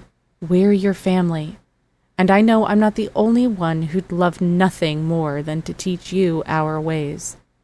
I want you to learn about those who came before you, our history, everything. I want that too. Her smile faded, and with it the hope in my heart. At the same time, you can't make a decision like this based on fear. But it isn't. Are you sure about that? Because in what you just said, the fear rang loud and clear. I know you too well, Moon Chaser. If you were to stay here, it would have to be because it's what your wolf is compelling you to do, not because you don't want to see what else is out there in the world. I don't want you running away. As much as it's my instinct and my habit to protect you, I can't protect you from everything. If your destiny is elsewhere, you have to follow it. How do I know? Her lips twitched as she raised her mug. That's always the question, isn't it? And I hate to tell you, but being a witch or a wolf, or even both, doesn't grant complete clarity. You don't get all the answers. There's no sudden download of wisdom that comes with possessing magical blood. But I've been having visions, dreams. I heaved a breath. I don't know what exactly they are. Visions? She lowered her mug with a thud. And what happens in these visions? Once I saw a crowd of women chanting around a fire, which I'm pretty sure was right outside. She didn't register surprise. I wasn't sure if that was a good thing or not. What else? I saw things that scared me. Matings under the full moon, always under the full moon, like Stride, who was killing the girl he was with, and... Go on, please. I'm pretty sure I saw myself facing off with Stride. I sort of felt that it was a him or me sort of thing. Only one of us was going to make it out alive. She sat back in her chair and blew out a sigh. So, you got that from her as well. Got what? Your mom. She used to have dreams. Visions. Whatever you want to call them. I leaned forward, my pulse racing, tingling down to my fingertips and toes. What kind of dreams? Sometimes she would see things that hadn't happened yet. She warned me once that a big storm was coming, that we had to prepare for heavy rains where we used to live. Mind you, there was no such thing forecasted, but she was insistent. So I spread the word, and we went along with her if only to humor her a little. Her mouth twisted in a smirk. Wouldn't you know, just when she said it would, the rain started flowing. It didn't stop for days, and if we hadn't gone to the trouble of placing sandbags at our doors and reinforcing some of the weaker structures, we could have lost a lot of supplies and even people. She said she saw it all in a dream, right down to the flood that rushed down from the mountains. She stared into the past, smiling softly. She was so kind, thoughtful, generous. You have no idea how many times over the years I almost blurted out that you reminded me of her. Because you do. A great deal. She never hesitated to use the power she was given to help and protect others. Then her smile faltered, while the memories poured from her like the floodwaters she'd described. There was one thing she would never tell me, and I asked so many times, especially once she found out you were coming. I asked how far into the future she was capable of seeing, and whether she had any idea what her own fate would be. See, she started getting sort of cryptic and cagey in those last few months. There were times when I almost felt like she was making preparations, like she was going on a trip. She gave away some of her warmer clothes and boots during the summer, for instance.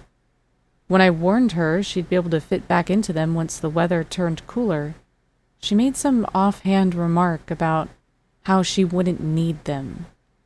When she said that, my blood ran cold. She wasn't the only one. I rubbed my arms to sweep away the goosebumps spreading over them. She knew she was going to die? I asked softly. She never did tell me. Even if she didn't know whether she would live or not, she knew trouble was coming, and that she wouldn't be with us much longer. And did she know it was because of me? A scowl, so rare for her, darkened her expression. Don't you say that. Don't you put that on yourself. Nothing that happened to us was your fault.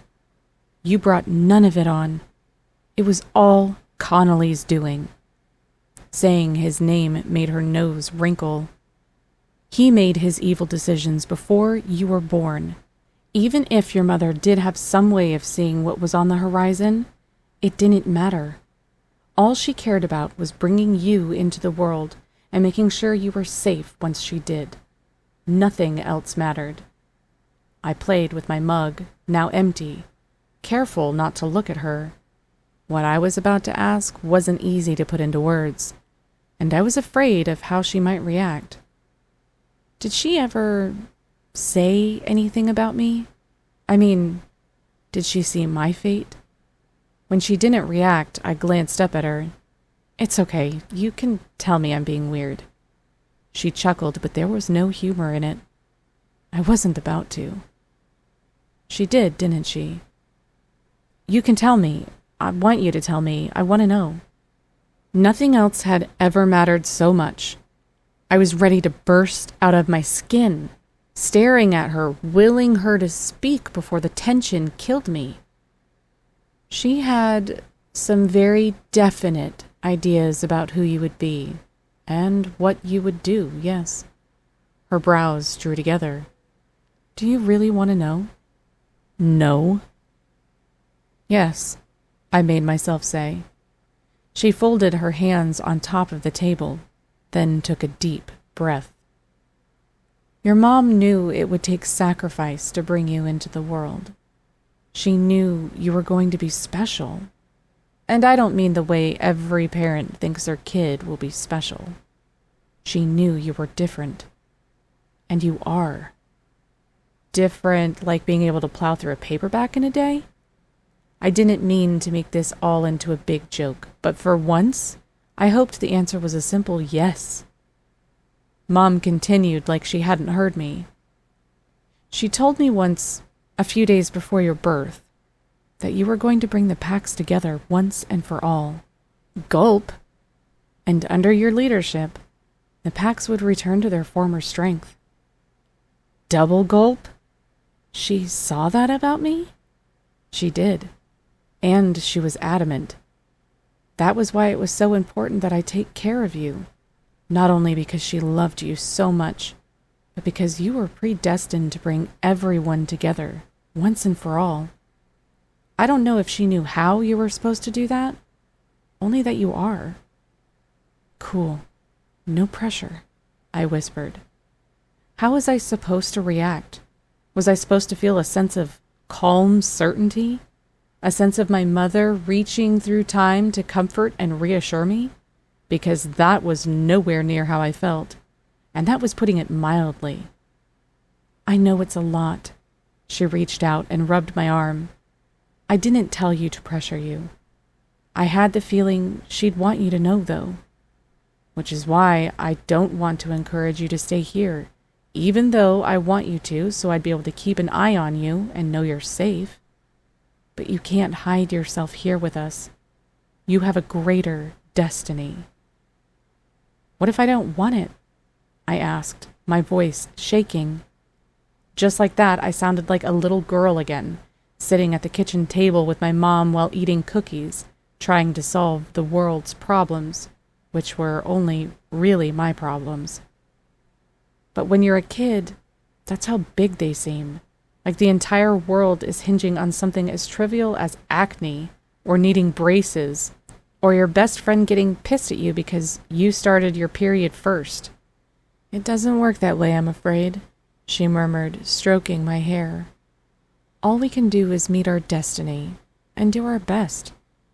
And if we try to avoid it, it has a way of finding us anyway. Fate's kind of funny like that. Truer words were never spoken, because no sooner had she said it than a single, high-pitched wail pierced the otherwise quiet morning. I jumped, startled, while she almost leapt out of her chair. "The alarm," she said, rushing toward the front door. "The charmed borders surrounding our streets have been breached." After swiping a knife from the counter, I followed, my breaths shuddering on the tension in the air, the anger and the bloodlust. It's Stride. I knew it for sure. The certainty rattled my bones together. I ran out the door, ready to wake up Ames, but from the porch, I saw he'd already flung open the door, pulling a shirt over his head as he looked in all directions for me. Our eyes met across the street, and I knew he felt it too. War was here.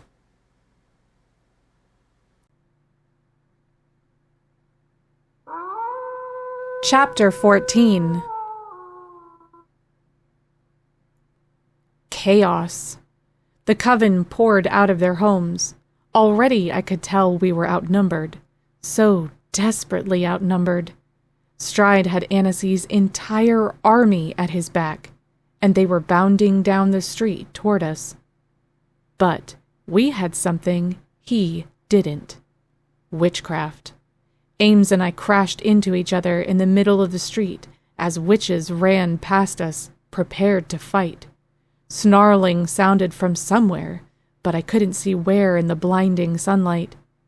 "Do not leave my side," Ames shouted over the wailing siren. "You understand?" "Not for a second." I nodded. I didn't have it in me to get snarky and remind him I was just as powerful as he was. What do we do? We have an advantage. "Everybody," he bellowed. Then took my hand and ran toward the growing cluster of witches around the fire. "We've trained with Stride's army. They're good at hand-to-hand combat, but they never trained to fight witches. So long as you hold them off and keep them away from you, Harlow and I can take Stride." "Harlow!" Mom shouted, her whole body quaking in her nightgown. Penelope and Austera flanked her, protecting her. "We've got this," I yelled. "Just hold them back." Did we have it, though? I wanted to believe it. I needed them to believe it.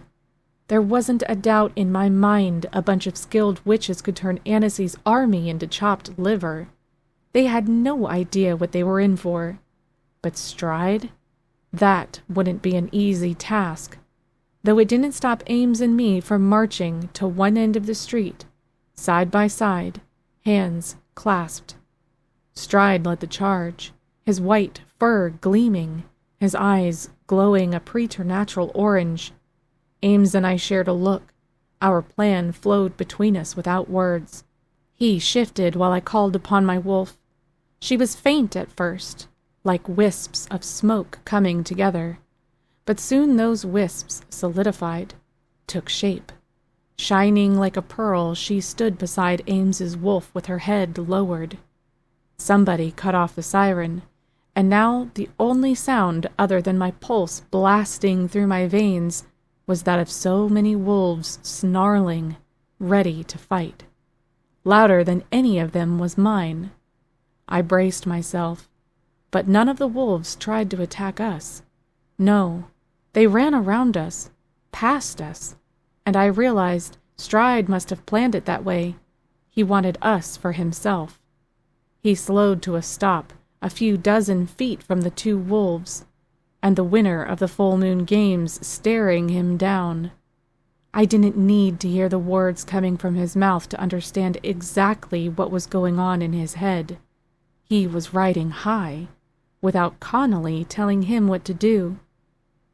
"You have the chance now to back down," I called out over the sound of fighting behind me. A blast of warmth hit my back, sheer energy, and a chorus of pain-filled yips twitched my lips into a satisfied smile. "You don't have to lose your army like this." His wolf tossed back his head, a sinister grin splitting his furry face. I could have sworn he was laughing at me. Well, the fucker couldn't say I hadn't given him a chance. My wolf burst forward and met him in midair, their bodies colliding, jaws snapping. As soon as they came down, still tangled in each other, Ames jumped in. He pulled Stride away from my wolf by the scruff of his neck and tossed him aside before landing on top of him. Ames's claws slashed, his fangs shining as he tried once, twice, to sink them into Stride's throat. I had seen Ames fight. I had fought at his side, and I knew he was fierce and brutal when he needed to be. But now he was unhinged, wild. I felt his rage, his sense of betrayal. He was determined to kill. But so was Stride, who flung Ames away from him and through a nearby house's window. It shattered in an explosion of glass. My wolf howled at the sound of Ames's pained whining. I hissed through my teeth and squeezed the butcher knife tightly. Stride was set to finish Ames off, growling as he stalked up the front porch toward the wounded wolf inside the house. My wolf and I stalked him. As Stride lifted his paws to peer into the broken window, my wolf leaped through the air. She slammed into Stride's side, and I bared my own teeth in grim satisfaction at the sound of snapping ribs. Stride went down, whining loudly, but he quickly scrambled to his feet and was able to avoid my wolf's claws, but not the quick slash of my knife along his side. Deep and ugly, the wound began to pour blood. Stride's wolf slumped, but still didn't go down, glaring at me menacingly. "Give it up," I hissed. A glance over my shoulder showed me I'd been right, that Annecy's wolves had no idea what they were doing. She hadn't prepared them for this. A fight where all the brute strength and agility in the world couldn't make up for magical power. Most of the wolves were surrounded, clustered together around the fire, growling and snapping their jaws at the witches who encircled them. I felt the power holding them in place, like an invisible dome, while the handful who were still free tried to dodge the spells flung at them. It wasn't going well. The muttered spells crackled through the air from some of the witches by the fire, and hit Stride's stolen army wolves. They went down flat. They just didn't have the experience, no matter how well they'd been trained. How did Stride respond? Roughly the way I would have expected, like a cornered wild animal. He struck out at me and sliced my side, almost exactly where I'd stabbed him. The pain didn't register until the blood flowed, and I doubled over onto the porch steps. Stride didn't even have time to gloat, to prance in a triumphant circle. With an apex predator's growl, my wolf burst forward, charging straight for Stride. He went down fast and hard, the two of them rolling over and over down the porch steps before my wolf ended up on top. She pinned him to the ground and sank her claws into him again and again, slashing, spraying blood from a dozen places, while the best he could do was try to shake her off. "Yes, Harlow!" Mom shouted from somewhere behind me. "You're doing it! Don't let up!" I wasn't about to. My wolf's bloodlust flowed into me, and I saw through her eyes, saw Stride struggling under me, felt his strength weakening. When he half-heartedly lifted a paw to slash at her face, she took his leg in her powerful jaws and shook her head violently, snapping it until the bones stuck out from beneath his skin. "You're done, Stride." Ames stood inside the broken window in his human form and climbed out, wincing a little as he did. He was covered in blood and broken glass, but otherwise seemed okay. "You know you don't stand a chance." My wolf backed down some, as though to give Stride a chance to surrender. Then, deciding her work here was done, she dissolved like wisps of smoke back into me. She warmed my chest with her presence. but her continued rage strummed at my nerves. Does this feel familiar? I dragged myself down the steps toward Stride's trembling, weakened wolf. Aren't you tired yet of me and my wolf kicking your ass all the time? He shifted back to his pathetic human self, lying defeated on the lawn. I should have known not to underestimate you, he panted out. He turned his head, looking past me, looking to where his army had been rendered useless. Well, so much for that. I also should have known Hannah would give me a defective group. Hannah was Annecy a long time ago, back when he'd rejected her as his fated mate. She didn't give you anything, Ames reminded him. He stepped up beside me and put an arm around my waist, helping to hold me upright as I clutched the wound on my side. You took them. What was I supposed to do? He demanded, his teeth clenched, tendons standing out on his neck as he fought the pain. Stand there and let her kill me? Come on, Ames. You know better than that. All you were doing was delaying the inevitable, I said, and it's no one's fault but your own. You should have stayed away. I'm not in the mood to be lectured by you. That's fine. If you're in such a hurry to die, I'll give you what you want. I slipped away from Ames and prowled closer until I was standing directly above Stride. As if reading my thoughts, my wolf's bloodlust grew inside me. She was hungry, just as hungry as I was, for justice. Either we ended this now, or there was no telling what he would do next. Wait, he blurted out, with a note of desperation in his voice. I can tell you where to find Connolly. That's who you really want, right? You let him wander free, and this will never end. He will find a way to get you where he wants you. How are we supposed to believe you? Ames demanded.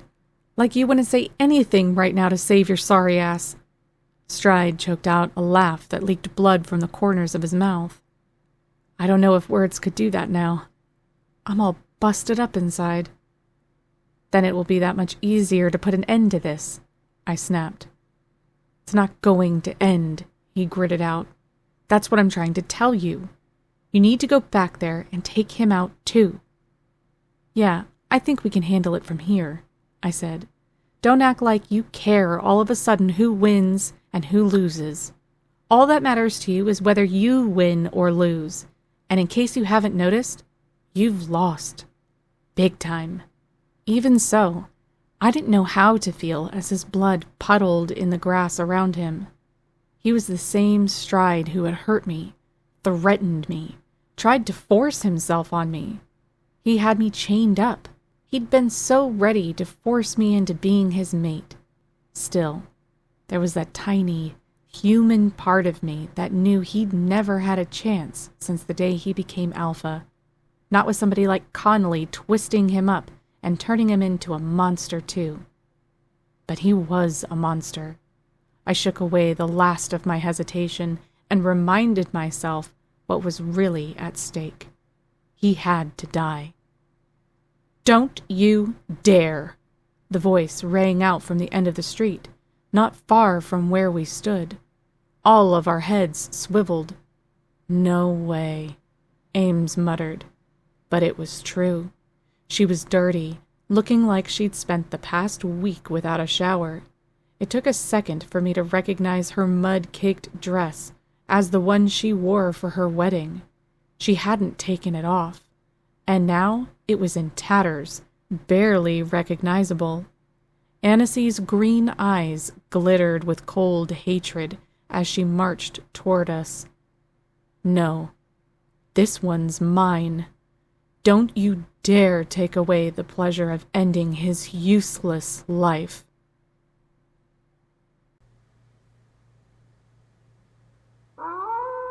Chapter 15. Annecy. It was a choked whisper.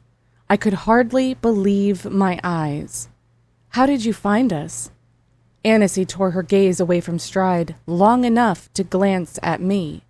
Even in her filthy, exhausted state, she still managed to roll her eyes at me. I wasn't looking for you. I was following him.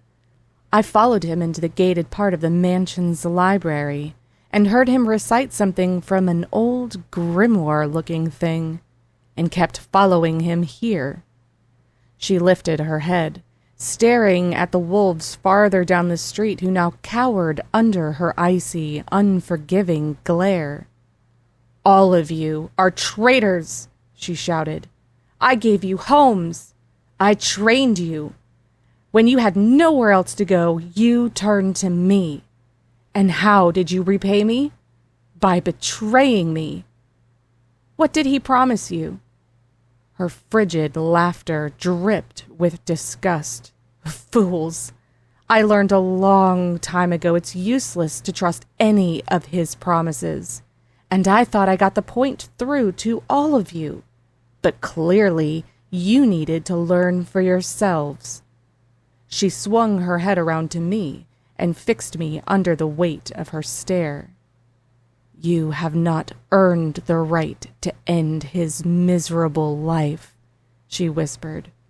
"Only I have, and I intend to balance the scales here and now." "Sure," Stride choked out. "Might as well give it another try since you failed the last time." "Seriously?" Ames shook his head down at Stride and then crossed his arms. "You can't even admit when you're defeated?" Of course he couldn't. He had to at least pretend he still had a shred of power in this situation. His pride wouldn't allow for anything else. "You need to shut your mouth," Annecy warned. "I've heard enough of your talk.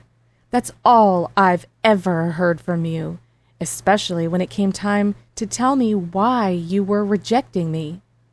Her voice cracked a fraction, and for a split second, pain etched across her face. I felt her pain, her frustration, her loneliness. If she was anyone other than Annecy, I might have hugged her. "Can we help you?" From behind me, Mom approached. "You look like you could use some food. A bath? Sleep?" "Who are you to patronize me?" Annecy tossed her head, sneering at my mom, then over her shoulder at the other witches surrounding her former army.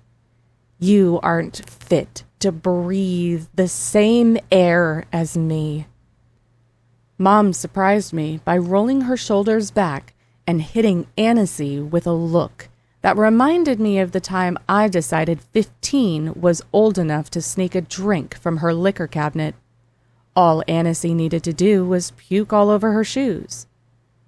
"You invaded our street, and rather than seek peace with us, you choose to be insulting?" Mom winged up an eyebrow. "That's a bold move." "I'm a bold person," Annecy deadpanned. "You have to be when you're a wolf who's been rejected by her fated mate." "This again?" Stride closed his eyes, shaking his head. "I was telling you the truth when I told you I had no choice." "Another of your lies!" she screamed, and the intensity of her reaction made me fall back a step. We all did. "You had the choice, damn you!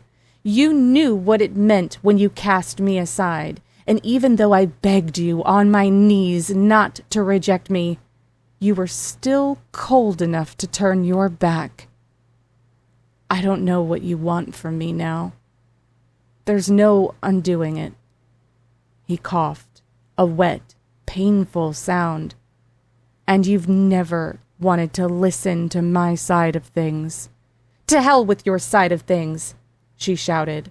The ferocity of her rage made me cringe, and I instinctively took Ames's hand when the backs of his fingers brushed against mine. Not only did I need his comfort, with Annecy going mental and melting down in front of us, but I couldn't help the rush of appreciation I felt for him when I compared our story to the sorry situation playing out now. But you don't know what it's like. Why would you? She asked with a bitter laugh, circling his prone form. She seemed to gain strength at every one of his labored breaths, like his suffering soothed her somehow. You've never known what it's like to be on the outside. You were fortunate enough to be born into the pack responsible for destroying so many others. You've never suffered, not for a minute of your life. And all because of who you were born to. That's sort of the way it goes for all of us. He grunted, pressing a hand against one of the many gaping wounds in his side. He was healing much slower than I was. The gash in my side had almost completely stitched itself back together. Some more than others, she retorted. You think any of this was easy? For me? Blood bubbled on his lips as he laughed bitterly. Believe me or don't, it doesn't matter now. But I didn't exactly have a say. Other people had already made plans for my life.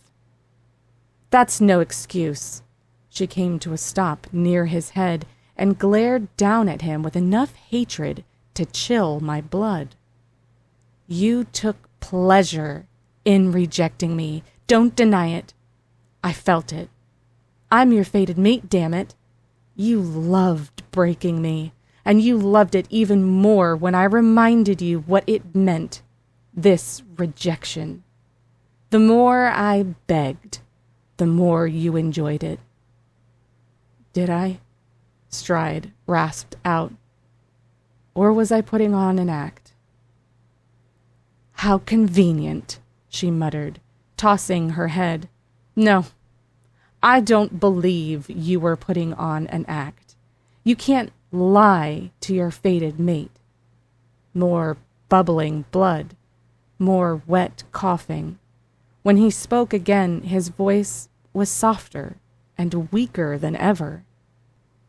Can't I? I sure seemed to have you fooled back there at our wedding. An enraged glow sparked inside her eyes. Fine. You pulled one over on me.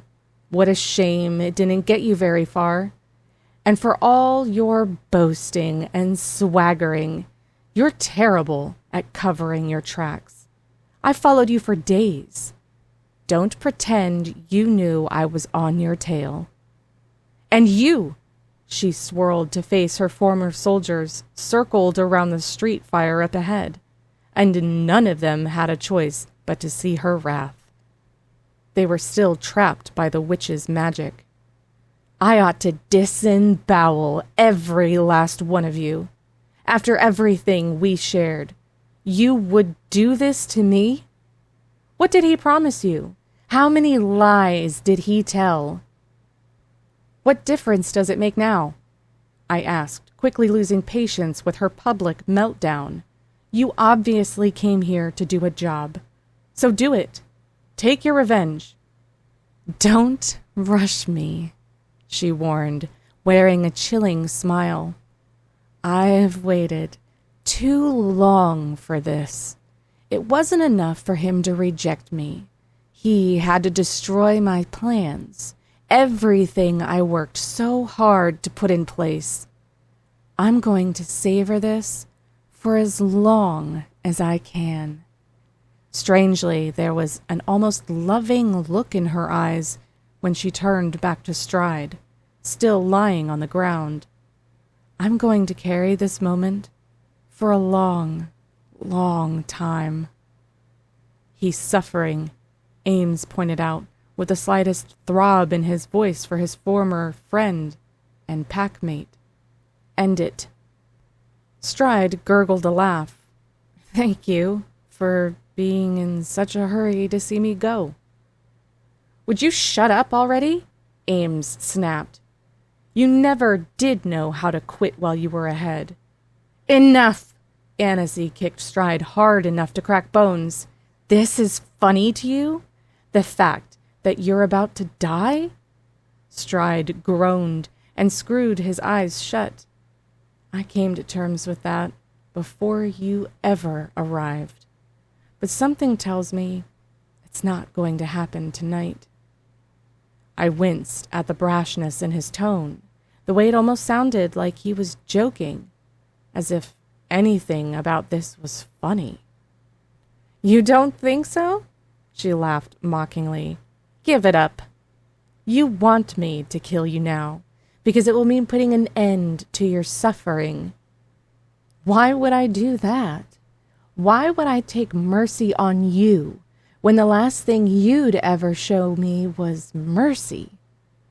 He pried open his eyes and forced a smile that might have looked genuine, if not for the gory effect of the blood filling his mouth and coating his teeth.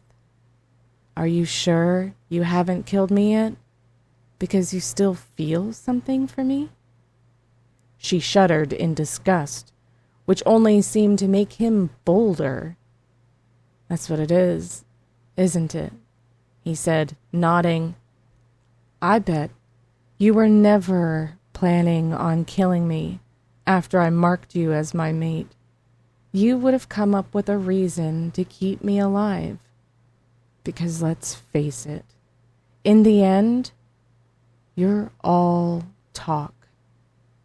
Maybe that's what my wolf sensed about you, that you're weak, all show, and no real substance. And that's why it was so easy to reject you. Fuck, Stride, just shut up, Ames snapped. No, let him speak, Annecy said. Every word he says makes me look forward to this more and more. You're digging your own grave, Stride. The fucker had the nerve to roll his eyes. The way you make it sound, my grave's already been dug. Nothing I say will make a difference. You've earned what's about to happen. The growl in her voice gave it sharp edges. Would you just do it already? Stride demanded. Or was your intention boring me to death? She bared her teeth in a nasty smile. Very well, if you insist. With that, she shifted, her sandy-haired wolf growling loudly, menacingly. There she is, he murmured, and his voice was almost gentle, nearly tender. My would-be mate, my murderer. I gripped Ames's hand tightly, feeling his mixed emotions. I didn't envy him one bit, but I had no reservations about watching Stride die. He deserved it. Still, I braced myself for the slaughter. Everyone along the short street seemed to stop breathing, waiting. Even Mom held perfectly still. Well, Stride taunted Annecy's wolf. Get it over with already. Annecy lowered her head, sniffing his throat like she was looking for the perfect place to sink her teeth. Yet when she opened her mouth, fangs gleaming, nothing happened. She stood completely still, poised to kill. But instead of taking her satisfaction, she hesitated. She didn't want to do it, especially as her wolf. She still felt the connection of their fated mate bond. I sensed it, plain as day. Look out! Ames shouted. He saw it first, probably because he was focused on Stride and not on Annecy's wolf. A sliver of glass from the broken window.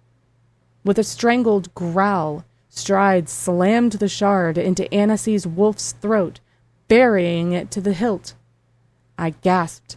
Mom stepped back and sank her eyes closed.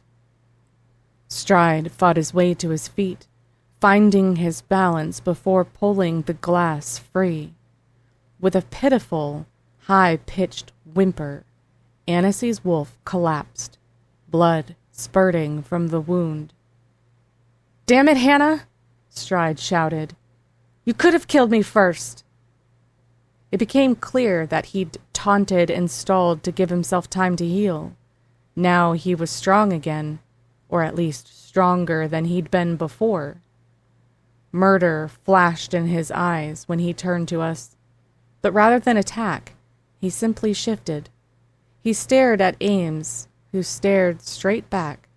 Something passed between them that I wasn't part of and didn't know if I wanted to be.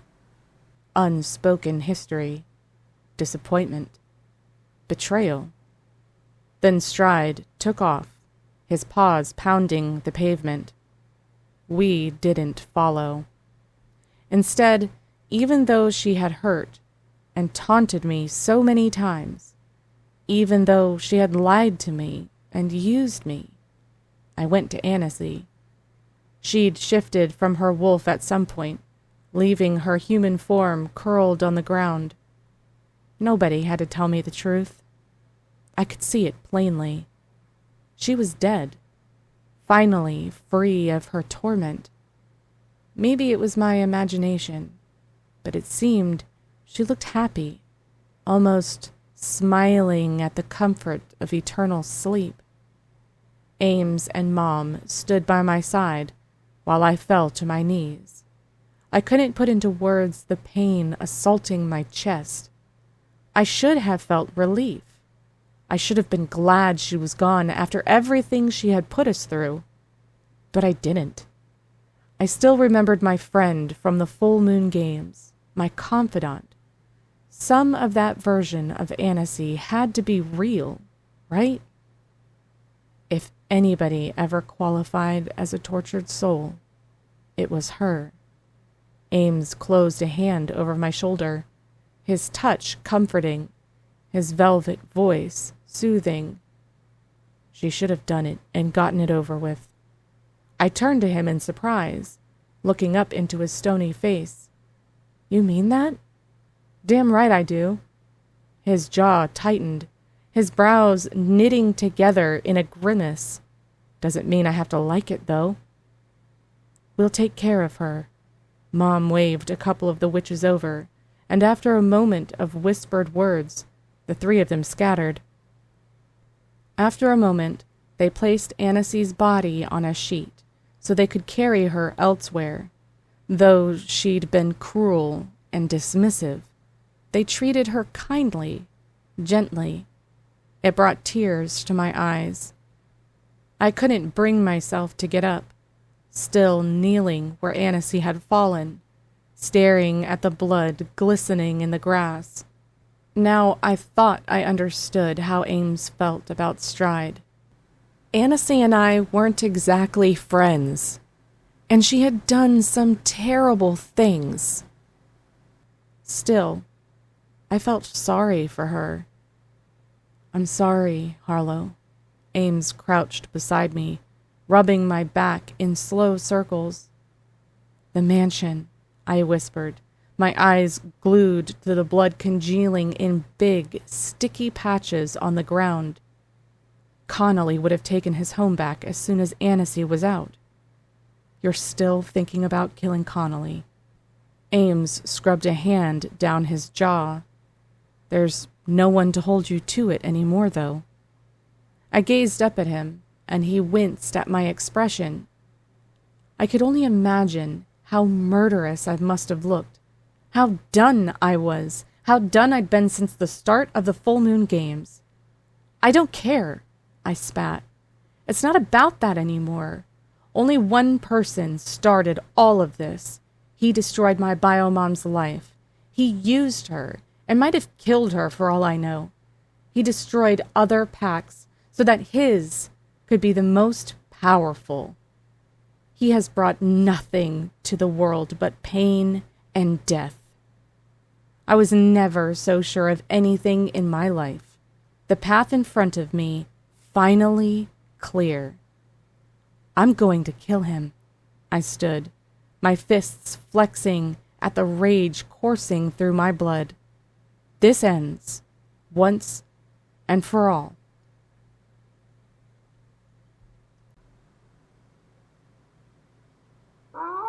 Chapter 16.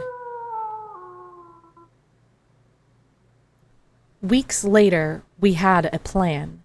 Not one supported by fate or a roll of Ames's dice, but a real, solid plan with actual maps, Excel spreadsheets, charts, statistics, schedules, and weapons. Lots and lots of weapons. While the plan came together, I practiced summoning my wolf, and Ames and I did what we did best. We loved each other, and we fucked. Lots and lots of fucking. Wild, animalistic. I couldn't get enough of the man. During our last supply run to Alakazam bookstore, apparently they had quite a collection of war strategy books. Who knew?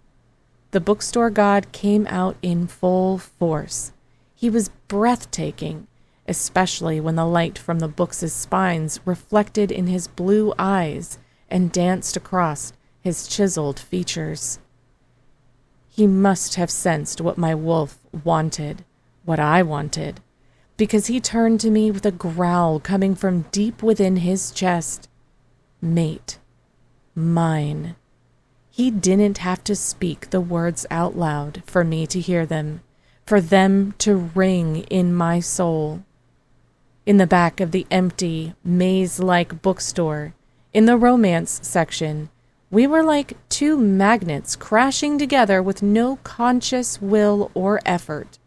Sure, our lives were still in danger, and I wasn't sure if we were going to make it out of this alive.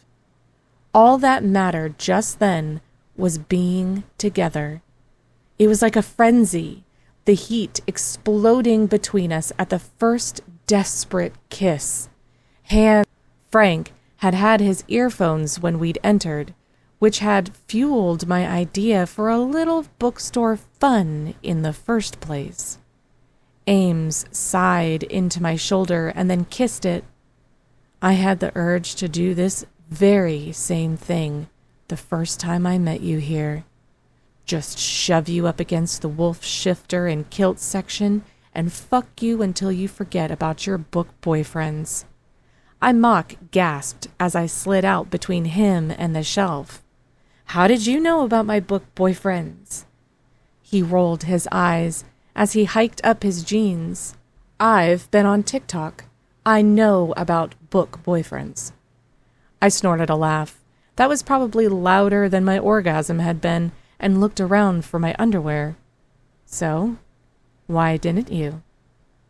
I was trying not to be a barbarian. He pressed a rough kiss to my lips. Hard as that may be around you. I laughed and leaned up for another kiss. That connection, though. From the moment I saw you across the street. He shook his head. It was a powerful thing. It still is. I knew I had to have you. Good thing you do. I grinned and spotted my panties hanging from the corner of a book titled Harlots, Hormones, and Howls. Fitting place for my underwear. And yes, that definitely went into the buy pile. As I slid my panties back on, I shook my head. I'm still pretty salty you didn't tell me there was a library at Connolly's mansion. Do you know how much that would have helped my emotional state during the full moon games? I was a little distracted. He smoothed down his shirt and shook out his mussed-up hair. By the competition, I know. No. He stepped in closer and tipped up my chin so he could look me in the eye. I was distracted by you. That effervescent, happy feeling he ignited inside me swelled my chest until I thought it would burst. Same, I told him, then grinned wickedly. But still, you might just have to spend the rest of your life making it up to me. He winked. easiest deal I've ever had to make. Once we were properly dressed, the shelves were straightened, and we had the books we needed, we headed up front to pay. "Bye, Frank," I said on our way out. "Harlow," he said, turning back to his alt-rock magazine. Why did it always sound like a warning whenever he said my name? If he knew what we'd just done in his store. He didn't say anything else. Later that night in bed, I replayed the whole plan over and over in my head until I was practically sick of it. The next day was the day to get rolling. "So, if we run into Connolly, or even Stride, don't let them goad you into a fight," I said. "Because you know that's what they're going to try to do, right?" "Believe me," he grunted. "I know how they operate. But no matter what happens," I took his face in my hands, staring deeply into his eyes. They seemed to dance in the magical firelight streaming in through the cracks in the blinds from the street. "What matters is you and me. I'm going to do everything I can to protect you." And vice versa. He pulled me into his arms, and I settled against him, my head on his shoulder. Tomorrow, we were going to face our biggest challenge yet. For the time being, though, I was more than content to rest in my mate's arms, where I belonged. I only hoped it wasn't the last time.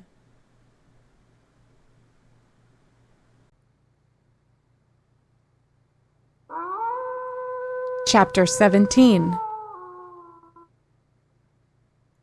3 hours until the full death moon. My pep talk for this morning went a little something like this. You get into that fight, Harlow, and you ruin everyone else's life for once. That was it. That was pretty much the plan. Just kidding. There's more to it than that, of course, but that was the gist of it. We'd waited for tonight specifically, since it was the night of the full death moon. This same moon Connolly had slaughtered my pack under all those years ago. The same moon that had powered the witch's curse on him. The same moon that had spotlighted him when he'd been banished from his own pack. Fitting that the death moon marked his eventual downfall then and now, and this time for good. At around 9, Connolly's mansion was clearly visible on a brilliant, beautiful March night. Anybody who didn't know the people who made it their home might guess it was a place of majesty and wonder, with peaked roofs visible over the treetops. Little did they know what went on inside, and what was going to go on if I was successful. Let's go over it. Ames was deep in let's talk about the plan mode, his brow furrowed in concentration as we walked through knee-high brush. We go in through the dungeon, using the door near the courtyard wall. Can't we just use the door we left through? It would take us straight to the courtyard. Too many windows, he reminded me. The view from the windows to the courtyard must have been horrific the day of the wedding. I wondered idly how well it had been cleaned up. If it had been cleaned up at all. If Connolly was living there again after the coup, it would have been cleaned. Though, how many people did he have working for him now? How many of them were dead, or had fled either in fear or in Stride's footsteps? When I asked Ames, he frowned pensively. "That's a good point," he said. "Maybe no one's left. He had a half-dozen guards or so at the wedding, didn't he? How anyone was still so faithful to him, I couldn't imagine. Money took care of a lot of problems, though. It also caused a lot of problems when you didn't have any. Yeah, and I think at least a couple of them ended up dead. He must have hired more, I decided. If only because he can't take care of himself. Who's going to cook his food, and wipe his ass, and worship him the way he expects?" Ames groaned. No more talk of wiping Connolly's ass. Ever. I guess we can only hope whoever he hired aren't skilled fighters. Well, sure, but since when do things go our way? Ames stopped short. I bumped into him from behind and was about to ask what the problem was when he spun, grabbing me tightly and clamping a hand over my mouth. At first, I couldn't understand why, but it took only a second for me to pick up a scent on the air. I didn't know what it meant, only that there was someone else in the woods with us. Then sounds of pain echoed through the trees from up ahead. It was clear this wasn't somebody we wanted to cross paths with. Ames lowered his hand slowly, like he was hesitant. Who is it, do you think? I breathed, not daring to get any louder than that. No idea, but whoever it is, they're hurting someone. Stride? His features pinched like he was considering this, but he shook his head. I don't think so. We crept slowly in the direction of the scent and sounds. Anguished groans, angry mutters, a few curses, and laughter. A lot of nasty, cold laughter, the sound grating on my ears. Ames held me back when we reached a ridge, where the rock had fallen away, leaving a semicircular depression in the earth. We had the high ground and took advantage of that, crouching behind some bushes between a pair of ancient trees that hid us behind their branches. Below us was a grisly sight. A trio of men shackled in silver, dirty and tattered and weak. The three of them sitting on the ground with their backs to each other, legs extended in front of them. Around them paced 4 shifters in their human forms, carrying torches. Occasionally, one of them would prod the prisoners with their torch, while they all taunted and jeered.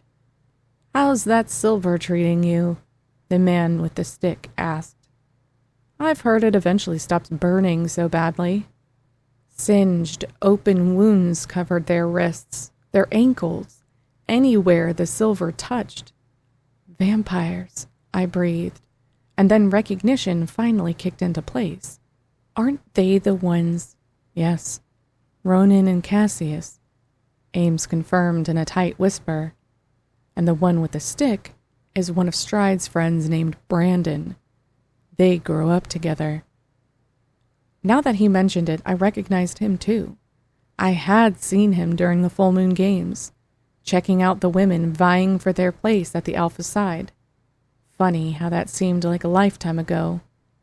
The vampires had an agreement with our pack that we would all work together. But Ames sighed. Well, it looks like Stride has burned a lot of bridges. Yeah, and now the vampires he'd crossed were literally burning.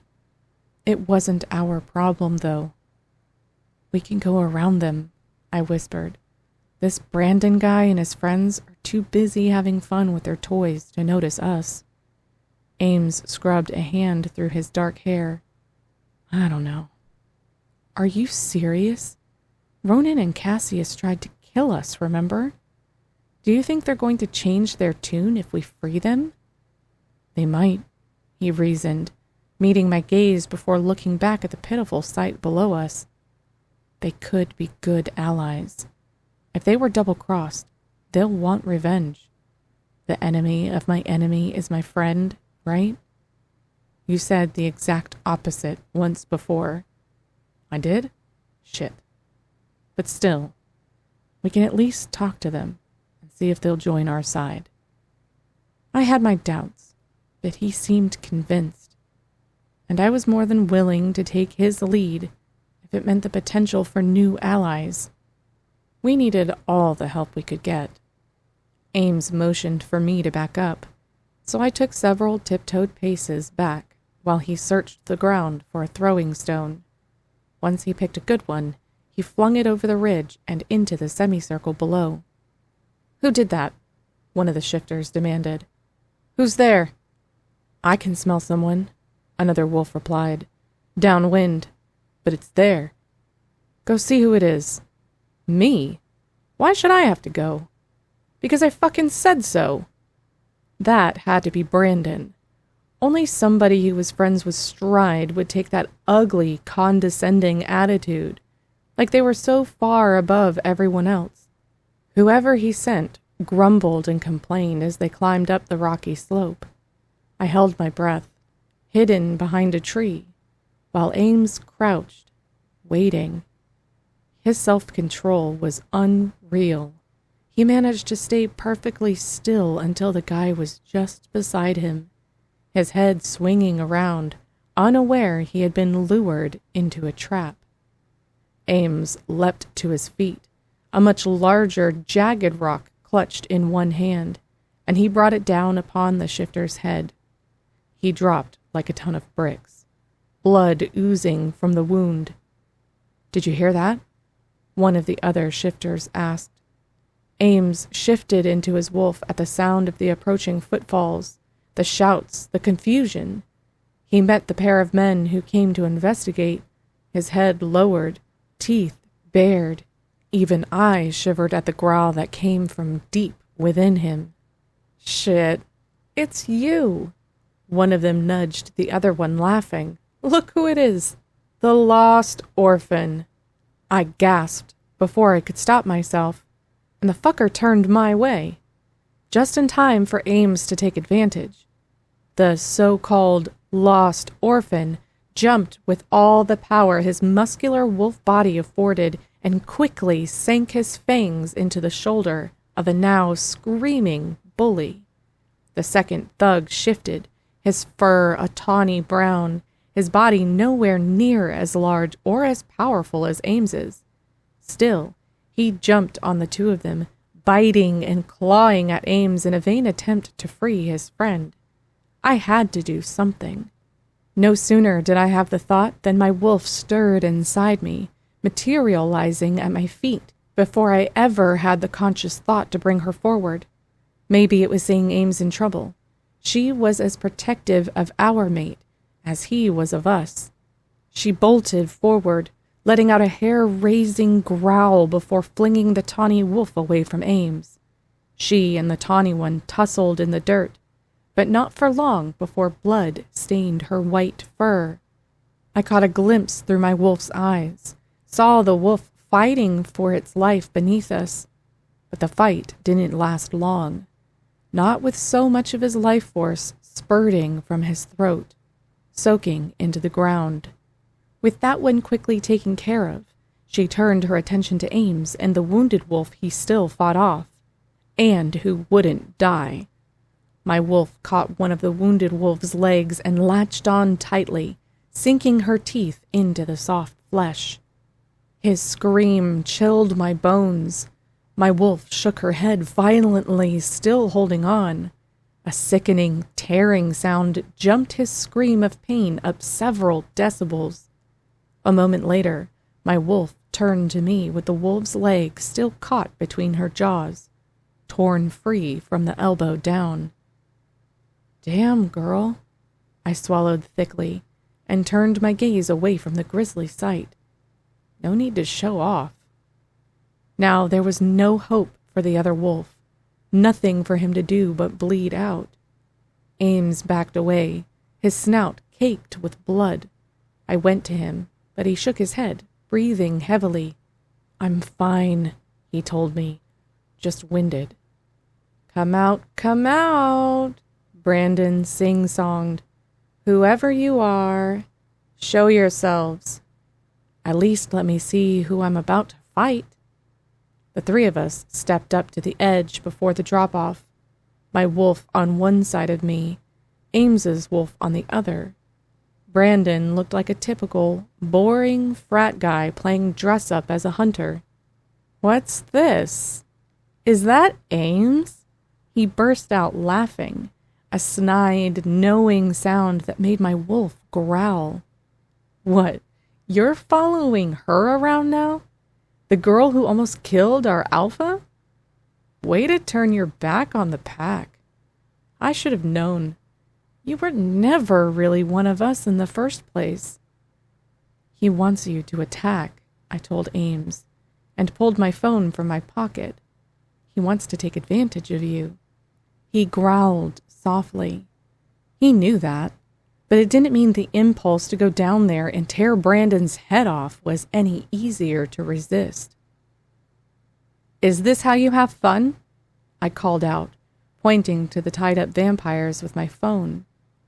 "It seems pretty sick and twisted to me. I'm just going to start filming some parts of your serial killer documentary, okay?" "I'm not the one who killed unarmed wolves today." He sniffed the air. "Smells like a cold-blooded murderer to me." "Self-defense is justifiable homicide. That's Cold Cases 101. One of your friends is only unconscious because he wasn't stupid enough to try to fight." I grinned humorlessly, my hand on my wolf who was straining to be free. "You can either be like him, or you can be like the others. Your choice." As if to help him with that choice, my wolf flung the severed leg down the slope, where it rolled to a stop not far from Brandon's feet. "What the hell?" He backed away, his eyes as round as plates. Then he wasted no time shifting into his wolf form, his golden fur rippling in the breeze as he took off at a full run, far away from us. I'd never seen a wolf move that fast before. My wolf whined. "You can maim more later, psycho bitch," I whispered, and she faded into nothingness, probably to go pout. I bit back a smile. Poor thing. "We have no quarrel with you." Cassius didn't look so high and haughty anymore, tied up as he was on the ground. "If you did, do you think we would have gone to all the trouble of saving you?" I looked back and forth between him, Ronan, and their friend who sat with his head hanging low, like most of the life had been drained from him. "What happened? How did you end up this way?" "We got word of what went down during the wedding," Cassius explained. "We were on our way to the mansion to see if there was anyone left, if there was anything we could do." "In other words, you're a bunch of vultures, looking to pick the bodies clean," Ames said, approaching in his human form. Ronan rolled his red eyes. "Whatever you say. We never made it anyway. We were surrounded by those filthy dogs, along with several others who subdued and shackled us." He snickered, almost smiling. "We took a few of them out in the process. But in the end, we were too far outnumbered." "I don't understand. What happened to the treaty? The pack knows nothing," Cassius told Ames with a sigh in his voice.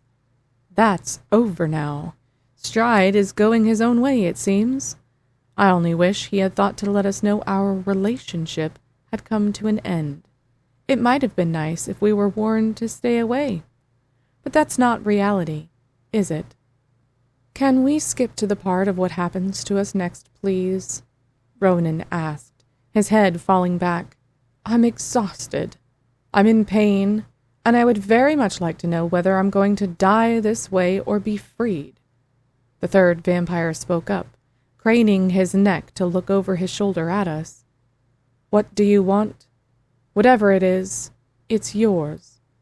"Way to negotiate, Paris," Ronan muttered in disgust. "What? Did you think we believed you had a leg to stand on here?" Ames shook his head. "You have nothing. You're completely screwed if we choose to walk away. And we all know it. So don't pretend you have any power here." Ames held up a small silver key he must have taken from the unconscious guy. "We will free you and consider the slate clean. But—" "There's always a but, isn't there?"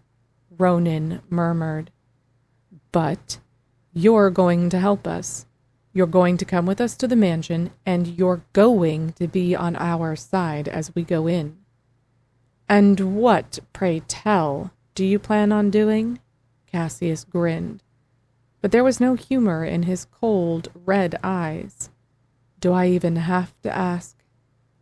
"Connolly is back there," I informed them, "and I'm going to kill him." Ronan clicked his tongue. Lofty goal. Don't pretend this wouldn't benefit you, Ames fired back. Tell the truth. Were you satisfied with the terms you came to when you negotiated with Connolly? All three vampires' faces twisted into masks of disgust and outrage. He spent decades slowly tightening the territory we were given, until there's hardly anything left for us at all. Ronan snapped. Stride was supposed to be renegotiating for us. That was the entire purpose of our pact with him. He promised us. Ames scowled, folding his arms. If we free you, and that's a big if, because I've still not decided. You are on our side. You fight along with us. If there is any threat to Harlow, you protect her. Why kill Connolly? Cassius asked, staring directly at me. And why you? While I? If we were going to be allies, we had to start from a place of honesty. He's my dad, I admitted. Ronan blurted out a laugh. That's as good as a reason as I've ever heard. Ames cleared his throat. Are you in, or are we leaving you here? When you put it that way, it doesn't seem we have much of a choice, does it? Besides, Cassius added with a chuckle, eyeing the wolf leg on the ground, I enjoy my body parts where they are. You can trust us, especially if you can help return our territory to its negotiated borders. We'll do what we can, I vowed. Very well. Only now did the desperation leak into his voice. He was in pain. They all were, and they wanted it to end. Ames got to work unlocking them, while I stood back and turned toward the mansion. Did Connolly have any idea we were coming? Even though he'd run the other way, it occurred to me Brandon could contact Connolly and warn him. But that was a chance we had to take. I wasn't about to back down now, not after we had come so far. Not after I knew exactly the sort of torment he had caused both my mom's, the coven, and my pack. Enjoy your power while you can, Connolly, because I'm coming for you.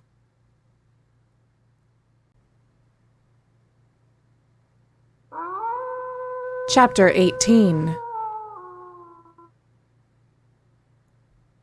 2 hours until the full death moon. Wait here. Keep yourselves out of sight. You'll get a signal when it's time to come in. And what exactly will that signal be? Cassius asked me. You'll know it when you see it, I promised. And the coming in part? He asked, his eyebrow quirked. We have to be officially invited in by someone who lives there, remember? I'm officially inviting all of you in, Ames assured the 3 vampires. The burns on Cassius's wrists were already fading, but they were still pretty gnarly looking. He winced whenever his shirt cuffs brushed against his skin. They all did, though they had to try to hide it, just as they hid themselves beneath their cloaks, in the shade of the trees growing thicker near the base of the mansion's foundation. Night was just beginning to fall, the setting sun stretching pink and purple ribbons above the treetops behind us. Are you ready? I asked Ames. As I'll ever be. He kept any other thoughts to himself. I nodded to the vampires clustered nearby before following him through the dense, almost impenetrable growth surrounding this part of the mansion. My feet weren't touching the ground. Years of vines and shrubs, fallen leaves, maybe even dead animals, formed a thick carpet underfoot. Not a bad thing, really. It muffled the sounds of our approach. The vine-covered wall up ahead didn't look too promising. But Ames swore there was a door there that led straight to the dungeon. According to him, the pack used to transport prisoners using that door, using boats when the river was swollen enough for sailing. This part will be tricky. Ames stepped toward the riverbank, surveying the current and its speed, because it's going to want to drag us out. We have to be quick, decisive. Sure, no big deal. The last time I took a swim in this river, I'd nearly drowned. As if sensing my thoughts, Ames lightly touched my elbow. I can use my wolf this time. You can hold on while I swim. You'll be fine. I don't want to drag you down. You couldn't. He cupped my cheek, rubbing it with his thumb and wearing a tender smile. Not even if you tried. I took a deep breath. Okay? I'm ready to get wet. Ooh, I love it when you talk dirty to me, he growled, making me bite back a giggle.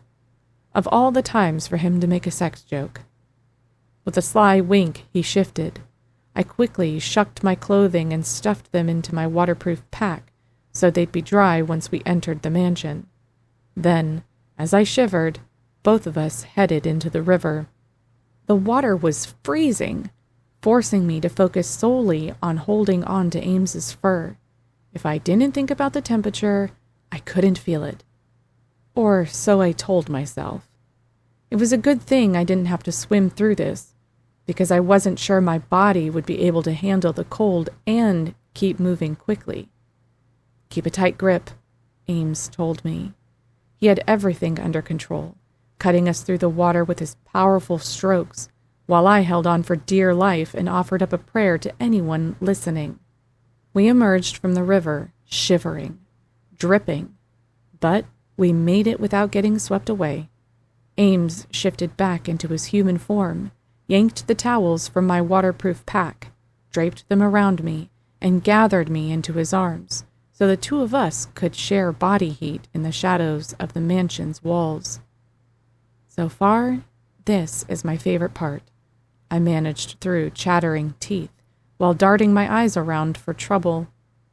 I was carrying precious cargo on my back. He kissed the top of my head, which was about the only part of me that was still dry. We need to be quick about this. Do you think you'll be okay to move? Not even close.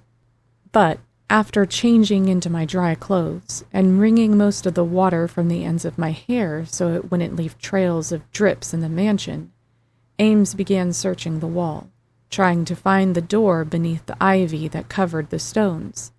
I couldn't help but start losing hope, as minute after minute went by with no success. What if he was wrong? What if the door was plastered over? What if, found it, he cleared some of the ivy away to reveal a wooden door set in the stone. He then found the circle of rusted iron, serving as a pole, and dug his feet in to brace himself before tugging on it, straining from the effort. Finally, the door gave way and swung open. It creaked loudly, but he stopped as soon as there was space for us to slip inside. The smell hit me all at once, disgustingly familiar. I hated being back here, in such an unhappy place. I had too many foul memories of these dungeons. Follow me. He took my hand, moving fast, his feet practically floating over the floor.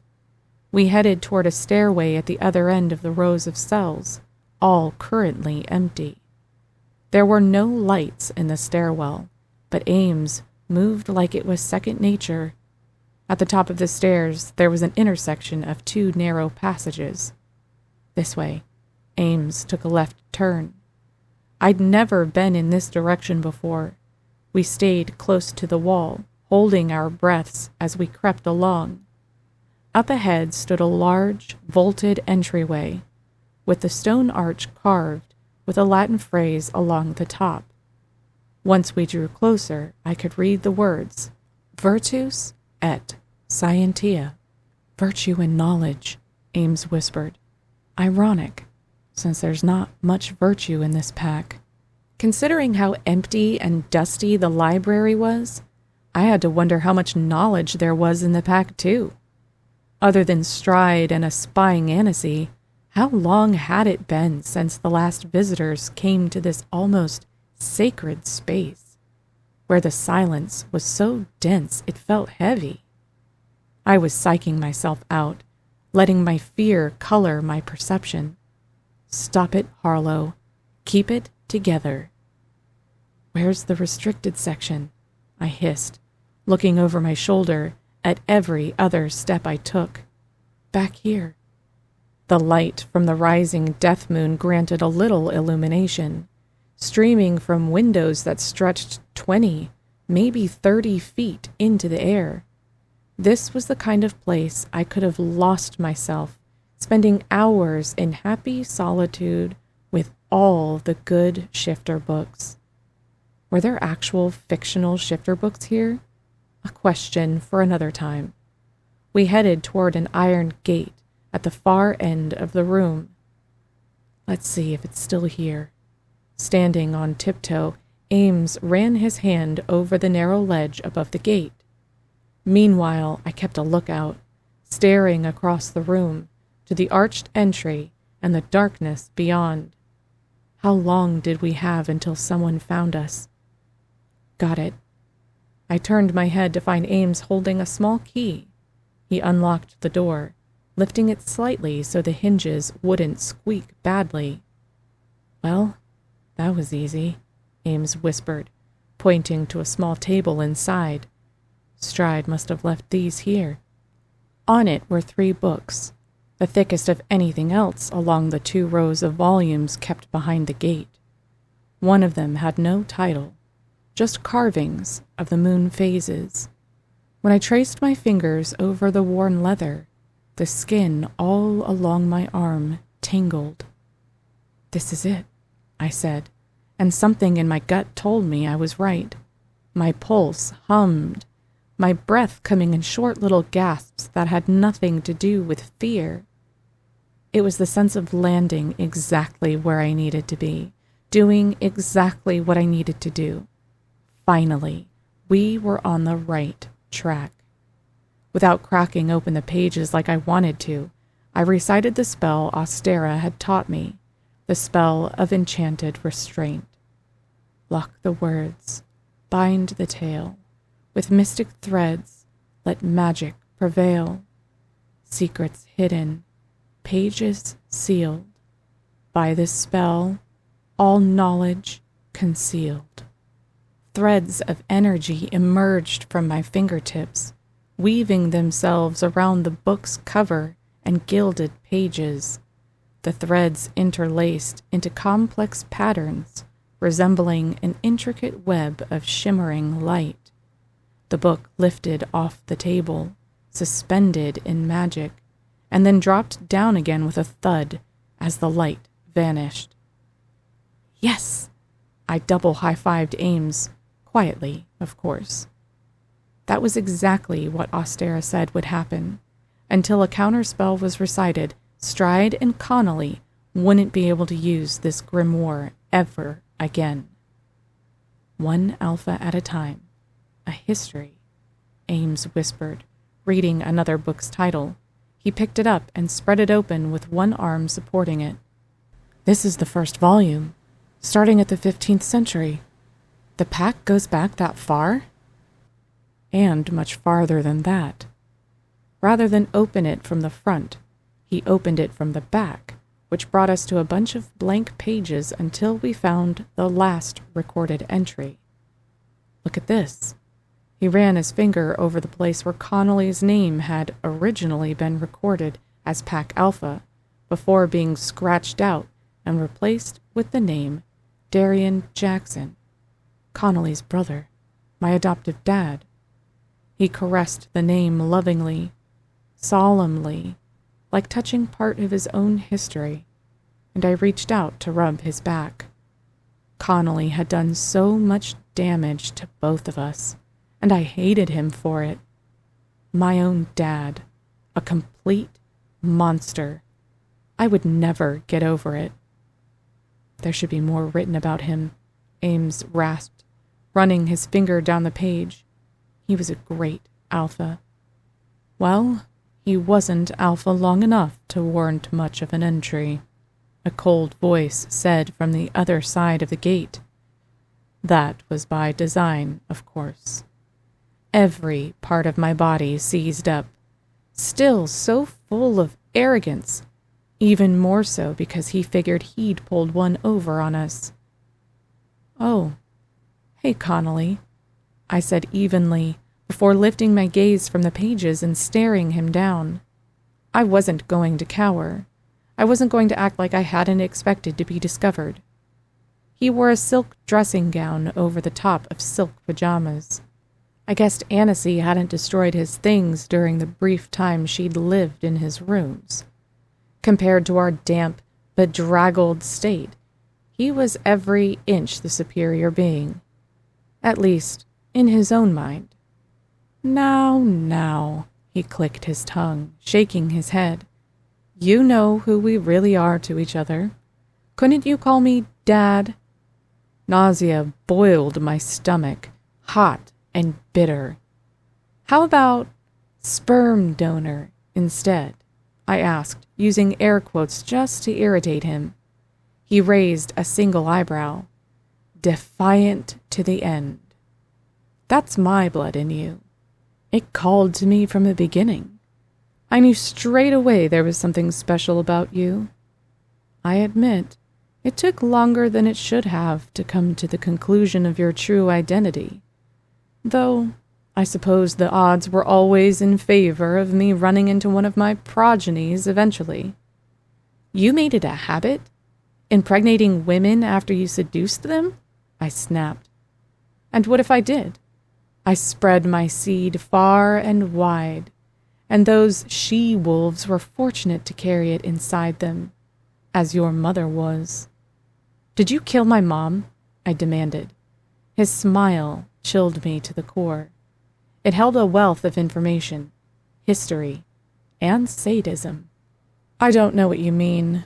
In fact, it was mating with your mother that nearly got me killed. I am what you would call the wounded party." "Because you were banished?" He did his best to appear unaffected, but he wasn't that good. His eyes widened a fraction before he could control himself. "So, you know about that. You were punished because you mated with my mom? She was the final straw. My brother and the so-called Pack Council came to understand I was doing more than sowing my oats." "You were trying to create a weapon," Ames said matter-of-factly. "Isn't that right? That's why you went to the Moon Pack, because you knew they were powerful." "I went to many packs, but yes. And I was successful, wasn't I? I had Stride from another pack. I had you." He had the nerve to smile at me, only this time it was different. This time, as much as I didn't want to see it, I noticed what might have passed for tenderness. It wasn't real, I knew that much. It was his twisted version of genuine feeling. At any rate, I worked my way back into my pack's good graces over time. I even managed to lull my stupid, useless brother, Darian, into believing we could still be family after he'd betrayed me. He was enough of a fool to believe me because he wanted to. He wanted to feel better about the decision he'd made to banish me from the only family I'd ever known. He shrugged, smirking. He soon came to regret it. "What exactly did my dad regret?" Ames demanded. "Banishing you or trusting you?" Connolly narrowed his eyes. "Your sense of humor is a delight," he said coldly. "You killed him, didn't you?" Ames asked. Connolly bared his teeth. "What of it? I also saved your adoptive mom from financial ruin, which you seem to have conveniently forgotten." "She was miserable because of you," Ames shouted. I settled my hand on his arm before he could do something stupid like lunge at Connolly. "And you were going to rule the pack through Stride if you couldn't do it yourself," I concluded. It was all so pitifully simple and diabolical at the same time. "Enough history." Connolly folded his hands in front of him, his gaze steady, level, focused solely on me. "This is what the humans like to call a one-time only sort of offer. You are my daughter, and as such, you can be Alpha. We can easily unseat Stride. It will take nothing. He is weak, foolish, more like his uncle than me. I did everything I could to harden him into who he needed to be, but even I was unable to prepare him. And let me guess, I said with a nod. You would want to be my right-hand man, my trusted advisor, and I would be your mouthpiece. He wrinkled his nose like he was offended. Why do you have to put it so inelegantly? You've spent too much time among the humans. He chuckled, shrugging slightly. I admit, I searched high and low, and that coven's location spells are mostly misses. She did a good job hiding you. I'll be sure to pass on the compliment, I deadpanned. And as for your little offer, the answer is no. I would rather do literally anything else than allow you the chance to have that power. His smile soured and then collapsed into a tight line. You would reject your own father? It seems I already have. I'm unsurprised, though disappointed. I did think you were more intelligent than this. He stepped aside, allowing a single guard through the restricted section's gate. Put them in the dungeon. We didn't fight him off, because it would be a waste of time.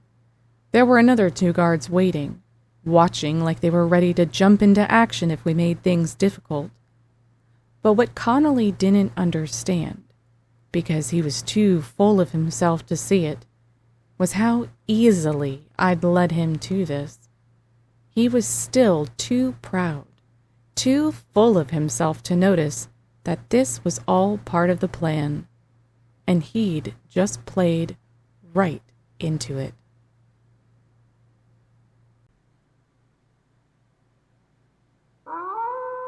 Chapter 19.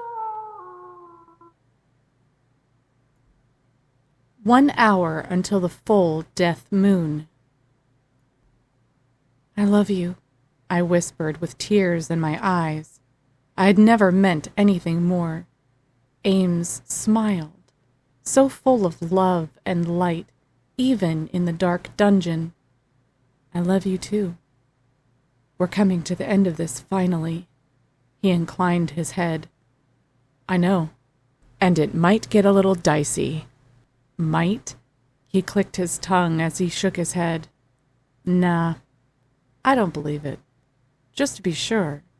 Even with his bound hands, he brought out 4 dice from his back pocket and rolled them onto the dirty stone ground.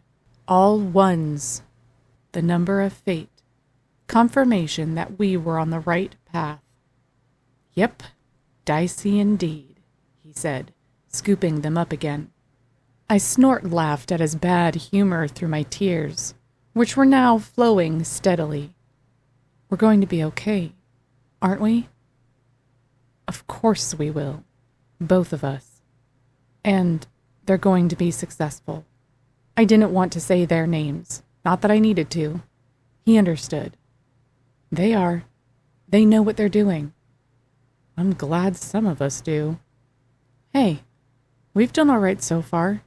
He nodded at the dank walls surrounding us, even if it doesn't always look that way. As long as I have you here with me, I couldn't do this without you. He doubled his smile. Good thing I'm not going anywhere. I blew him a kiss the best I could with bound hands, while my insides roiled and churned. The fact was, I didn't have the first idea whether Mom and the rest of the Moon Coven would be able to pull off their end of the plan. It felt like, now that we were near the end, the stakes had never been higher, and I was flat out terrified of what was going to happen next.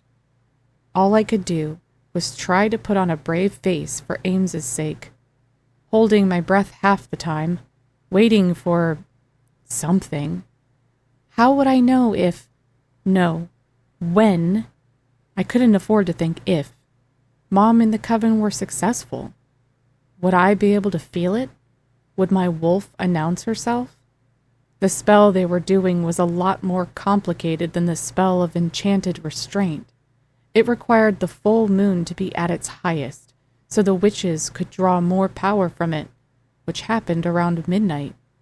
I checked my watch, something I'd never worn before today. 1 more hour. Please, please give me a sign when you're back.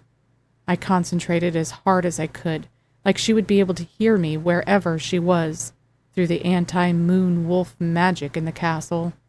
Hell, chew off my own leg if you have to. Maybe she heard me. Maybe she didn't. That was a joke, by the way. I need my leg, you pretty little psycho bitch.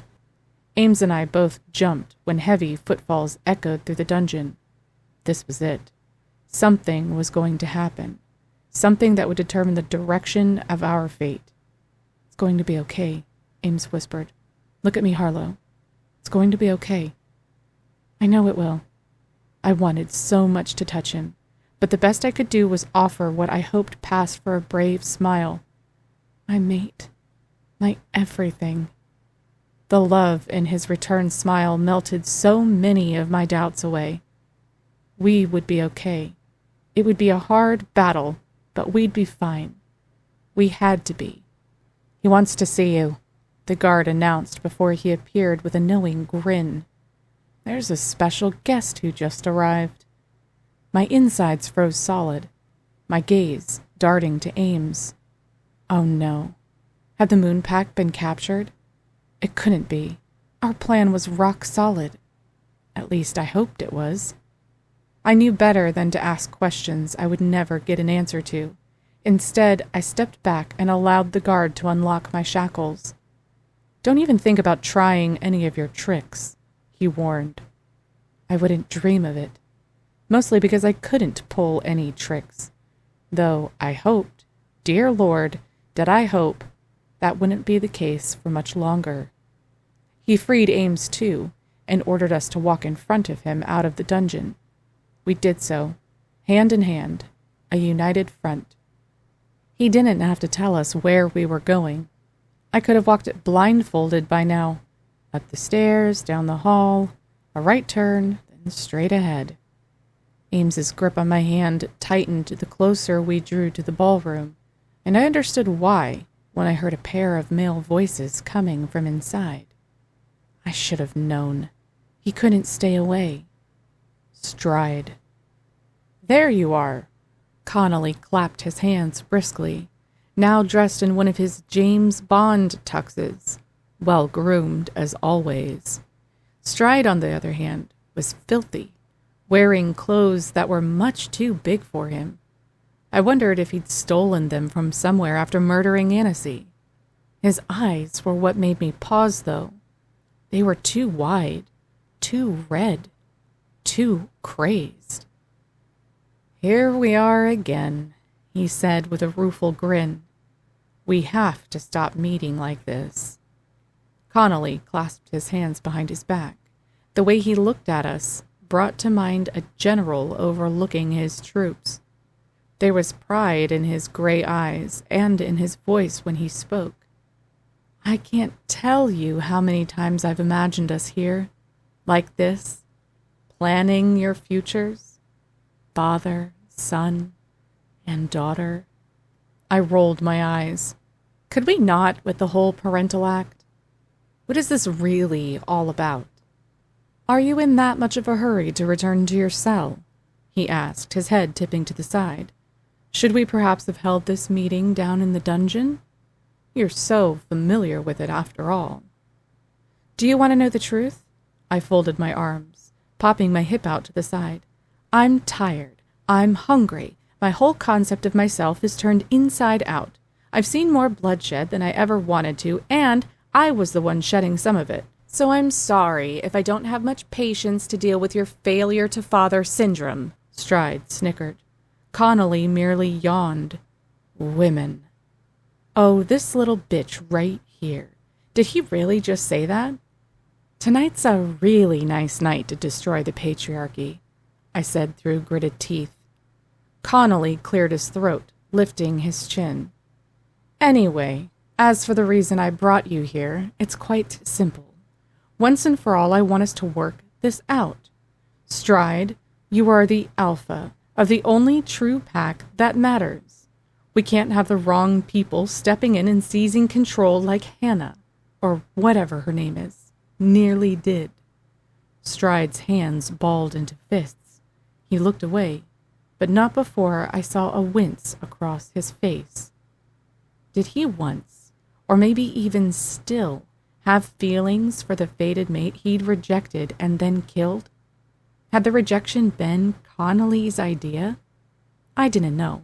Part of me didn't care, but another part of me almost felt sorry for Stride. Almost. Connolly flicked his gaze between us.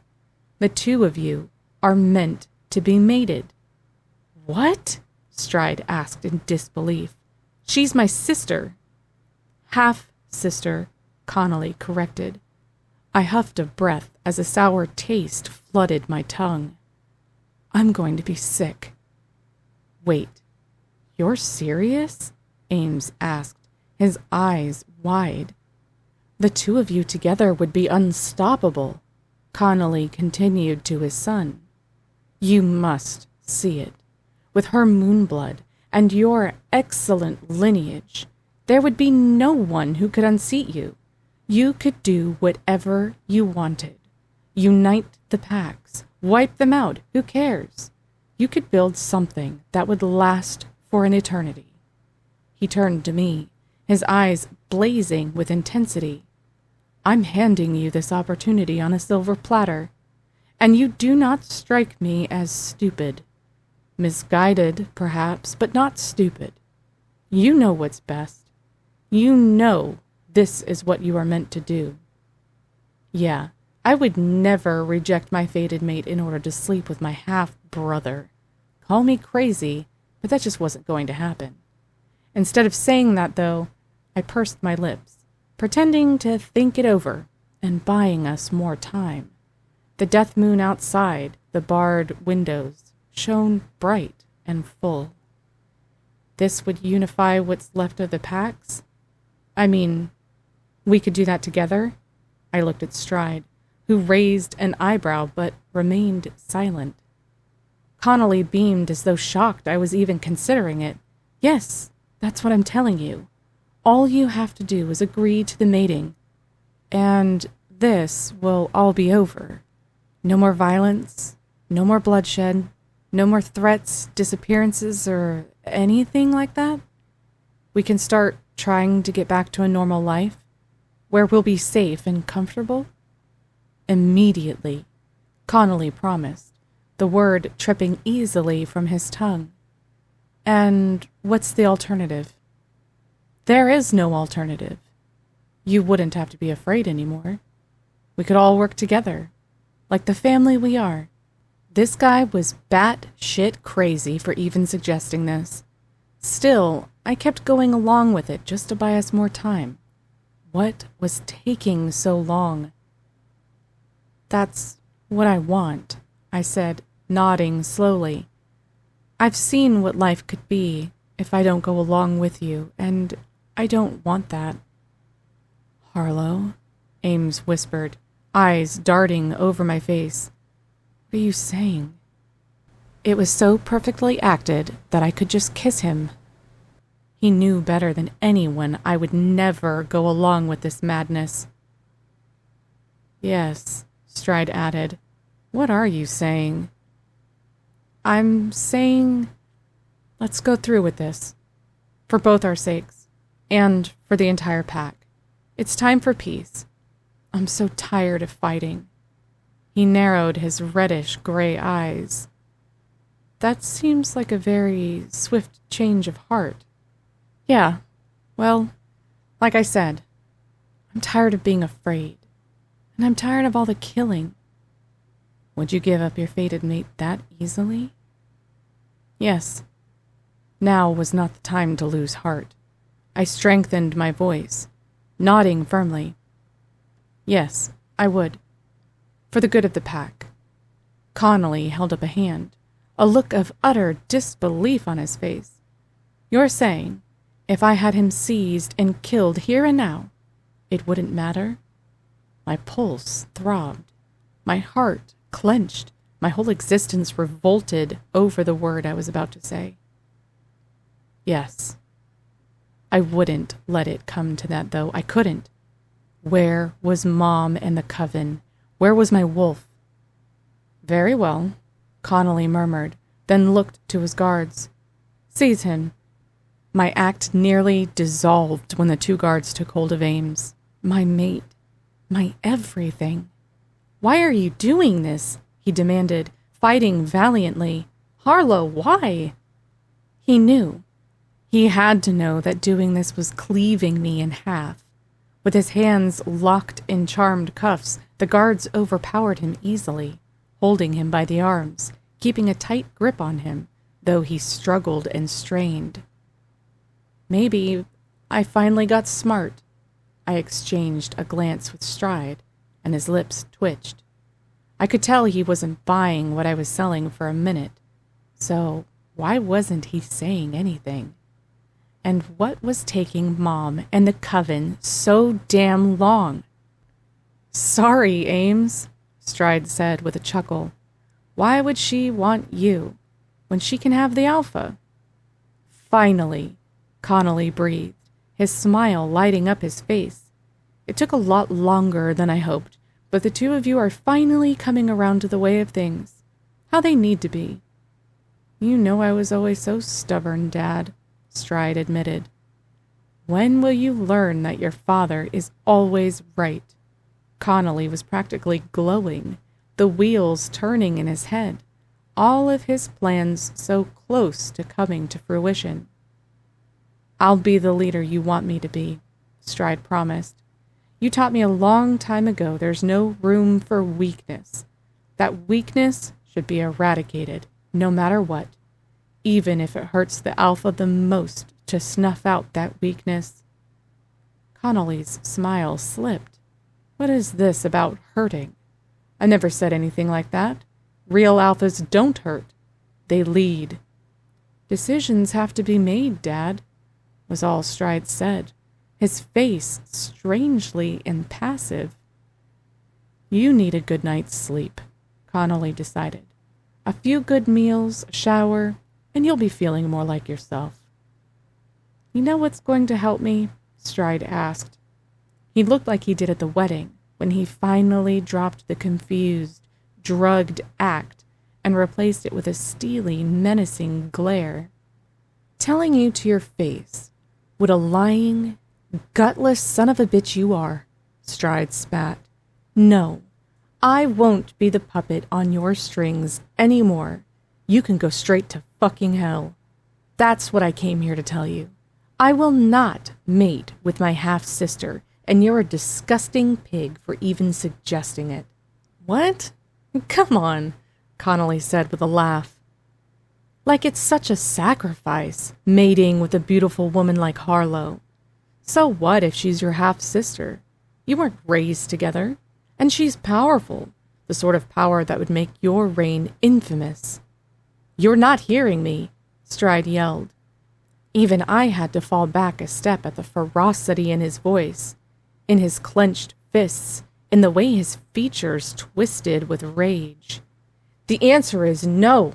No, you will not destroy my life any worse than you already have. Connolly lifted his hands and blinked at his son. What's that supposed to mean? I set you up for greatness. You destroyed me. Stride's voice trembled, and the sound of it sprang tears to my eyes. I didn't feel sympathy for him. Not for him. Not ever. He was the least sympathetic person I'd ever met, except for his dad. Our dad. But now, watching him quake with pent-up rage, my heart went out to him. Do you want to know what you've done to me? He asked, running his hands through his hair until it stood on end. I'll tell you. I haven't been able to sleep since I did it. I hear her in my head. She never leaves my head. He banged his fist against his temple, and I wanted to stop him, even going so far as to reach out, but that wouldn't help anything. "Who are you talking about?" Connolly demanded. "Hannah! Annecy!" he screamed, his face beet red, tendons standing out on his neck. "I killed her, my fated mate." "You rejected her," Connolly said simply. "She wasn't good enough." "But it's still there." Stride pounded a fist against his chest. "Rejecting her broke me, and she won't shut up. I hear her even now, calling to me, telling me she loves me. It never stops. Why won't it stop?" He covered his face with his hands, shaking, while tears rolled down my cheeks. I turned to Ames, whose mouth hung open, his face pale, his body sagging a little. "It's all your fault," Stride insisted from behind his hands, his body heaving in silent sobs. "You made me reject her. I did everything you said, and you've ruined me. I can't eat, I can't think, and nothing is ever going to make it stop because I can't go back and change it." "So claim your new mate," Connolly insisted, his voice soft as he approached his tormented son. "That will silence the voice." "And what if it doesn't?" Stride's hands dropped to his sides, revealing a shell of a haunted man. "What then? Because you've made me so many promises, and nothing has ever gone the way you said it would. Why would I believe you now? All I have ever wanted was what's best for you." Connolly rested a hand on Stride's shoulder. Stride flung it off. "You're lying," he snarled. "All you've ever wanted was what was best for you. Power, that's all you've ever cared about. Not me. That simply isn't so. I wanted you to claim what was taken from me." Slowly, Connolly once again reached out for Stride's back. "It pains me like I can't describe seeing you this way. Let me help you, son. Let me ease this pain." "How can I believe you?" Stride demanded. "I understand how you would feel betrayed." Connolly squeezed his shoulder. "Complete the bond with Harlow, and you will never have to hear that wolf's voice in your head again." Stride threw Connolly's hand away again. "To hell with you," he growled. "You are never manipulating me again." "I'm so sorry to hear you say that," Connolly whispered, before withdrawing a silver blade from his jacket pocket in one smooth move. Then he drove it into Stride's throat.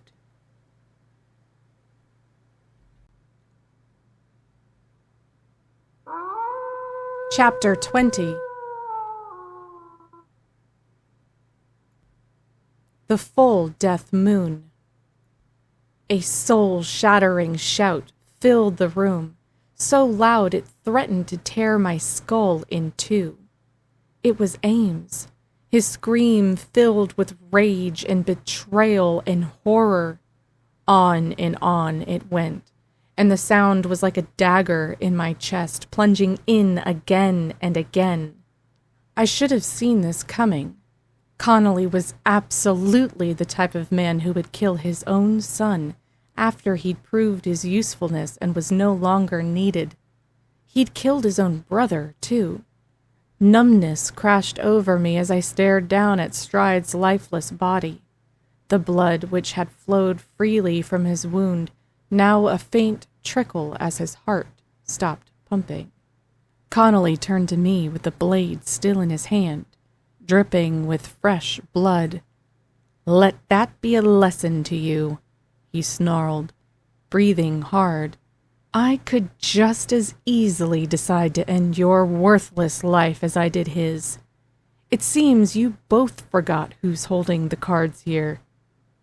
I thought I was your big chance at finally claiming all the power you think you deserve." I spat. "Please," he said with a slight chuckle, as if I couldn't start a new family, as if I couldn't find the rest of my progeny out there. "You think a little too highly of yourself." "How could you kill him?" Ames shouted. "You're his dad. Why would you— Shut up, you useless orphan! Connolly charged at him, the knife held high. I threw myself between the two of them, with my teeth bared. Don't you fucking dare! The way my dad hesitated told me all I needed to know. He had no intention of killing me. That was the last thing he wanted to do. He still hoped he could get through to me somehow. I will kill him, he snarled. I will slit his throat from ear to ear. I stared him down, my attention never far from the blade he still held high. You'll have to get through me first. My voice came out eerily calm. I would have no problem killing this man with the blades hidden in my boots if he so much as touched a single hair on Ames's head. If you do as I say, I'll spare him. I leaned in close so he'd be sure to hear me. When have I ever followed anyone else's rules? He bared his teeth at my face. Then say goodbye to your mate. With a growl, he swept me aside with surprising strength. I stumbled, then fell to my hands and knees at his feet. But then, I knew Mom and the Coven had broken the spell Connolly had placed over the mansion. I heard my wolf's psycho bitch growl. She had awakened inside me once again, and she was furious. Blinding white light erupted from inside me. The guards surrounding Ames gasped in surprise. Connolly gasped too, throwing up an arm to shield his eyes and dropping the blade. A shockwave burst through the room, starting where I knelt and exploding outward. Connolly, the guards, and Ames flew backward and landed halfway across the ballroom. The barred windows shattered all at once. The floor shook. Then, silence. I lifted my head, looking around, pride bubbling in my chest, especially when I saw the sweetest sight in the world. My white wolf circling Connolly. Her long fangs glistened in the chandelier's lights. How is this possible? He demanded, scrambling backward, his feet and hands sliding over the marble floor. How? The guards hauled Ames to his feet, but he was no longer cuffed. They dangled from his wrists, the key he'd stolen from one of Brandon's goons stuck in the lock. His movements fluid and graceful. He punched one guard and then the next. They both plummeted to the ground. He turned and met my gaze, and the most beautiful smile blossomed over his face. 2 more guards came rushing into the ballroom, pale and wide-eyed. "Bloodsuckers!" one of them screamed an instant before he was taken down from behind. The other guards sprinted away toward us. The vampire moved with lightning speed, almost tearing the first guard's head off in his frenzy to sink in his fangs. It was a terrible sight, but also one I couldn't tear my eyes from. Ronan soon followed, then Paris, while Cassius drank his fill. Ronan crooked a finger, smiling at the second guard who backed away, shaking his head. "No, no!" The guard turned, shifting as he did, and started running for the broken windows like he was going to jump out. He didn't get the chance. Ronan landed on the wolf's back, taking him down, laughing the instant before he began to drink deeply. Connolly's high-pitched, almost insane laughter rang through the ballroom. "You think this makes a difference? You think you've won? You've won nothing! Nothing!" Cassius tossed the dead guard's body aside, then offered a blood-soaked smile. "You talked about a signal," he reminded me with a laugh. That was one hell of a signal. Anything I might have said faded away at the sight of my mom entering the ballroom, followed by her coven. My heart soared, swelling in my chest. I had never been so happy to see anyone in my life. Mom gave me one single look full of love and pride before turning to Connolly, who slowly tried to get to his feet while still watching my wolf circle him. I would say it's nice to see you again, Connolly, but we both know that isn't true, she said. You, he said with a laugh. You hit her well. I did what needed to be done to keep her away from you, and I would do it again. You know, I warned my sister about you. Mom sounded so sad, heartbreakingly so. Her eyes welled with tears.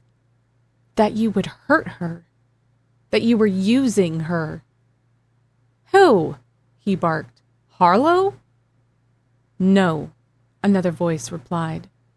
Me. The voice kicked me in the stomach. Familiar, like I'd heard it in a dream. Only this time, it didn't sound so faint.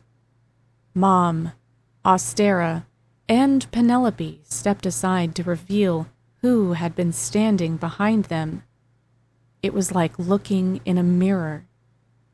We could have been twins. She was thin, with silver streaks in her blonde hair, but she looked and sounded strong as she faced the man who had ruined her life. Mom? I whispered, because my heart knew. The last missing puzzle piece of my life clicked into place. She glanced my way, her mouth lifting at the corners, but briefly, so briefly. She turned her attention back to Connolly, who stared at her open-mouthed. No. How is this possible? You were never... It was not... I was never supposed to escape? Yes. I'm sure you're right about that. You did your best, didn't you? Leaving me half dead. Having those pitiful sycophants of yours lock me away in your dungeon all these years. Drugging me, keeping me dazed and thus suppressing all location spells. In the dungeon? But I'd been in the dungeon and had never once seen her. I should have killed you when I had the chance, Connolly snarled. One flash of decency in my entire life, and look where it got me. Indeed. She laughed, a cold sound that somehow warmed me just the same. But I woke up. I woke up when my daughter found her wolf. I knew it. In my bones, I knew she had awakened to who she is. And then my coven removed all moon wolf charms and spells from your home and found me. She slowly approached Connolly. You destroyed my pack, she growled. Sent the moon witches into hiding all these years. You destroyed so many lives, not only those of ones we loved, but countless others. But you have committed your last crimes. She turned to me, extending a hand. I went to her without thinking about it, with no conscious will. Something carried me, the connection between us. It had never gone away, even though I spent almost my entire life not knowing she existed. I placed my hand in hers, and the warmth that sprang up between our clasped palms was like an electric current working its way up my arm, through my body. Would you like to do the honors? She whispered. Would I? Nothing would give me more pleasure. I nodded, and her smile beamed with pride. She let me go, stepping aside. I turned to my wolf, who met my gaze with that psycho bitch gleam in her eyes. Harlow, Connolly whispered. I'm your father. This is unnatural. So is asking me to sleep with my half-brother. And killing your own son, I countered, my voice flat. Everything that's happening to you, you did to yourself. With that, I let my wolf do what she was so desperate to do. kill. Blood sprayed in violent arcs. Bones snapped. My wolf was ruthless as she bit and tore and maimed. It didn't take long for Connolly's shrieks of agony to go silent.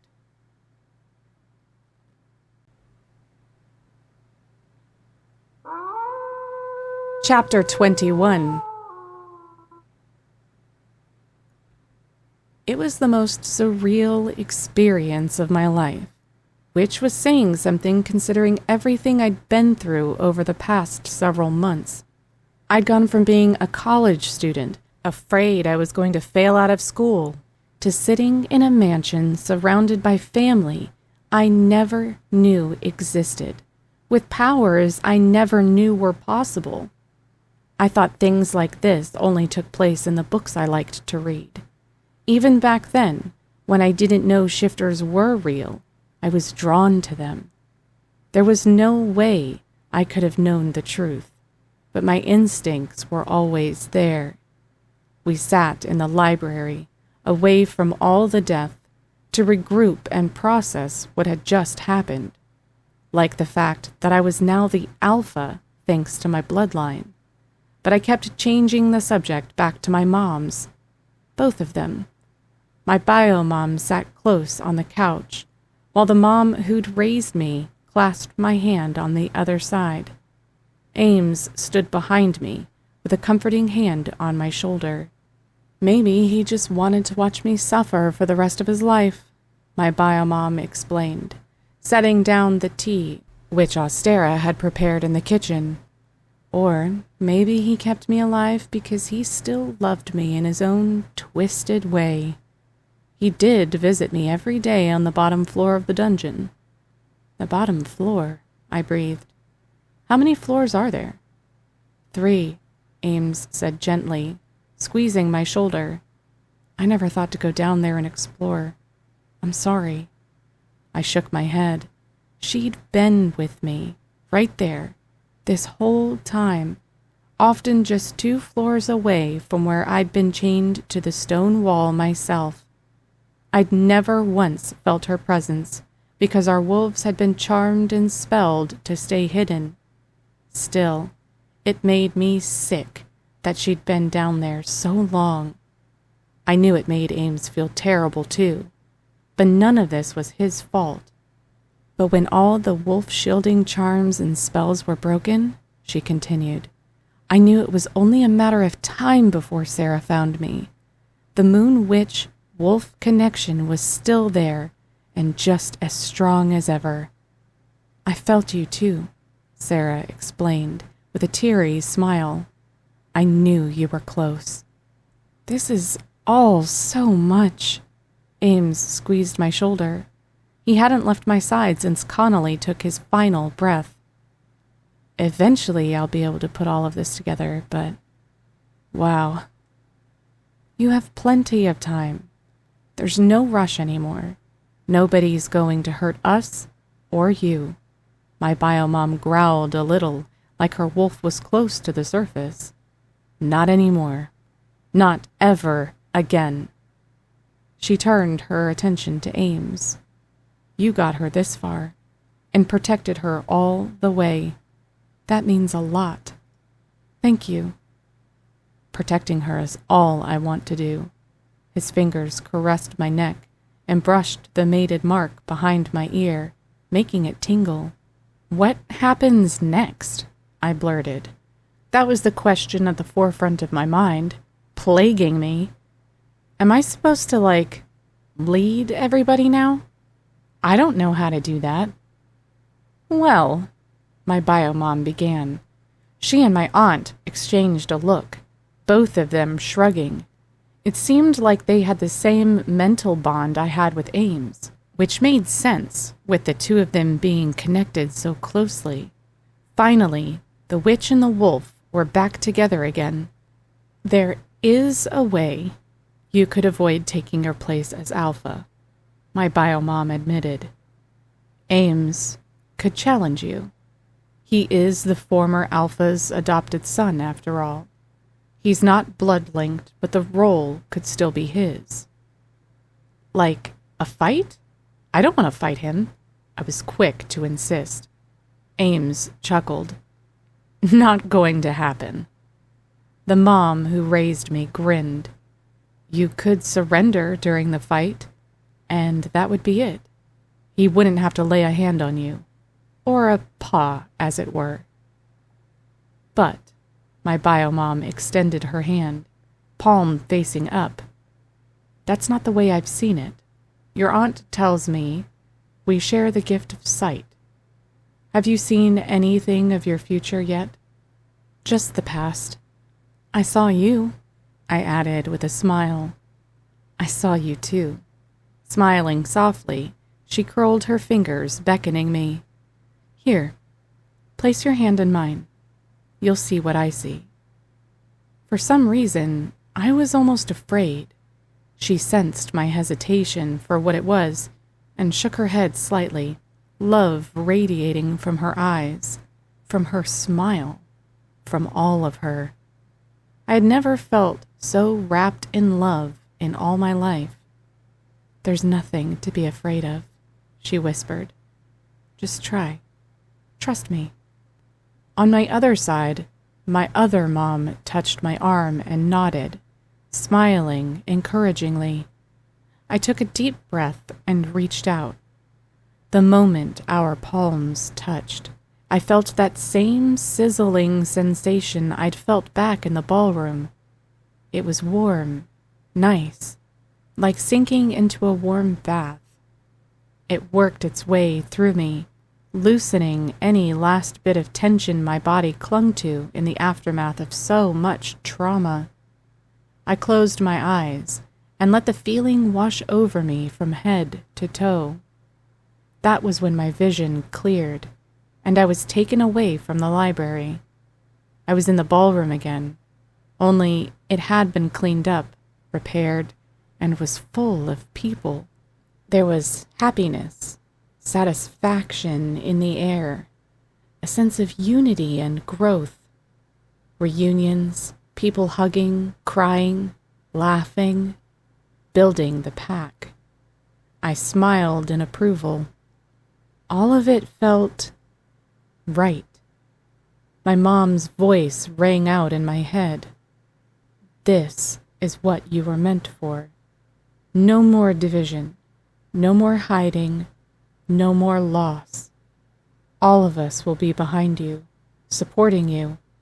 You need only to be who you are as you fulfill your destiny. Tears rolled down my cheeks when I opened my eyes. Is all of that really going to happen? It's up to you, she pointed out. But yes, that's what I've always seen. Years ago, before you were even born, I knew what you were meant for. We're going to thrive again under your leadership. I am already so proud of you. This is so overwhelming, I admitted. One step at a time, my other mom murmured, taking my other hand. She exchanged a glance with my bio-mom, then stood. We have to find rooms for ourselves, and you'll want to get cleaned up. Austera and Penelope drove out to pick up enough for all of us, so we'll let you know when the food's ready. I thanked them, staying put on the couch until they left. Ames circled around to sit with me. Now I knew what it felt like to live through a natural disaster. That was the closest thing I could imagine. The shock, the exhaustion, the sense of aimlessness. I didn't know what to do next, where to go. I did the only thing that made sense. Lean into Ames's arms. As he held me protectively, we went to our room, where Ames turned on the shower so hot that steam billowed over the top of the glass wall. We quickly undressed, and he held the shower door open for me, his mesmerizing smile lighting me up until I felt like I was glowing. Without a word, he tipped my head back, letting the water soak my hair. Then he began massaging shampoo into my hair. I sighed at the pure bliss of his touch. This was what I needed, to be taken care of. He understood that without being told, working my hair into a lather before turning me back toward the shower's spray so I could rinse. While I did, he soaped up a cloth and washed me, so carefully and with meticulous detail that it almost hurt my soul. Only then did he speak, his voice soft. "What else do you need? What can I give you?" "You," I whispered back. "Just you." "I can do that." The love in his eyes set my heart on fire. In the middle of so much confusion and worry, there was the two of us, the only thing that made perfect sense. "Do you think I can do this?" I asked, leaning against him as he ran the cloth over my shoulders and back. "You can do anything, Harlow." He kissed the top of my head. "So long as I have you next to me, right?" I tipped my head back to look up at him. "You will always have me next to you," he vowed in a solemn voice. "Forever. There's nowhere I'd rather be." Sighing contently, I wrapped my arms around him. I had my fated mate. I had two moms. I had my wolf and my moon coven. I had everything I needed. There was nothing left for me to do but take my place as alpha and fulfill my destiny. "Okay," I whispered. "Let's do this."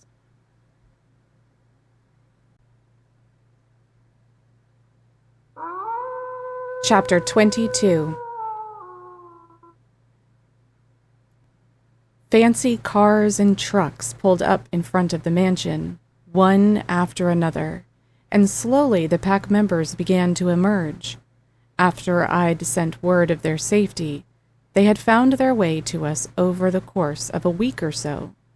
Witnessing so many happy reunions was one of the sweetest, proudest moments of my life so far, because these were Ames's pack members, the smart ones who hadn't dared go to the wedding, and the ones who'd survived. If we were going to unite, this was as good a time as any. This was the place we had to start, helping each other, rebuilding together. Kind of like with me and Jenny and Sloane. When the invitations had gone out for this event, Jenny had called here to talk to me, but she seemed at a loss of what to say. After all we'd been through at the full moon games and the wedding, I couldn't really blame her. Maybe she was still too stunned that she'd survived. To fill the silence, I'd said, "Hey, remember that time you asked me if I thought about going into editing and publishing, since I like to read so much? Do you know much about that stuff?" It turned out she did.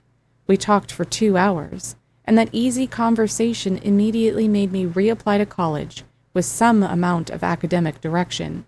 Go me! Jenny and Sloane were among the first to RSVP for the party tonight, with Jenny writing at the bottom of hers, "I can't wait to talk to you again." Sloane had put a little heart on hers. I'd take that to her mean girl vibes any day. Ames's adoptive mom, Jessa, joined us on the front steps, beaming. She looked healthier now, her face shining, without the shackles of her loveless marriage to Connolly. "How are you feeling?" she asked Ames, leaning in for a hug. The relationship they had was beautiful to witness. Mothering him came so naturally to her, and he accepted it so willingly since he'd been starved of a mom for much of his life. Watching the two of them together always brought tears to my eyes. For the most part, she'd been staying with us, the three of us catching up on lost time. Now, I considered her my third mom. He embraced her until her high heels left the front porch steps, and she gave a happy squeal. "A little overwhelmed," he admitted, touching my back. "But good. Very good."